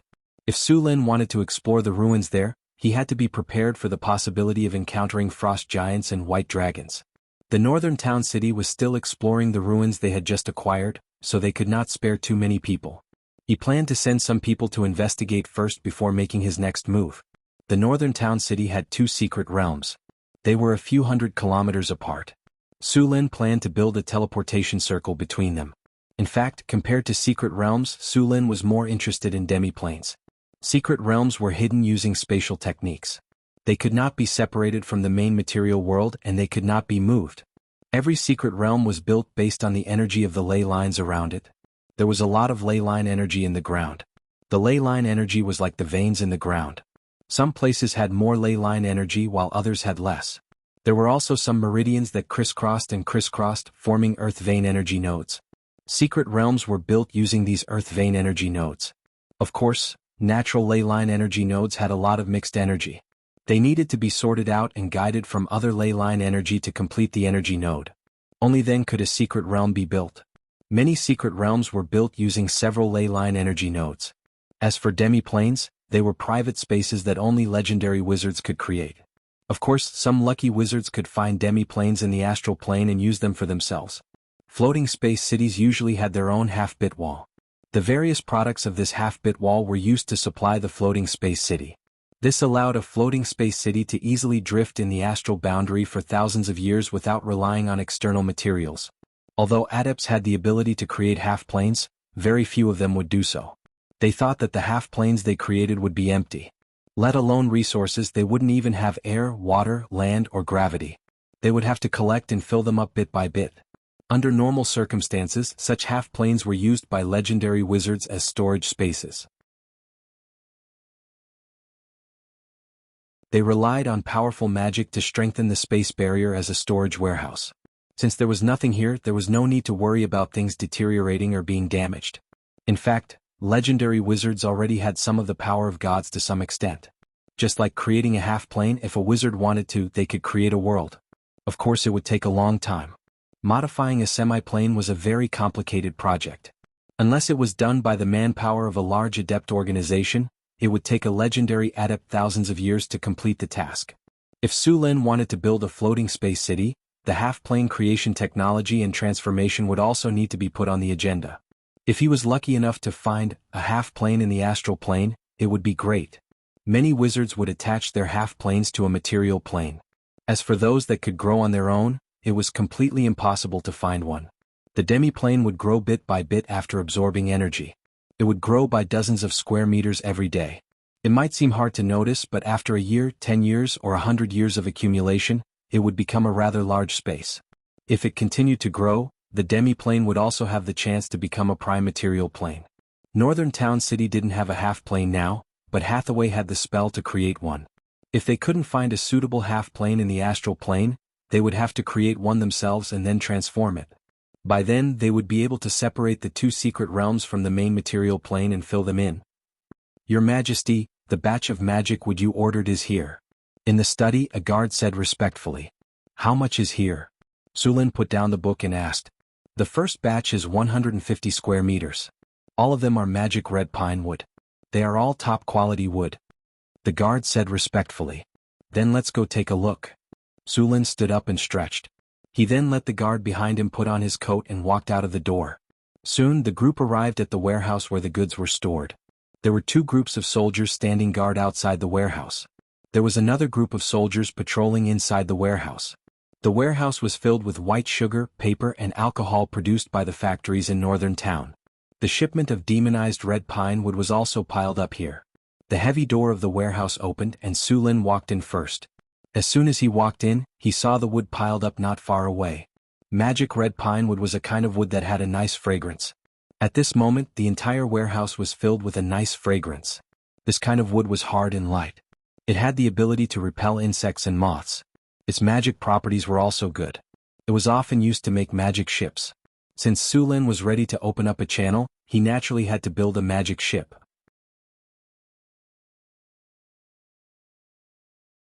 With a magic ship like this, the safety of the ships in Deepwater City could be guaranteed. Only then would the rebellious pirates be afraid.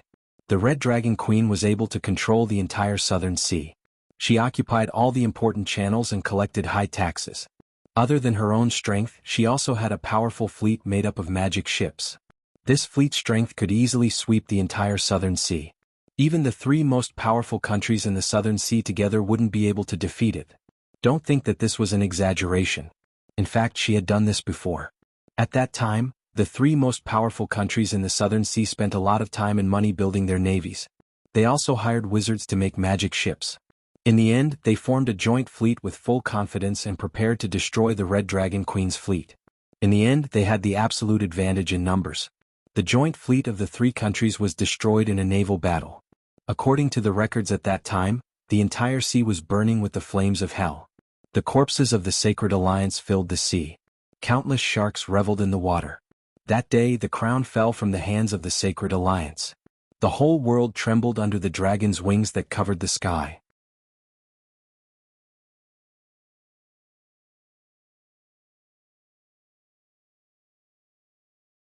Chapter 565. Although Deepwater City did not intend to extravagantly build a magic fleet, a powerful magic ship was still a necessity. After processing, the enchanted red pine wood would be used as the main material for the magic ship. Sulin reached out and touched the wood in front of him, then used his energy to feel it. It was indeed a good material and there was nothing wrong with it. Only then did he nod. This kind of magic wood was basically a military resource, and ordinary people had no way to buy it. The southern countries were especially strict about this kind of wood. After all, if pirates got their hands on this wood, although they could not cast spells on the ship, the wood itself could crush ordinary ships. Sulin didn't produce enchanted red pine wood here. Instead, he bought it from other wizard organizations. Many wizard organizations would plant enchanted red pine wood in large quantities in the secret realm. Some could be used to make magic wands, and some could be sold in exchange for other resources. The most powerful magic ship in the Southern Sea was called the Red Dragon Queen. This ship was made of dragon blood wood. The body of a giant dragon would constantly release a kind of radiation energy to the surroundings. This radiation energy would change the surrounding environment and promote the development of creatures in the direction of dragonization. This kind of dragon blood wood was a kind of wood that grew near the nest of a giant dragon. The quality of the dragon blood wood was determined by the giant dragon that lived around it. The stronger the giant dragon was, the better the quality of the dragon blood wood. The dragon blood wood used by the Red Dragon Queen was grown around the nest of the Red Dragon Queen. This kind of wood was much better than the enchanted red pine wood Sulin used. In addition to the dragon blood wood, the Red Dragon Queen was also embedded with a large number of dragon scales. These dragon scales were shed by the Red Dragon Queen. Although they were not as strong as the ones on her body, their defense was still very high. The crew of this ship were all descendants of the Red Dragon Queen. It was this ship that defeated the Alliance fleet of the three countries in one fell swoop. Then, other ships would surround the Alliance fleet and completely send it to the bottom of the sea. In this era, not everyone could own a magic ship. Other than the various countries, only the major wizard organizations and some big nobles could afford to build one. Every few years, the major sorcerer organizations would recruit apprentices from all over the world. These ships were not to be touched unless you wanted to start a war with the sorcerer organization. Those great nobles would spend a lot of money to build a magic ship. The size of the ship was still very small, and it was usually used as the flagship of a caravan to protect the fleet. The magic ship that Su Lin was going to build was not going to be stingy. It was built by legendary wizard Hathaway and Su Lin. It was definitely going to be a very powerful ship. Due to the lack of sailors, they did not intend to use too many people on this ship. It would be a powerful magic ship. The sailboat and the ballistic cannons could be controlled by magic. If it was not for the lack of technical skills, he would even try to install the magic particle railgun on the ship. With one shot, no matter if it was the Red Dragon Queen, the Dawn Goddess, or the Queen, they would all be destroyed. After checking that the wood was up to standard, Su Lin directly sent them to the secret mirror. He planned to build a magic ship here. Hathaway, Alex, and Su Lin came here. In addition to the wood in front of them, Su Lin also prepared magic steel and other metals. These magic steel were used to make the keel of the magic ship. Su Lin took out a blueprint. The magic ship was built according to this blueprint. Everyone divided up the work. Su Lin was responsible for the keel, Alex was responsible for the sails and masts, Hathaway and Chris were responsible for the hull, and Karina was responsible for the special parts of the ship. After the division of labor was decided, everyone began to work. Su Lin waved his hand, and a big hand completely made of lightning energy appeared out of thin air. Then the big hand picked up the magic steel ingots piled on the ground. Powerful electric currents flashed with dazzling light. The originally hard magic steel ingots were quickly softened by the electric arcs and melted into a pile of liquid metal. Then the molten liquid metal quickly changed into various shapes under Su Lin's control. The magic ship was 56 meters long and 32 meters wide. The keel was 50 meters long and 26 meters wide. Su Lin planned to make the keel of such a ship in one go. Powerful lightning energy surged out of his body. Pieces of magic steel ingots were melted and then merged according to the blueprint. Soon, a large mass of magic steel liquid floated in the air. After confirming that there was enough magic steel, Su Lin began to control the liquid metal to quickly form it. Soon a keel gradually took shape. After the keel was formed, the dazzling lightning energy slowly disappeared, and the magic steel liquid metal began to cool down. Magic steel was a metal with excellent magical conductivity. It was far more durable than ordinary steel. It was also much lighter than ordinary steel. At the same time, it was not too expensive to make. It was a good choice to make the keel of a ship. Of course, the keel was only half finished. After the cooling down, Su Lin still needed to enchant it to increase its durability, reduce its weight, increase its resistance to corrosion, and increase its magic defense. At the same time, he also needed to create an energy channel. While Su Lin was making the keel, the others were not idle. Hathaway took out her magic staff. With a flash of light, neatly arranged magic red pine wood floated in the air. Then the wood was arranged in a picturesque disorder in the air. Wind blades appeared one after another. Then these wind blades waved and cut the wood. The hard magic wood was quickly cut into neat materials. After the wood was cut, the planks began to be pieced together. Although there was a lot of wood under Hathaway's control, the wood was quickly cut into standard parts. After Su Lin finished the keel, the wood was quickly pieced together. The flying planks flew to the designated location, and a huge wooden sailboat was quickly completed from scratch. The masts that Alex had prepared earlier were also installed under her control. Soon, 3 huge masts were erected, and huge white sails and ropes began to be connected to the designated positions. The masts stood tall, and the double deck and the ballista were all in place. At the bow of the ship was the head of a dragon. Hathaway had carved it according to Onyxia's image. The slender body was like the hull of the ship. When the last plank was put in place, the ship went from nothing to complete in just a few hours. Of course, this was only the first step. The next step was to enchant the ship.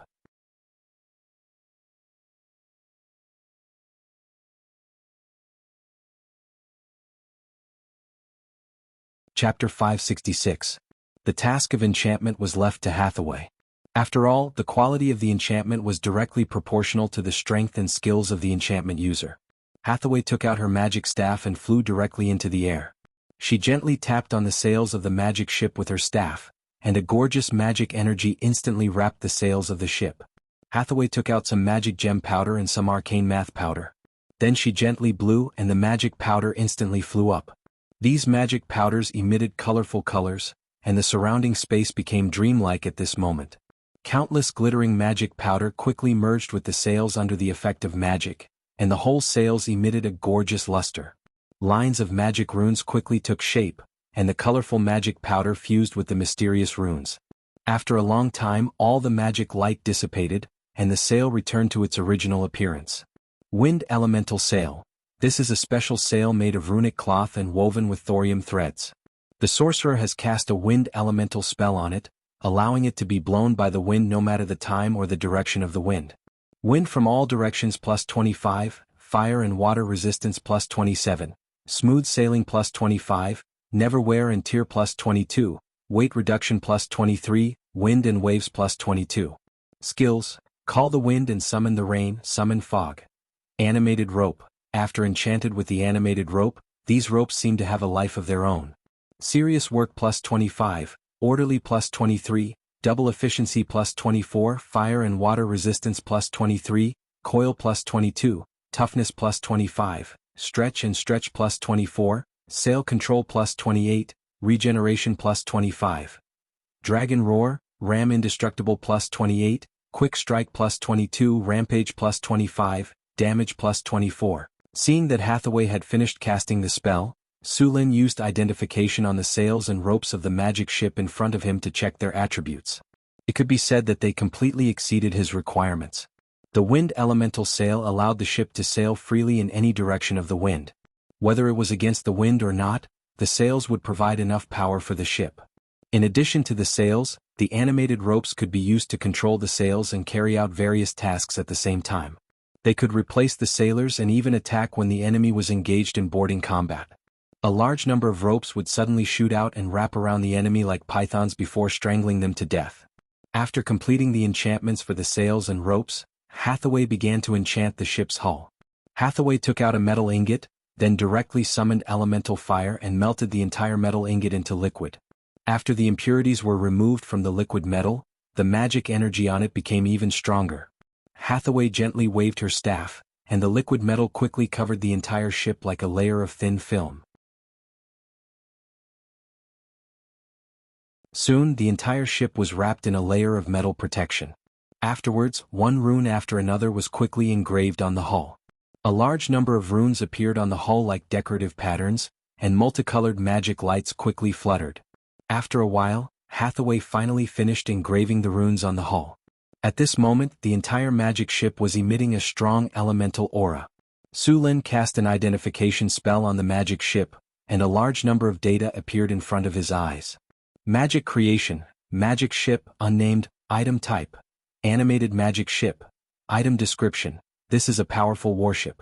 It was built with magic red pine wood as the raw material. After a legendary wizard enchanted it, this warship became a powerful magic warship. The power of magic allows it to sail in any sea. Its speed is faster and the hull is stronger. It has become a moving castle on the sea. Indestructible plus 25, break the waves plus 27, walk on level ground plus 23, water and fire resistance plus 25, steady as Mount Tai plus 23, fast movement plus 25, agile evasion plus 24, wave suppression plus 26, energy storage, space plus 22. Skills: underwater navigation, charge, accelerated navigation, aim, animated life, summon water element. Equipment: wind element sail, animated rope, dragon roar, ram. Seeing the attributes of the magic ship, Sulin's eyes flashed with a trace of surprise. This magic ship was unexpectedly powerful. Although he didn't test it on the sea, he could easily judge that this ship was the overlord of the sea. Hathaway slowly let out a sigh of relief, and her body, which had been floating in the air, slowly descended to the ground. Enchantment of the ship just now wasn't as difficult as casting a few legend spells. Although the mana consumption wasn't as high as legend spells, the amount of effort required wasn't low. Carving so many runes without any deviation wasn't an easy task. After Hathaway finished the ship's enchantment, Karina and Chrissy also finished building the other parts of the ship. Karina was responsible for the various supporting facilities of the ship, such as the rudder, operating panel, storage, compass, navigator, and so on. Chris was responsible for the ballista and other weapons. Chris gave the ballista demonic power. After hitting the enemy, the demonic power would attack the enemy like maggots corroding the bone. Ballista, a powerful weapon blessed with demonic power, can cause serious damage to the enemy. Demonic power plus 20, accuracy plus 20, quick reload plus 25, range plus 25, armor penetration plus 22, fire plus 25. Skills: rapid shooting, arrow rain, rapid shooting, increase attack speed by 100%. Last for 3 minutes. Arrow rain, at the cost of sacrificing the power of the ballista, fire a large number of arrows to cover an area. The arrows can be fire arrows or ordinary arrows. Red Dragon's Fury, flamethrower. After activation, it can spray high-temperature flames at the enemy in front of it. Demonic power plus 22, area of effect plus 25, high-temperature burn plus 20, burn on water plus 22, poisonous smoke plus 25. Skills: Hellfire, flamethrower. Hellfire, because of the demonic power, the Red Dragon's Fury can summon Hellfire when activated, causing great damage to the enemy.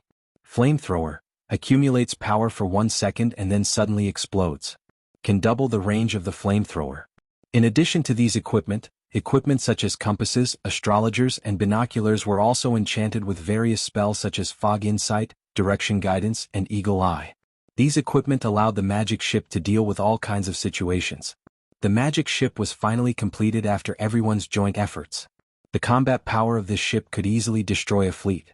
Hathaway cast life animate on the ship, and the magic ship had a basic consciousness. Sulin and Hathaway left their soul imprints on the magic ship. P.S. What's a good name for this ship?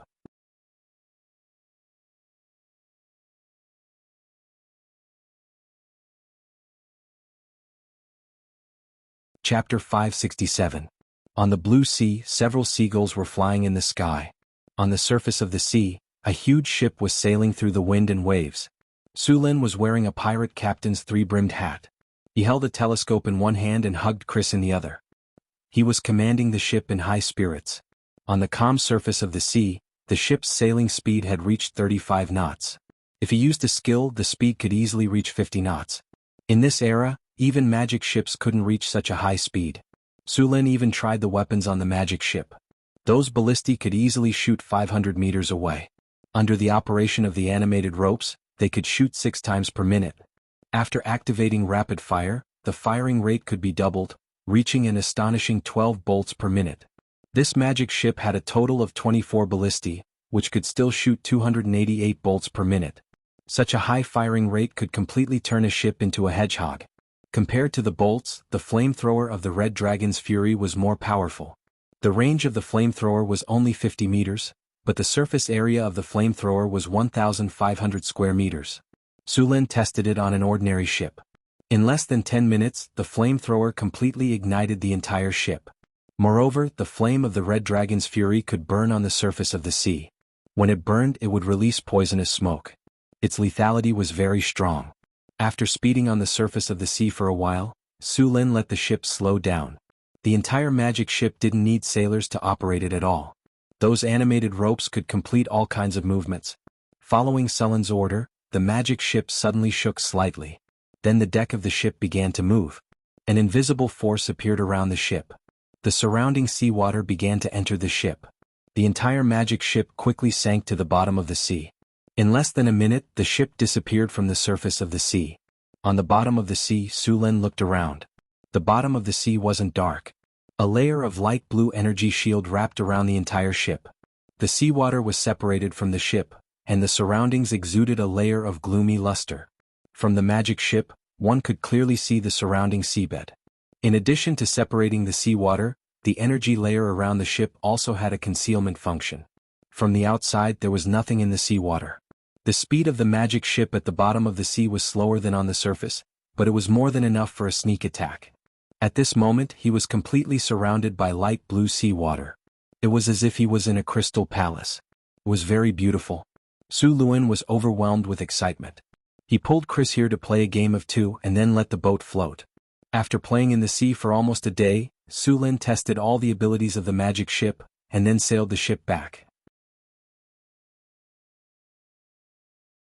The only regret he had was that there was not even a single pirate ship in the surrounding sea, let alone a merchant ship. This made his idea of fighting a naval battle completely fail. After returning to the deep-water port, Su Lin and Chris returned to the land. As for the magic ship, it directly sank to the bottom of the sea and slept. It would only wake up again when Su Lin or Hathaway summoned it. This kind of sleep was also a way for it to accumulate energy. The magic ship was not equipped with an energy source like the elemental pool. After all, it would cost too much to move the elemental pool onto the ship, and it would be easily damaged. Therefore, Hathaway used another method similar to a battery. The magic ship had a special conversion array that could absorb the energy in the sea, convert it into elemental energy and store it. Usually, it would not consume energy when traveling normally. It would only consume energy when casting spells or in a state of battle. Under normal circumstances, the ship could fight for about 2 days when it was full of energy. When they arrived at Deepwater City, the whole city was in full swing construction. The shipyard on the island in the middle of the Red Sand River had been completed. This shipyard covered an area of 30,000 square meters and had a total of 6 docks. The shipyards of this era had not formed the kind of closed docks yet. Many of them were directly built by digging a pit. Su Lin made a lot of improvements when the shipyard was built. The largest dock in this shipyard was 70 meters long, and it could build a merchant ship with a displacement of up to 2,000 tons. This kind of ship had a large cargo capacity and could carry a lot of food and water for long-distance voyages. It would take about a month to sail from the eastern continent to Deepwater City. If they went to a farther city, it would take even longer. There were not many islands along the way from here to the eastern continent, so it was necessary to prepare enough food and water. This kind of merchant ship with a displacement of 2,000 tons could transport 4 or 5 times more goods than ordinary sailing ships. The smallest of the 6 docks in the shipyard was only 30 meters long. It could build small merchant ships. In addition to these merchant ships, warships could also be built here. In fact, the difference between merchant ships and warships in this era was not too big. Many pirates drove modified armed merchant ships. There were often conflicts between pirates and navies. The navies could not rely on their ships to gain an absolute advantage. Sometimes, pirates would take the initiative to attack the navies. The biggest difference between a merchant ship and a warship was the shape of the ship. In order to transport more goods, a merchant ship would increase its width when it was built. On the other hand, a warship was different.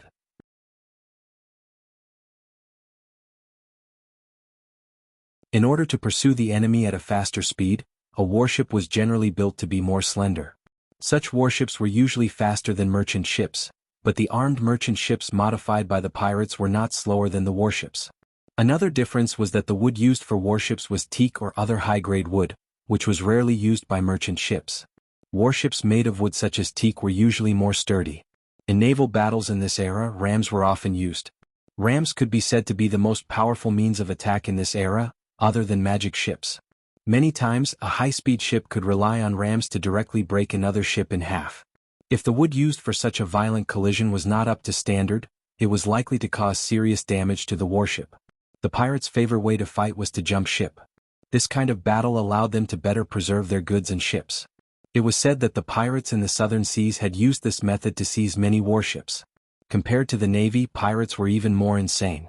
Under normal circumstances, pirates preferred to use human wave tactics.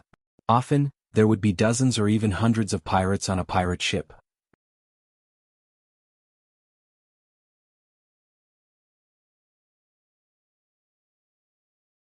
Chapter 568. The shipyard on Riverheart Island was currently building a warship and an armed merchant ship. The merchant ship was progressing faster. Most of the craftsmen were from northern town. They had only built inland watercraft before and had never built a ship before. In order to build the ship, Su Lin specially hired some old craftsmen from the southern sea at a high price to guide them. Just like that, the framework of the shipyard was set up. After the 2 ships were completed, Su Lin planned to form an exploration caravan to explore the sea route in the east. The trade route did not have to be developed after Deepwater City was built. In fact, as long as the port was completed, they could explore the trade route. While building, they could conduct trade. Sulin strolled around River Heart Island. When he went to eat, he bumped into sailors who had just completed their sea training. These sailors all looked pale, their hair was messy, and their bodies were filled with a sour smell. It was obvious that these sailors had been tortured by Barbassa on the sea. Sulin had no objections to this at all. After all, he did not know how to train a navy. Barbassa was the only one in the entire Northwind Dukedom who knew how to train pirates. However, the definition of a navy and a pirate in this era was not so accurate. If they wore military uniforms and raised military flags, they were a navy. If they took off their uniforms and raised other flags, they were pirates. Now, almost half of the active pirates in the Southern Sea had an official background. Although the three southern countries had formed an alliance, they were always dirty in private. The three countries had always been competing, but they could not fall out with each other. Therefore, they had obtained a privateer license. With this license, pirates could rob merchant ships legally. Of course, privateers could not rob their own country's ships. The first country to issue a privateer license was the Tudor Kingdom. Originally, the Tudor Kingdom was far behind the Liberia Kingdom and the Netherlands Kingdom in terms of maritime trade. However, with the privateer license, the kingdom's maritime power developed rapidly and was now not inferior to the other two countries. The privateer license stipulated that half of the looted wealth had to be paid to the king. This way, the Tudor Kingdom did not have to spend a single cent of military expenditure to obtain a large number of troops and large amounts of money. After seeing this situation, the Liberia Kingdom and the Netherlands Kingdom also began to issue privateer licenses. In the end, pirate activities in the Southern Sea became rampant. If Deepwater City were to engage in maritime trade and open up trade routes, it wouldn't be long before these pirates would rush over like sharks smelling blood. In order to cope with the next challenge, Deepwater City's navy must be established as soon as possible.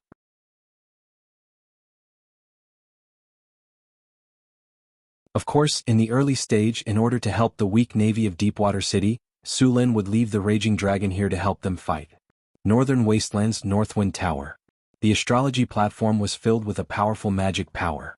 Hathaway's body had gathered a frightening amount of energy. A decaying, destructive, and crazy energy was constantly being extracted from the divinity crystal. This powerful negative energy could easily turn a person into a demon who would not shrink from any evil. The slightest carelessness would interfere with Hathaway's mind. Only after the divinity had been purified could she absorb it without any side effects. Beside Hathaway, a torrent of elemental energy was constantly purifying this evil energy. After about half an hour, the energy extracted from the divinity crystal in front of her was finally purified and restored to its original golden brilliance. Then the surrounding elemental energy slowly dissipated.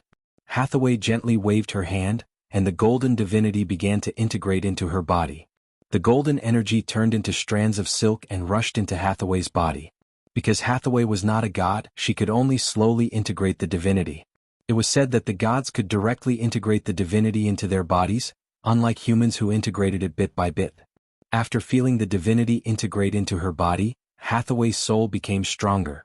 After all the divinity in front of her had integrated into her body, her soul felt full. Hathaway then slowly dispersed the magic power around her body. Although the divinity had been cleansed, Hathaway's emotions were still affected during this period. As the divinity was stripped away, the faint golden energy in this part of the abomination's soul began to decrease. Hathaway did not absorb this soul energy. Although the quality of the abomination's soul energy was very high, the negative emotions in this soul were also very strong. Absorbing this energy was not worth the loss to Hathaway. With a snap of her fingers, Hathaway sealed the remaining soul energy. After extracting the divinity, the abomination's soul energy was an advanced legendary crystal. Hathaway and Sulin were very interested in the guardian statue in the ruins of the Wizard Tower. They planned to use the abomination's soul crystal to make one. Milky Way, check the pollution index on my body and soul. After absorbing the divinity of the abomination's divinity, Hathaway felt her body and soul and then said to the tower genie, "Detecting the pollution index. Detection complete." A blue energy swept across Hathaway's body. The current pollution index on the Tower Master's body is 11.5%. Please take note, Tower Master. If the pollution index is too high, it will affect your magic power control and your promotion will also be affected. The chances of you losing control of your mind will increase. Please try not to take any potions during this period. Hathaway rubbed her head. She did not have a good way to clean up the pollution index on her body. She could only purify it bit by bit. The pollution caused by the ancient arcanists was even more serious. At that time, many places in the main material plane were seriously polluted. Normal life could not survive at all. This was also one of the fuses that led to the war between the gods and the arcane kingdom. The ancient arcanists later also studied ways to clean up the pollution. The results were SOSO. Some seriously polluted areas were still uninhabitable. In this aspect, the Druids were better at cleaning up. The wisdom tree planted in Sullen's secret realm also had a purifying effect. Hathaway was going to live with the wisdom tree for a while. The purifying ability of the wisdom tree was very important to Su Len and the others. In addition to Hathaway, Alex and Karina had also fused with divinity once.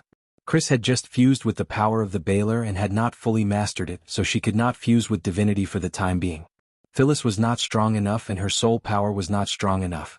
If she forcibly fused with divinity, her mind would be affected by the divinity, so she did not fuse with it for the time being.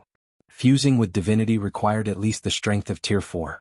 Of course, if it was divinity given by other divine creatures, there was no such threshold, but very few divine creatures would do so. You're tuning in to the Han Lee's Wuxia Chronicles YouTube channel. We're so grateful for your support, and don't forget to subscribe to join us on this incredible journey through captivating stories. Your generosity through donations truly makes a world of difference, as it's the primary source of revenue that allows me to expand and enhance this channel for you. Thank you from the bottom of my heart for being a part of this adventure.